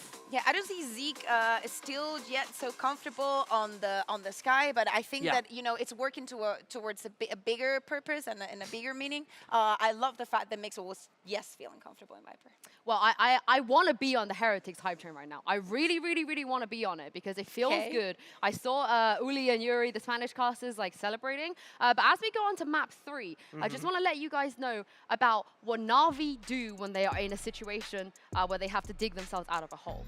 Not counting best of 5s, ever since Masters Copenhagen, when they won the tournament, they have only ever lost a map 3 one time, and that was against Exit. They do not lose a map 3 if we have to go there. Even EMEA, we saw in the last couple of weeks when they did have to go to map 3, Cougar, that's where they close it out, and that's where they get dangerous. That's what I mean. I said it at the beginning of this post map, being like, I feel like this is Angel just being like, let's just try something out. And again, they were really down to changing those compositions last week when they played against BBL to just face off the kind of intentions that they're going to have. So now the question is, for Team Heretics, are they going to be the ones to break the curse and actually get a win against Navi, being the first team that is able to win against Navi after playing Fnatic? And also, is the Phoenix going to be back? Are they going to be the Navi that they expect? What I will say is Heretics, we haven't seen them in map 3 yet, so we don't know what they're going to be like. Yeah. But the crucial factor, you mentioned earlier when you had the conversation with Angel and the Spanish casters, right? You said that they were adapting to BBL's swiftness, to BBL's aggression. This is a bit of the opposite in my eyes when we talk about Heretics, because for example, they usually play that double controller kind of setup here. Yes. That is a totally different kind of set of pace, different kind of speed, different kind of aggression. And this is where we could technically, just technically saying, expect that 9th kind of composition. But to be honest, I like their OG Sage kind of style Ascent comp, and I wouldn't be surprised if they would run that again. I mean, Vincent, twice we've seen Navi on this map so far, and they've had 2 different comps. Maybe 3rd week in a row we have another comp. I wouldn't be surprised. All I want to say is, going into this for Heretics, I don't want to see the Phoenix. Put it away. Don't bring that out. I don't care if it's a misclick or anything. No. Well, I don't want to see it. Luckily for you, Kelos is going to be the first one picking. If he chooses it, I'm leaving. He gave you the jet. He gave you the jet. Zipan is going to be going on that KO. Zenith on the jet, and Angel is on the so normal. This is too okay, normal. so now the question is, Suigetsu, is it going to be, it's going to be the Cypher, not the Killjoy, it's not the Sage. And, Mixwell swapping back from the sky, going onto that KO, and Zeke playing with that Sova, going to a very, very traditional composition. And I think they just want to do this because the amount of information, particularly they garner with that cam, as well as the trapwire that usually has the opportunity to really hold up any kind of execution. Even if they go for deeper, this fits perfectly to it. This is a minor adjustment, but I think this is the right adjustment to the attacking side of the guys of Heretics. I feel let down. Why is it so normal? It's too normal after what we've seen today. But that's because they're tense. Like, Navi is like, okay, that happened on map 2, we need to close this out. Well, no one is trolling, I see. And for Heretics, this will be an absolutely huge win, and one they really, really, really need. Tom and Des, are you guys on the Heretics train? I think we are, Tom. You can talk at this point. Got to time it. Time it for when they... We don't know when it's going to spin to us. Wow, wasn't that magical? I'm never doing that again. Once is enough, I think. I got my and spin. Like, that's not something I ever expected to hear our producer say. Strange things heard down a microphone or down a headset. And spin. Yes, absolutely with you on that front. Look, we didn't expect to be going to map 3, but that's exactly where this series is headed. And truthfully, I think it's deserved it. We saw a brilliant agent adaptation coming out from Heretics in map 2. Map 1, Navi absolutely slapped them silly. We've seen domination for either team so far. This map, though, is where it all really matters. It is the decider. I can't really call what's going to happen. Yeah, I'd say if you're going off historical data, Navi are definitely the better Ascent team. I think they're a very strong Ascent team now that they're not playing the Gecko comp anymore. I think they're always going to switch up some of the roles slightly, so I get to bring in a Cypher rather than a Sage. It looked like the Sage was more a direct counter for BBL, who they played last time around. The thing is, though, the composition on the other side has also changed to something much more traditional, which I think is a good call from Heretics. They tried the cheeky Phoenix comp. It didn't work, so go back to the tried and true. which I am actually excited to see Mixor, for example, on the KO. I think it gives him a little bit more opportunity to go back to that almost duelist of old while still having a decent utility belt. Just wait and see what came out first there for at least a couple of seconds to see if there was any smokes being committed at, any flashes being burnt down towards A main. The answer indeed was no, so really just leaving him there all by himself. I think it's Avova now who's taken over that mantle of holding A main whilst the rest try and slowly work their way through tree here. And there is no utility to stop them on their march on through. This would get real messy. It's Angel to start things off, goes aggressive and finds one for himself, trying to dodge away. Almost found Mixwell, but he just about pulls it out, and Kellogg's stacks up 2, but it's a 3 versus 2 for Navi, and they still have full heaven control. Know that Mixor has managed to creep below, but with how much HP he has, it would have to be a pretty decent miracle in taking the first shot. I almost feel like he needed to hold a little bit longer, being spammed through the wall. 1 HP is all that's standing, and CNED is going to put him in the grave. A decent pistol round coming out of Navi, and you can even see just the effect that those ratty little Cypher setups have in the early stages of this one. I mean, really, I was about to say all the work was done by Angel, it felt at the start as well, just sowing absolute chaos in the back lines of the push coming in from Heretics. Ultimately came down to him and CNED in the close to make sure things really did stick to going the Navi way. Good attempt though at Heretics, really liked the actual push coming out there as well. All 4 going via tree. No utility there from Navi to slow them down. Sadly though, there was an Angel. Yeah. And his name was Death. I think the thing I'm excited about as well, I mentioned Mixer on the other side. Xiao, there's not many people I would be overly happy to see playing Fade right now on this map. I think that there's so many benefits to having a Sova. But Xiao might just be the best Fade player in the world.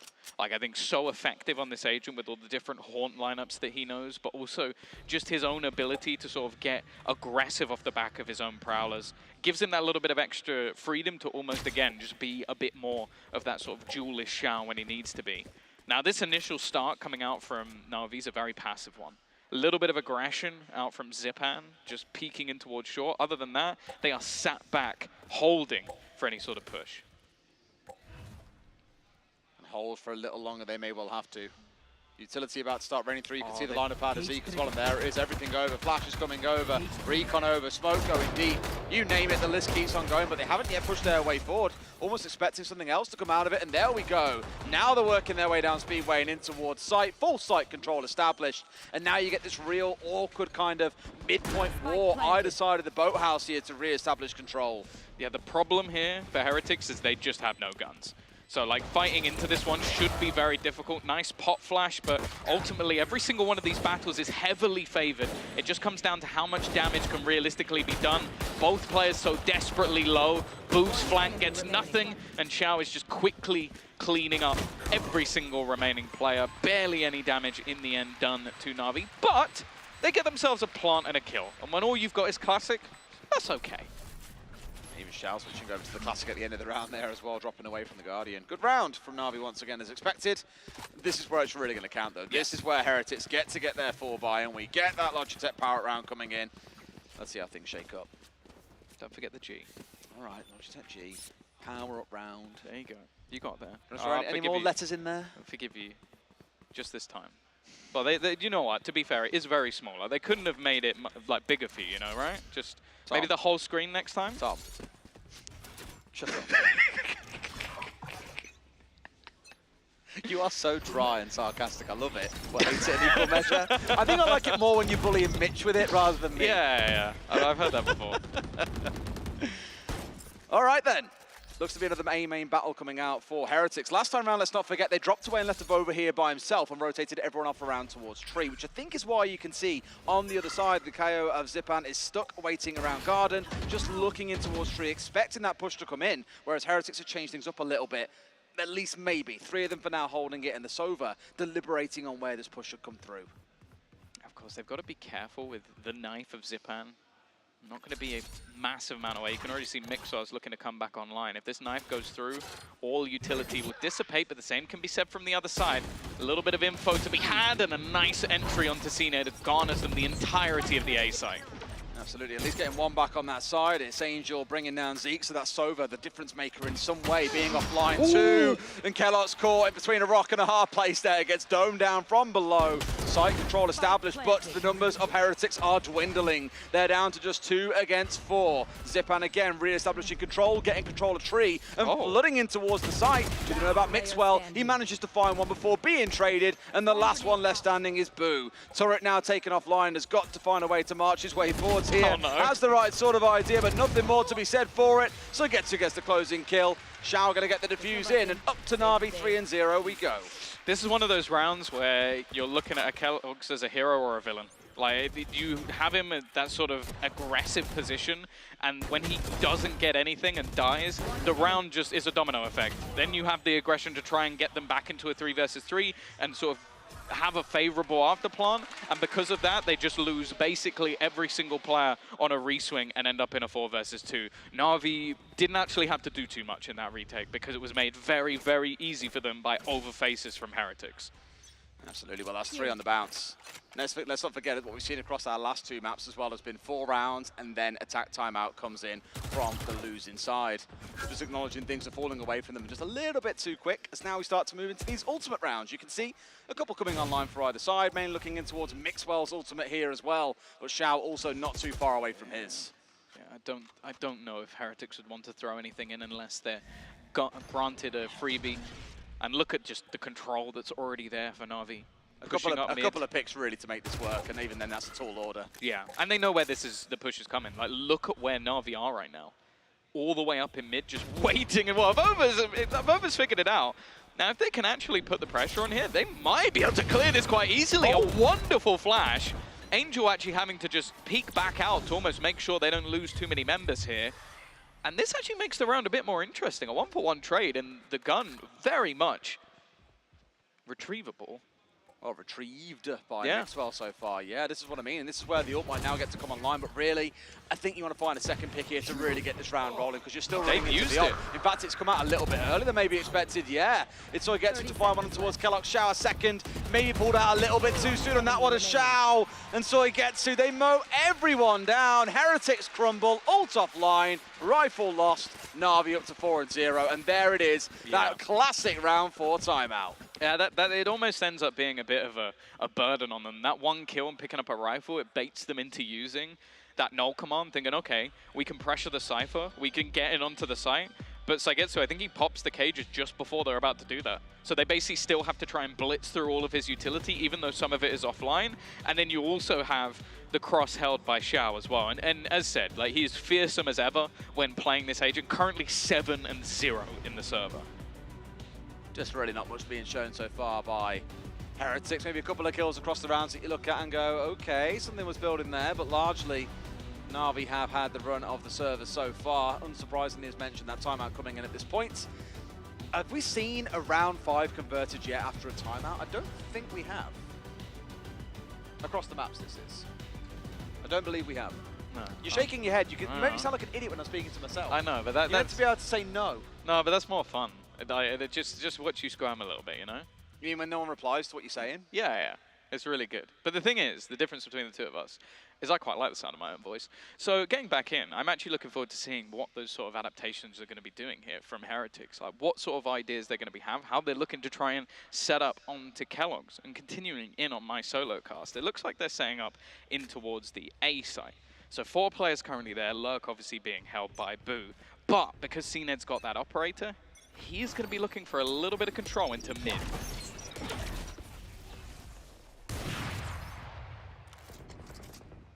Take flight.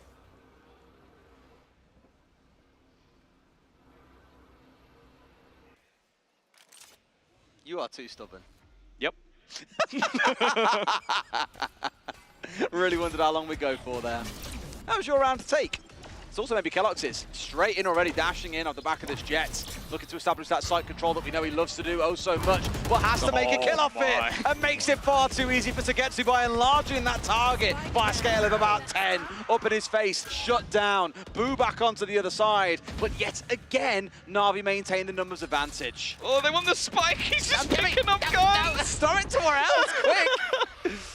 Just getting, he's been caught in a seize as well. Wallbang from CNED.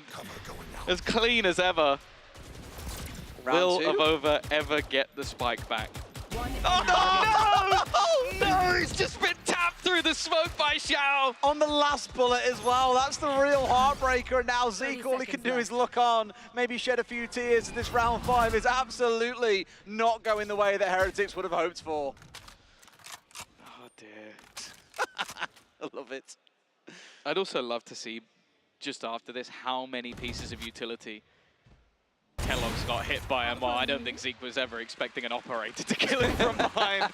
Not the classic weapon to flank from. But yeah, Kellogg's entry there, like, you might look at, okay, a Jet 1 and 5, but what he is currently having to deal with, like, he definitely got hit by Cypher utility. He definitely got hit by Xiao's utility. So he's just pinged up in the open by multiple pieces of util, dashing through it. And that's the sort of danger. And I'm pretty certain at this point that the gamble of the side of the map for Saigetsu has been perfect almost every single time. Like, you keep seeing Kellogg's having to sort of push in towards this. Look, he gets hit by a paranoia, pinged up, and then tagged. And then he reveals the rest of his teammates because of the neural theft. Like, he's just getting bullied. There's just nothing you can do in that round. It's a real heartbreaker.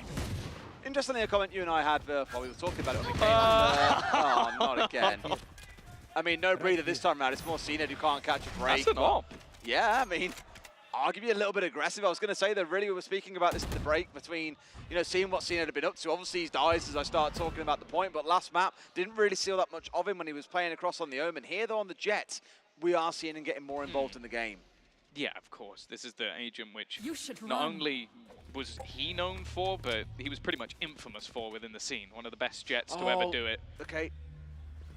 I thought for a second that maybe I was right. They've left it a little too late. They dropped down the Killjoy but didn't have the spike on side, so they've had to grab it super late, which gives time by the looks of it for Navi to contest back in. Out comes the Fade Orb as well. It's a couple of kills for either side. Still down to a 3 versus 3.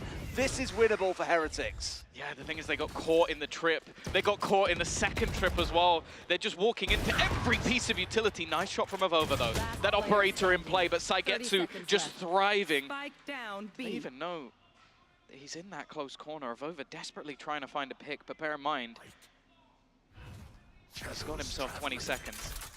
Now he's gonna unfortunately get his From the Shadows on here. I can't imagine he's gonna try and teleport, and well, that not being given away, he's just trying to use the paranoia to reposition. Just wants to isolate at least a 1 versus 1 here, playing on the up. Got to find his man. I think he's got no idea. I'm pretty sure he's on the low ground at this point. In behind the double stack, still can't find him. It's Xiao off towards Speedway to bring him down. It's going to be another round being won by Navi. It feels like it's in the back and forth throughout this series, so you have to wonder what comes in the second half. Xiao still hasn't died. Man's a beast. 6 rounds in. Saigetsu's only died once as well. And the point I've been making is they've been pushing into his setup almost every single time. Yeah. Like, this is, again, they walk into both trips. Now, I'll be honest, the first one, I'm surprised anybody's walking into that. It's a very standard trip that you're going to see in matchmaking. And now, after basically walking into that setup every single time, Xiao is set up. They are all building into a take, and he has an Odin.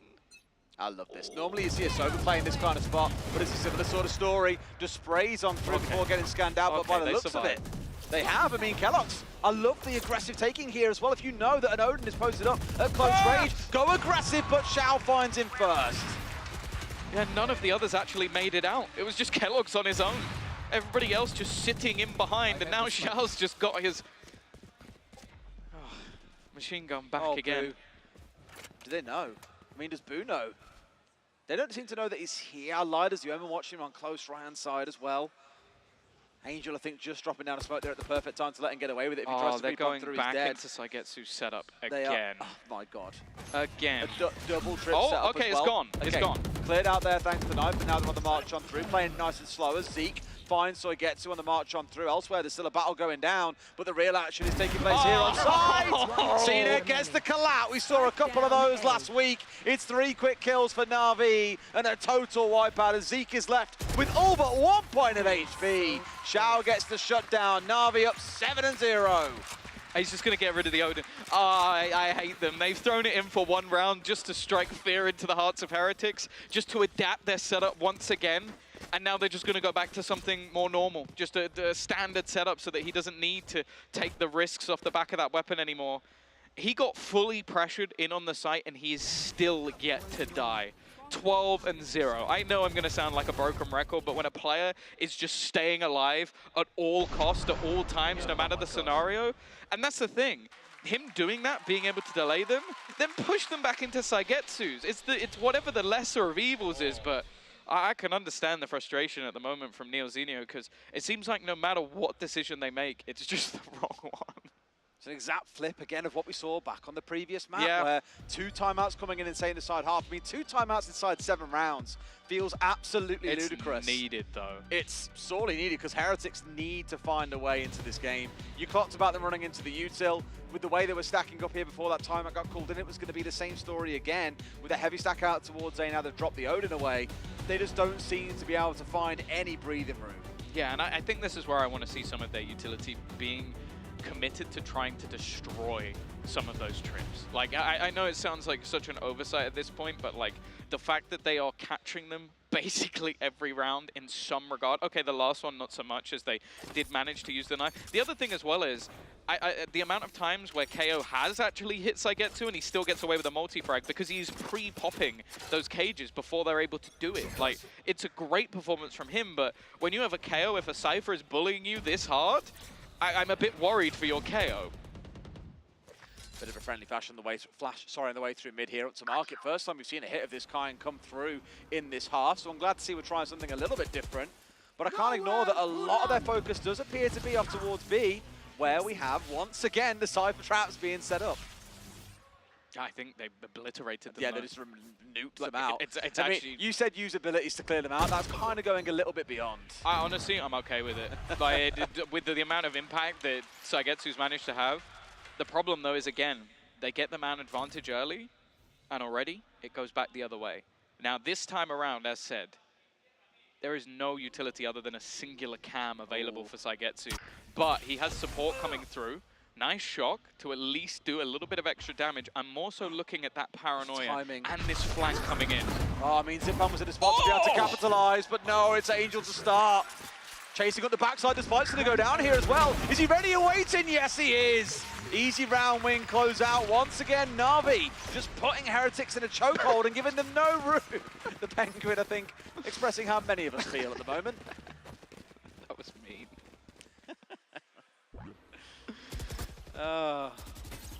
It's brutal. This second shot coming out was just disgusting. This was nice. What? Like, how long has he been sort of hitting the aim line? Like, even Angel knows, it's like, I shouldn't be hitting those shots. 8-0. Absolute decimation of Heretics, and they're just running it down. Go for it. Pick up the pace. Try and put pressure in. There's a trip. He's gone over it, but it doesn't even matter. Xiao's picked him out of the sky. Boo, however, has done well, though. He's made this one competitive. It's awkward for Xiao, but he's still standing. Who's surprised? I feel like it's such a good read, and CNED's going to pick him up for fun here. Pops the ult out as well. Xiao died. It's absolutely disgusting. Oh no, Xiao went down. How will they ever recover? CNED's making it look easy. Let's get these Well, beats. he's 14-2 now. His KD has taken a rapid hit, only 7. Like, come on. We expected better of you, Xiao.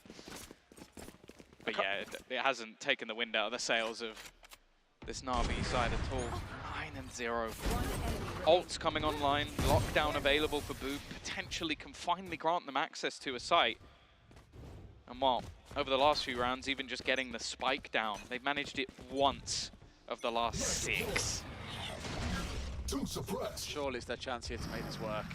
They sorely need to get it online. What I love as well, just kind of worth noticing, I know we've talked about it an awful lot, but the Cypher pick, I feel like across the whole series, we've seen a really good evolution of picks. You know, coming into map 2, Heretics acknowledged they needed more speed, and they really beat out the Sova on the other side. This map, they've shut down Kellogg's aggression by playing the Cypher. They've just read into it so well. Yeah, they've double ulted, so his util is offline, at least for the next few seconds. One player detained as well, but Saigetsu is still in this corner. They're hunting him down.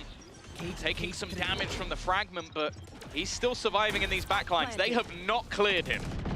They have no clue, and as soon as the smoke goes down, it's going to be hell to pay. Sure enough, in fact, no, you even got to get involved, because on top is where the death comes from. And now Saigetsu can strike finds one for himself. Pinged up on the other side of Jen here. And Abova, he knows that his days are numbered if he's not too careful. Has a little bit of support coming in from Zeke. Down to a 2v2. Shao will not be stopped. And no, I say that, yes he will. Abova finally helping Heretics get on the board.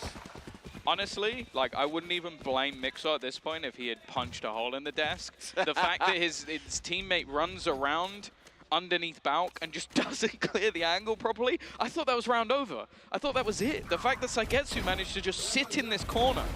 The thing is, though, again, this is a round that is completely not recreatable. Like, you're not going to be able to use a lockdown, no command to get yourself back into the site. So this has to be a building block of something where Heretics now find some individual prowess, because you bet there's a buy coming up here. They've got maybe a scan coming in. In fact, no, they blocked know out as well. They know that he's there because the smoke. Where else could he possibly be at this time? Wants to try and get himself away. Will do so just off towards Pete. He didn't take any damage. Just manages to escape.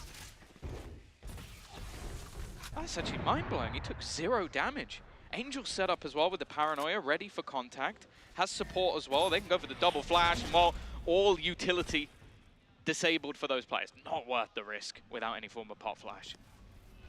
They were all blinded out a second ago. The thing is, as soon as this starts winding down, they know they can push back in, almost losing out to the Pixel. For now, still taking things nice and slow. Heretics, as you said, trying to figure things out without those 2 key ultimates online. They've got ults on the other side. To the spawn. What? No. He actually stuck it! There's no way he sticks that! And it gets away with it as well! Okay, it's only going to be the 1-for-1, but that's mind-blowing! The Vova actually got away with anything there. The thing is, they've used themselves the Nightfall on the other side, denying them sound 30 HP seconds for the left. moment, but they have found a fairly empty A site. I think Navi aren't 100% sure where this hit is coming in, but they'll be aware very, very soon. Zipan be the first one to make the call, I imagine. Looks down towards Garden, an easy tap onto the head of Zeke. But now he's got to choose his rotation angle. Does he push down towards Tree or double back in towards Heaven? Has to decide faster, so the spike is now down. They know he's here, surely. They're all going to pressure. No. It's a brawl out on short. No. The battle for Tree is actually the main contest, and Shao is wiping them out. It's left Mixwell completely blinded. And what was one round off the clutch of one player will not last long. 10 double digits hit, and we're only in the first half. Last round Madness. in the half. 11-1 feels like it's representative of how the half has gone, but Heretics know they want this back. This in itself, I've seen this attempted so many times and fail so many times, and to get the op as well, you could not ask for a much better kill. Yeah. Unless it's Shao, who's got a free game in the round. And now we start to look as well like Kellogg's has been having a nightmare. It seems like every time he's trying to make some sort of play into the site, he's just getting obliterated. 1-11. He can be the hero for this team at times, and unfortunately right now he is going to miss. Again, pressure put in, and a good start from Zeke. Operator down. Now this was a weaker buy from them, so getting that extra gun is huge. Hunter's Fury online. Zeke collecting that ult up here may yet be a way to give them at least something in this final round, but my God, do they need it. 2 pistols on side, a couple of Guardians and a rifle. It's not a lot to go on. Flash.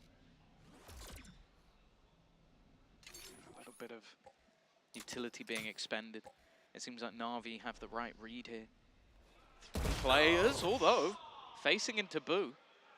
And now they all look to try and build up. Zipan is going to grant them only 1 player caught. The other 2 managed to fall back just in time, so this might sell a bit of a fake read. Oh man. Close angle here, could be everything. Finds one, swings in for the second, but Shao doesn't find his man. Straight away, Boo wants out of dodge, backing away. As on site, no way have they thrown it away here. Navi coming out big. Down they go. It's 11-1 in this first half, and when we came into this map saying that we had no idea which way it's going, we didn't expect 11-1, Tom. No, I expected it to be a good map for Navi, but 11-1, I think if anybody was predicting that, it's a little bit of an oversight. And losing around like this, I don't know, I think it's a nail in the coffin. Shao has just been, he is 22-3. Like, you know, there's sometimes a cast where you go, I'm going to hype up this player, and maybe they'll do okay. They'll do all right.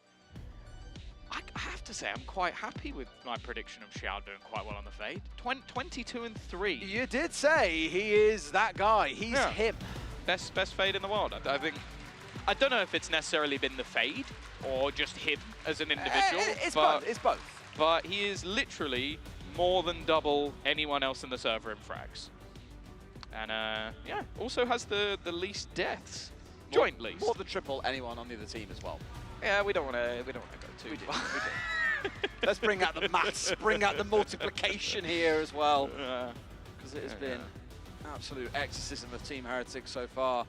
Maybe thanking themselves that they've got this short half-time break here to, I don't want to say reflect on that first half, but reset the mental and go again, because my God, are they going to need some ideas. But again, we touched on it a few times throughout the half. Just want to again commend how good the Asian picks have been at dealing with Kellogg's. And really, I think many teams will look at this and go, we know that Kellogg's likes to go aggressive. We saw it all of last week. We saw it all of week one. He likes to go deep. He likes to go in and really make cause chaos.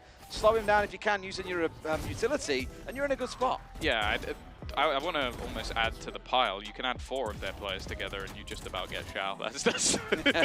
That's terrifying. But yeah, I think it's one of those thankless jobs being the Jet on this map. A lot of the time your goal is going to be to dash into the site. And the thing is, the setups here have been so good. Like, I think although we're sort of raving about Xiao, I think Saigetsu Cypher, they continuously swap his role. Like, we've seen him play a Viper on this map, we've seen him play Sage, and now we're seeing him play Cypher. And that's the thing, to have a player that is that versatile on 3 completely different agents in the way that you have to play them and make all of them look impeccable. Like, it means that, how do you counter that? You go, okay, I'm going to play this agent to counter his Cypher. Well, I've now lost to his Sage. Okay, I'll counter his Sage. Okay, I've lost to his Viper. Like, it makes it literally impossible to know what you're getting when you play this Navi. And this is where you see the sort of mastery of this. Because ultimately, they came in hoping to be able to beat some of the other setups. Because obviously, as a coach, as a team, you're going to look into what Navi are running before.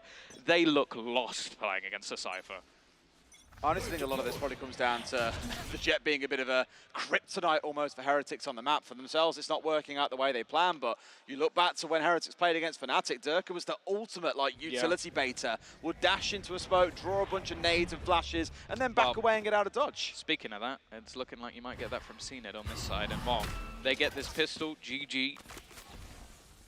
Come back next week. Try again next time. We all said really this is where Heretics had to start getting wins on the board as well, because I mean, being down where they are right now, 0-3, I believe, it's not quite the kind of situation they got one. Be in. They got one in the first week, didn't they? They beat KC. I mean, what does that tell you? Oh, a little bit of a gap in the smoke. Doesn't look like it's going to do too much. A free site for them to plant on. Not something you really want to gift to Navi, but you better hope that the retake's good. Boo is still on the other side of the map, clearly still in doubt that there is somebody there that he has to deal with. It is taking ages for this rotation to come in. At this point, this is in his demons. He knows this map has not been kind to them. Try to push forward. CNED's the first one to fall down as we see Heretics stack up and push quite deep in towards Speedway, but can they get all the way through without being stopped? Really, so Getsu was the one to stop them, and he couldn't quite do it. There's 2 left standing for Navi, though, and Evova's got to do it all. A 1v1, Evova clutches it out with a big 3K. Gives Heretics a little bit more hope to carry on to the next round. Clutch. Only 2 rounds have been won by Heretics. Both of them have been won by that man. He is still putting up rounds where they need it, clutching them a few moments. But again, it is more than a mountain at this point. Playing up against Navi, now most teams you'd go, okay, they've had a strong defense, but that's their strongest side of the map. Most teams, the defense is where they truly thrive. Unfortunately, Navi don't actually fit that bill. They're normally better on their attack. So I'm not going to be selling you any fairy tale story. If this comeback truly happens for Heretics, it might be the greatest comeback I've ever seen.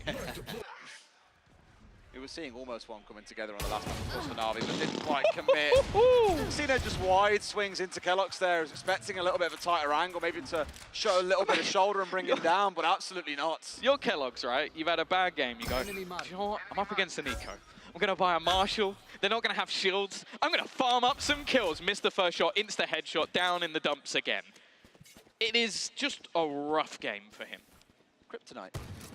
Something about this map. Kryptonite is a sheriff bullet to the head. I think that's everyone's kryptonite. No, it's just a lot of bad luck seems to follow Jet around for these guys on this map again, whether against them or for them. It just seems to go the way they like. So, Navi, they have that numbers advantage, control of mid, and all the options in the world before them. They can push up towards Market here and flank across in towards B, or just kind of go straight via tree in towards A. In fact, we saw this in an early round coming out of Heretics. Not forgetting, the Heretics have the guns here. They can still hold on despite being a man down. Oh, it's still starting to get a little bit shaky. Sheriff's, man. Yeah, Sheriff's looking just too clean. Zeke. Oh, it's going to go down as well. It just goes from bad to worse. Just call this one a day. There's no chance here. Boo. 1v4. This was the round that should have been easy. Done here. Oh. I think the Spanish gases are still after. They know that this is all falling apart, as do we. I hope it cuts back to them in Navi gear. Go the way of Cougar. Does everyone donning a jacket by the end of it? We always supported Navi. What are you on about? What do you mean the Spanish stream supports Spanish casters? That doesn't make any sense. Well, this is as bleak as it gets if Boo is saving a Spectre. He might actually just go down to the Spike, like genuinely. Like in terms of the finances, it's not going to be that different no matter what he does, but that is a bleak reality. 12-2 down. You've just lost a round to Sheriffs and no shields. I think you can wrap this one up, put a bow on it. I don't believe in the 10-round comeback in the post. Nah. I mean, you're looking at the guns between either side as well. It's the Logitech G power-up round. There you go. The G power-up round. Yeah, Logitech G power-up round. This is where you truly get some hope because, look, they've got a Judge, they've got a Guardian, and there's low shields. Look, Kellogg's just fighting mid again. Oh, look, the Judge, there you go, there's the Judge. That was, you know, he did a total of, sorry, well, 0 damage, 0. I couldn't tell that immediately, I definitely had to check. You are such a wind-up. Some would say cynical, but you know. Sometimes a little bit more. Yeah. I mean, even coming into the round, Navi are half treating it like a bonus. They know that going into the next is where they really want that full buy online. They've got themselves 3 rifles, a couple of Spectres. But you spoke about Heretics, just completely in the dumpster after spending to keep themselves competitive in that second round, and now everything's kind of gone against them. Here comes this push in as well. Now they're swarmed down to at least separate the 2 teams temporarily. But Boo should be absolutely on toast, and he is. Tina brings him down. Only 3 left standing here for the side of Heretics, or it's a 2-1 defeat. And their season continues looking bad. They know at least where a couple of these players are. Mixwell trying to sell somewhat of a dream, but he goes down, left all onto Zeke, and it is an easy cleanup from Saigetsu. A 13-2 blitzing of the side of Team Heretics, and well, and almost looking like a similar story to map number 1. The maps we expected Navi to be good at, they were incredibly good at. And sure, maybe they've got a little bit of work to do on their Lotus, but hey, they've been testing things on that map over the last couple of weeks. Angel said it himself. If they're going to test things, they have to test it now. But on the maps where they are prepared, the maps where they're maybe running some slightly more normal comps, they are obliterating their opposition and now look to take their place rightfully right near the top of the board.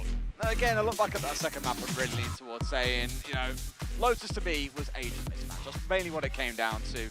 They had that completely figured out coming into that third map and really showed them, look, what is the better team? You know what? CNED on Jet. Who knew that that would be good? Like, honestly, I came into the day and I was going, I really want to see him play Phoenix. I said that to Zesh. I was a little bit disappointed. But yeah, ultimately, I think throughout this game, it was a domination on the maps we expected Navi to be good at, and they are looking to complete their map pool throughout the rest of this season. Well, as these Prime Gaming highlights play out here as well, any kind of closing thoughts on this? Because for Navi, again, many came in saying, look, top 2 team here, everyone expects them to be doing well. Fnatic have kind of now put themselves on another tier ahead of any other team in the competition, which kind of started begging questions. Are Navi fighting for second place? Are they fighting for 3rd, 4th, 5th, around that kind of midpoint of the playoffs bracket?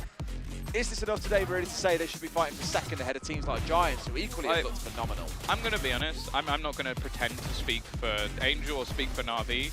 I think they're a team that if they get into the playoffs and they learn and test their different comps, that's far more important to them than finishing top 2. Like top 2, I think it garners you a skip in the playoffs, but this is a team that is looking to get to Japan as the minimum. Like that's the minimum. So realistically, what manner they do it in the regular season doesn't matter so much, whereas when they get to the international events as they expect to, they want to have compositions and depth. And that's what they're doing. They are testing different things. They are a team that are good enough that can afford to do that. They can go into a map like Lotus, try something new, and then they go, okay, what's next? Ascent? Well, this is what we do when we play our comps that are tried and true, our comps that we know work. That's the thing, that's the level of this team. That's why they are one of the best in the world, because they can trial different things in the VCT season. Not really much more to say than that personally on my side. We've spoken about the comps, spoken about the gameplay, the incredible game that we saw out of several players as well. You know, Shower, big shout out. You said yourself coming in. It's a good fade. It isn't just down to the fade, but it definitely helps. Is the main way I can summarize that. Anyway, that's what's done for our first series together, mate. That was plenty of good fun. That's the day. That's the day, I know as well. Our first series done together. That's true. That's true.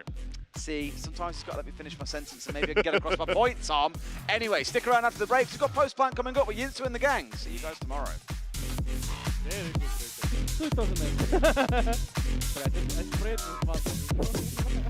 Bro, don't tell.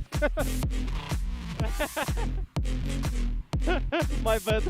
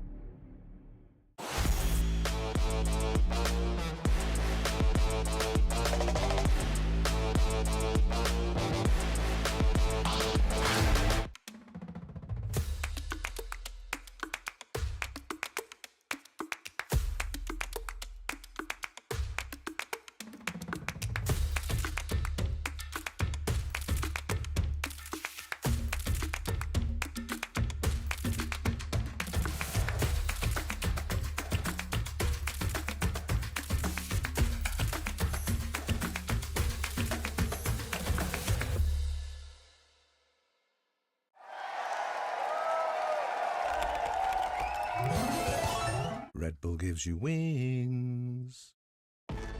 Zero distraction. Zero doubt. Zero opposition.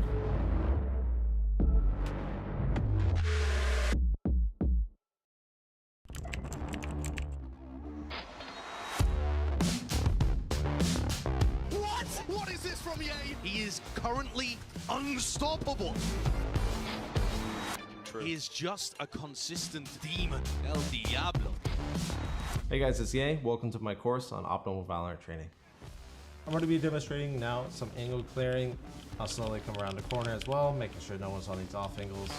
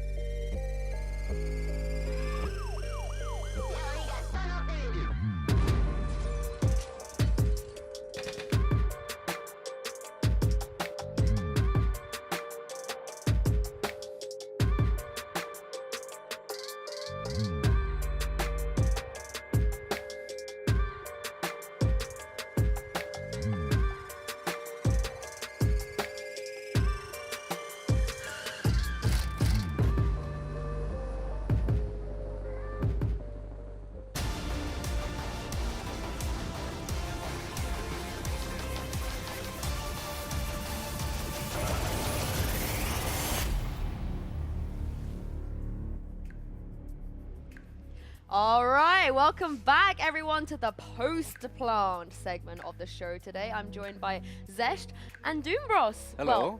Well, we didn't verify, we didn't check his ID, so it could be Emil. So how are you gonna prove that it's you and not your brother? Because we're good at VALORANT.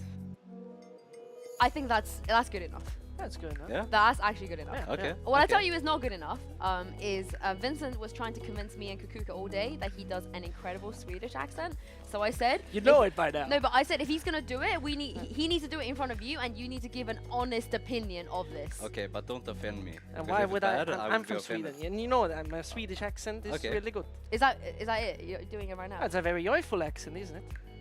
I feel like that's slightly towards the offensive side, you know? That's what I said! I said that too! Yeah. Okay, so far you always said it's good. It's like jump, joy... Jumping out of jungle. Yeah. Joyful, yeah. Jumpy from liquid. Yeah, good. He said liquid. It's not him. It's Emil! Hey, security! Get him! Nej, det var bra. Det gjorde bra ifrån mig. Oh, can you do a German accent though? I don't want to do a German accent. Why would you not want to do that? Erik. No, that's just speaking German, straight up. Eine kleine Döner bitte. Translator? He wants a small kebab. Oh. And he also says that he is very afraid of Cormacop. Oh, I got that vibe when you walked in. I got that vibe. We're going to talk about that in a second. But let's just have some highlights, I guess, of the map, because you haven't seen the full what happened. There weren't that many rounds, to be fair, so this is going to be a short package. There's a screen over here for you. Eric, talk me through your emotions today. You said it wasn't that stressful or anything to watch the game? It was pretty calm. I mean, I expected them to have a good Lotus. They actually came in with a different comp than we expected. And it's actually a good move from them. They had a good plan up rounds, and we caught off a little bit of guard.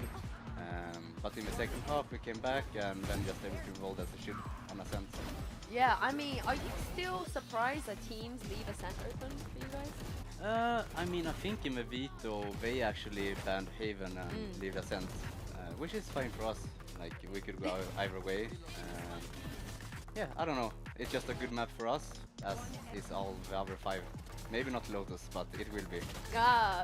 Were you expecting Kellogg's Phoenix again, maybe? Or do you feel like there was no way he was going to choose it today? I mean, the coaches Neil and Weber, like, they have been in my old team before, especially Neil, so he kind of shares the same vision as me to change comps and change strats between games. So we were fully expecting them to just change everything coming into this, and I mean, they pretty much did it. So for us, like, the preparation wasn't more about like specific Phoenix picks, it was more just general gameplay and style and calling style and stuff like this. So we expected it, yeah, and that's why it's calm. So you have the right to remain silent, I'll tell you that. But most importantly, you've made a big change, you made sort of a change with obviously putting the Cypher in. Was that something you have done because you expected to have them run the double controller so you have overall more control over the entirety of the map? I felt we felt like playing that comp. It was time to play it. So. How do you feel like playing a comp? I might plead the fifth on this one. Okay. Yeah. We just got started. We're not gonna talk now, Eric. But there's a method behind it, you know. So. Yeah. Okay, I'm gonna press you a little bit because if you guys in a moment take a look at the this graphic we showed in the pre-show, where I think you guys know as much as everyone else that you like to change the comps around. I think last year you even set a record in EMEA at least for the most comps played. This graphic is outdated. It's actually 9 now. Yeah. But my question for you, which you are not allowed to plead the fifth for, and unlike Vincent, you may not stay silent, you have to answer me. My question is, we all know you do this. Angel has very explicitly spoken in the past. Like, the reason we do this is because we think being more flexible and running multiple comps on one map is going to be able to make sure we're not going to be predictable, stop other teams from being able to prep properly. But how do you get to that point? So I'll give an example. Heretics. You're going to the Heretics game. You watch their VODs, you know what roughly they do, how they play, what they're going to play. Do you then go away and say, okay, they play this agent, therefore we need this, and this player therefore needs to switch up a role a little bit, and we need to do this. So give me the start to finish. How does it actually work? So I mean, in a league format, you have a bit more freedom to actually watch your opponents at the start of the week and then adapt and practice this during the week, right? In a tournament style, not so much. You kind of have to prepare multiple comps for one tournament. But it's just, as a coach myself, and me and Latex is doing the scouting, when another team is changing the comp up, you just throw away all preparation, right? And you just feel like a big, I don't know, lump in your stomach. Like it happens to us in Lotus. They changed their comp and playstyle completely, and it caught us off guard. And you kind of have to adapt on the fly. So, yeah, it's just exactly like you said. You just scout them, maybe go a bit more in depth of what you said on what is needed on the map exactly and what can we do exactly against this team. But also keeping it relatively safe because you never know if they're gonna switch. But I think if a team can achieve this level of flexibility, it's a big strength. I think the only team who manages to play kinda the same with small switches are Fnatic. You know, they're kinda unique because they have like one really good game plan that they stick to, and it's so good that even if you know what they do, you can't counter it, right? So yeah, that's it. That is the interesting part, because you obviously have doing the exact opposite. And I want to talk about the future, because the future of Valorant is bright. Oh.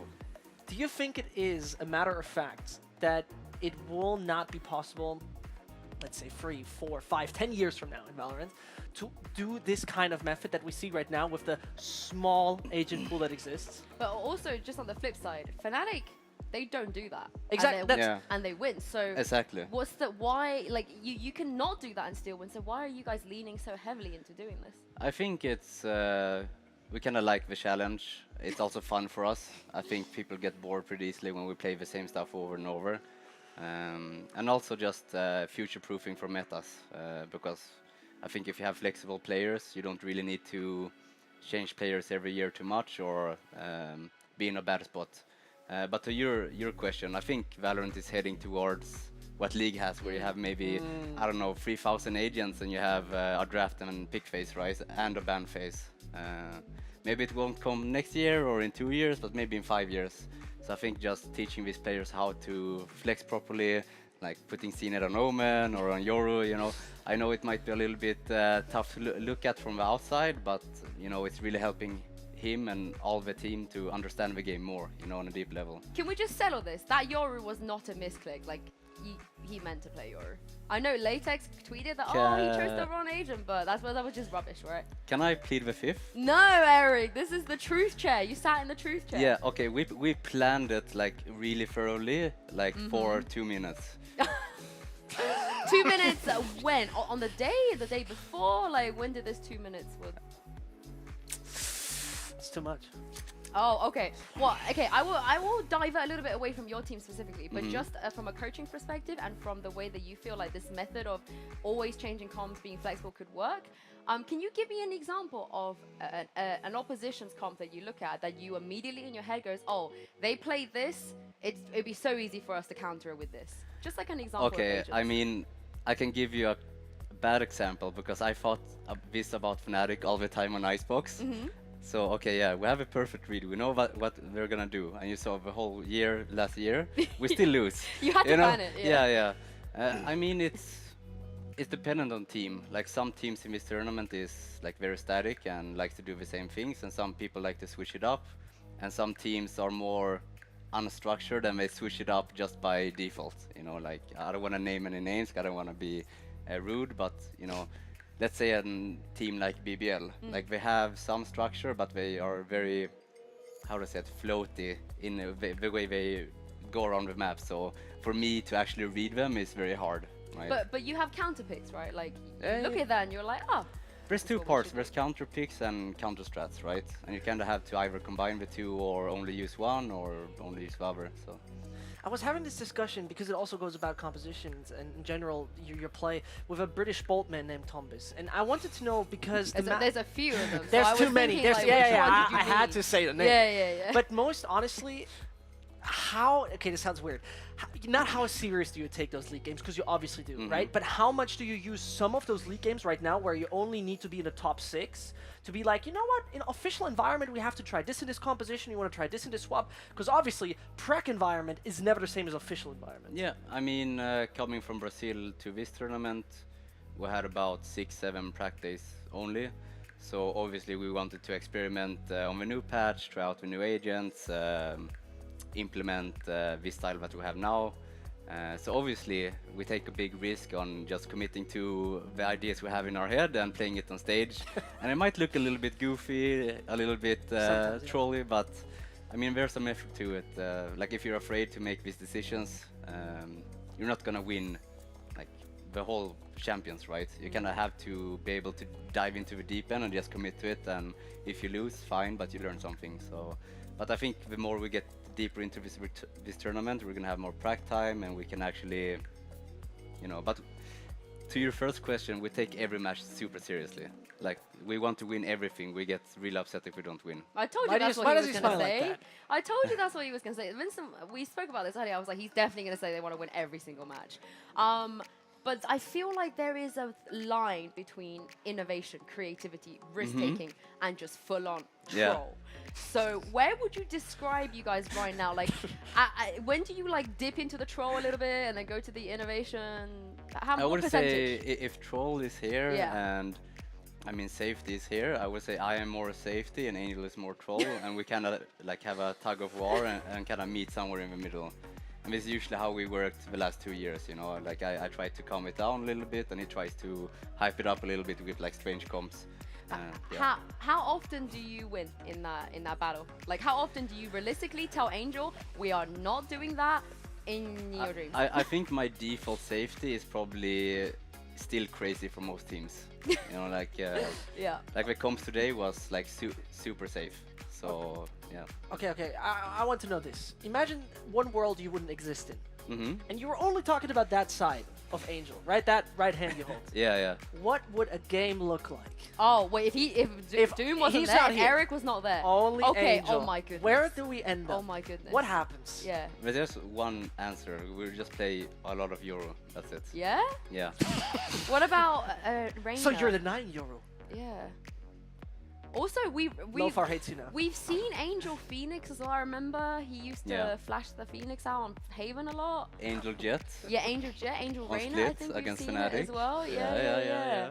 So it would just be like a 5 duelist comp, I guess. Yeah. Except for CNET. CNET will play Smokes, and then everyone else will just have to play duelist. I mean, CNET or Gecko sounds pretty good, you know? It's kind of like a race Gecko. You have a Boombot, you have a race name. I'm happy Angel exists with what you're saying right now.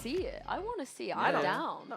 I'm really down. And do you know what? We might, maybe in your next games, if we take a look at the standings, it's looking a little bit better for you guys. I think week 1 standing was a bit of a horror movie for Navi fans. You don't want to look at that.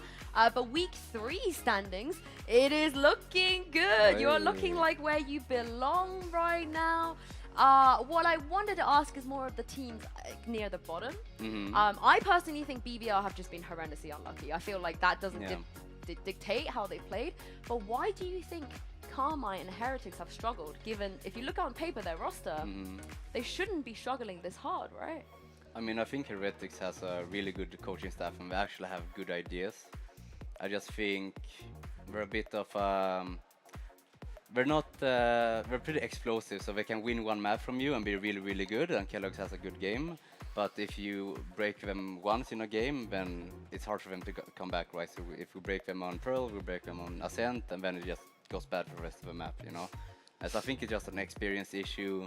They switched IDLs, right? So yeah, they probably need 1 year to get some more experience, and they will be really good because they have good ideas. They have a good coach, they have a good assistant coach, and I actually really like this team. For BBL, I think who did they play? Us and Fnatic and K-Corp. Yeah, and they won against K-Corp, right? No, they lost, but it was the day where like they played till 3 a.m. It was like a lot of tech issues. 17-19. I want to give props to them, but also Footballist. Like I think Footballist is the dark horse of this tournament. We're basically a Turkish team who has so good aim, but they also have really good strats. And for me, that's like the golden combo I always wanted for them to actually. Like I think 100% they will make it to playoffs, and they have a chance to make it to Tokyo. I agree. I actually think they will make it to Tokyo. That's my hot take. And then K Corp, I think K Corp, they could be better than they are. Like I think they just have some mental blockage, and we're doing some. I don't want to say a bad word, but we're doing some weird decisions, right? All for the content, I believe. But you know, it's weird when it's coming from you. Like you find it really weird. Because their comps are interesting. Their setups are actually interesting and smart. Like I know that it comes from a smart place. So I also think just we need to get over that hump, maybe fix some core issues, and they can actually be really good because they have good players. And they have good and crazy ideas. That's why I like them, because they're kind of like us. We're running like whatever they want. Duelists, and I respect that. But I think just they had a bad game, and then it kind of got to their head, and they just need to relax a little bit. I mean, on the top side, it's you and Fnatic once again. Who would have thought? Navi, FPX last year? It definitely felt like last year it was just you and Fnatic, and then everyone else was kind of playing catch up, or they were maybe touching you at times, but they couldn't, get to the level you two were on. Is that still the case? Do you think by playoffs, by week 8, it's still going to be Navi Fnatic? I don't think so. I think every team here is actually strong. Like the midfield is really strong. Every team we faced, like honestly, there's a world where they can beat us. They can beat Fnatic. So no, I don't think it's a two-team region. Like I think every team can show up. There's some dark horses. I know Vitality looks really strong.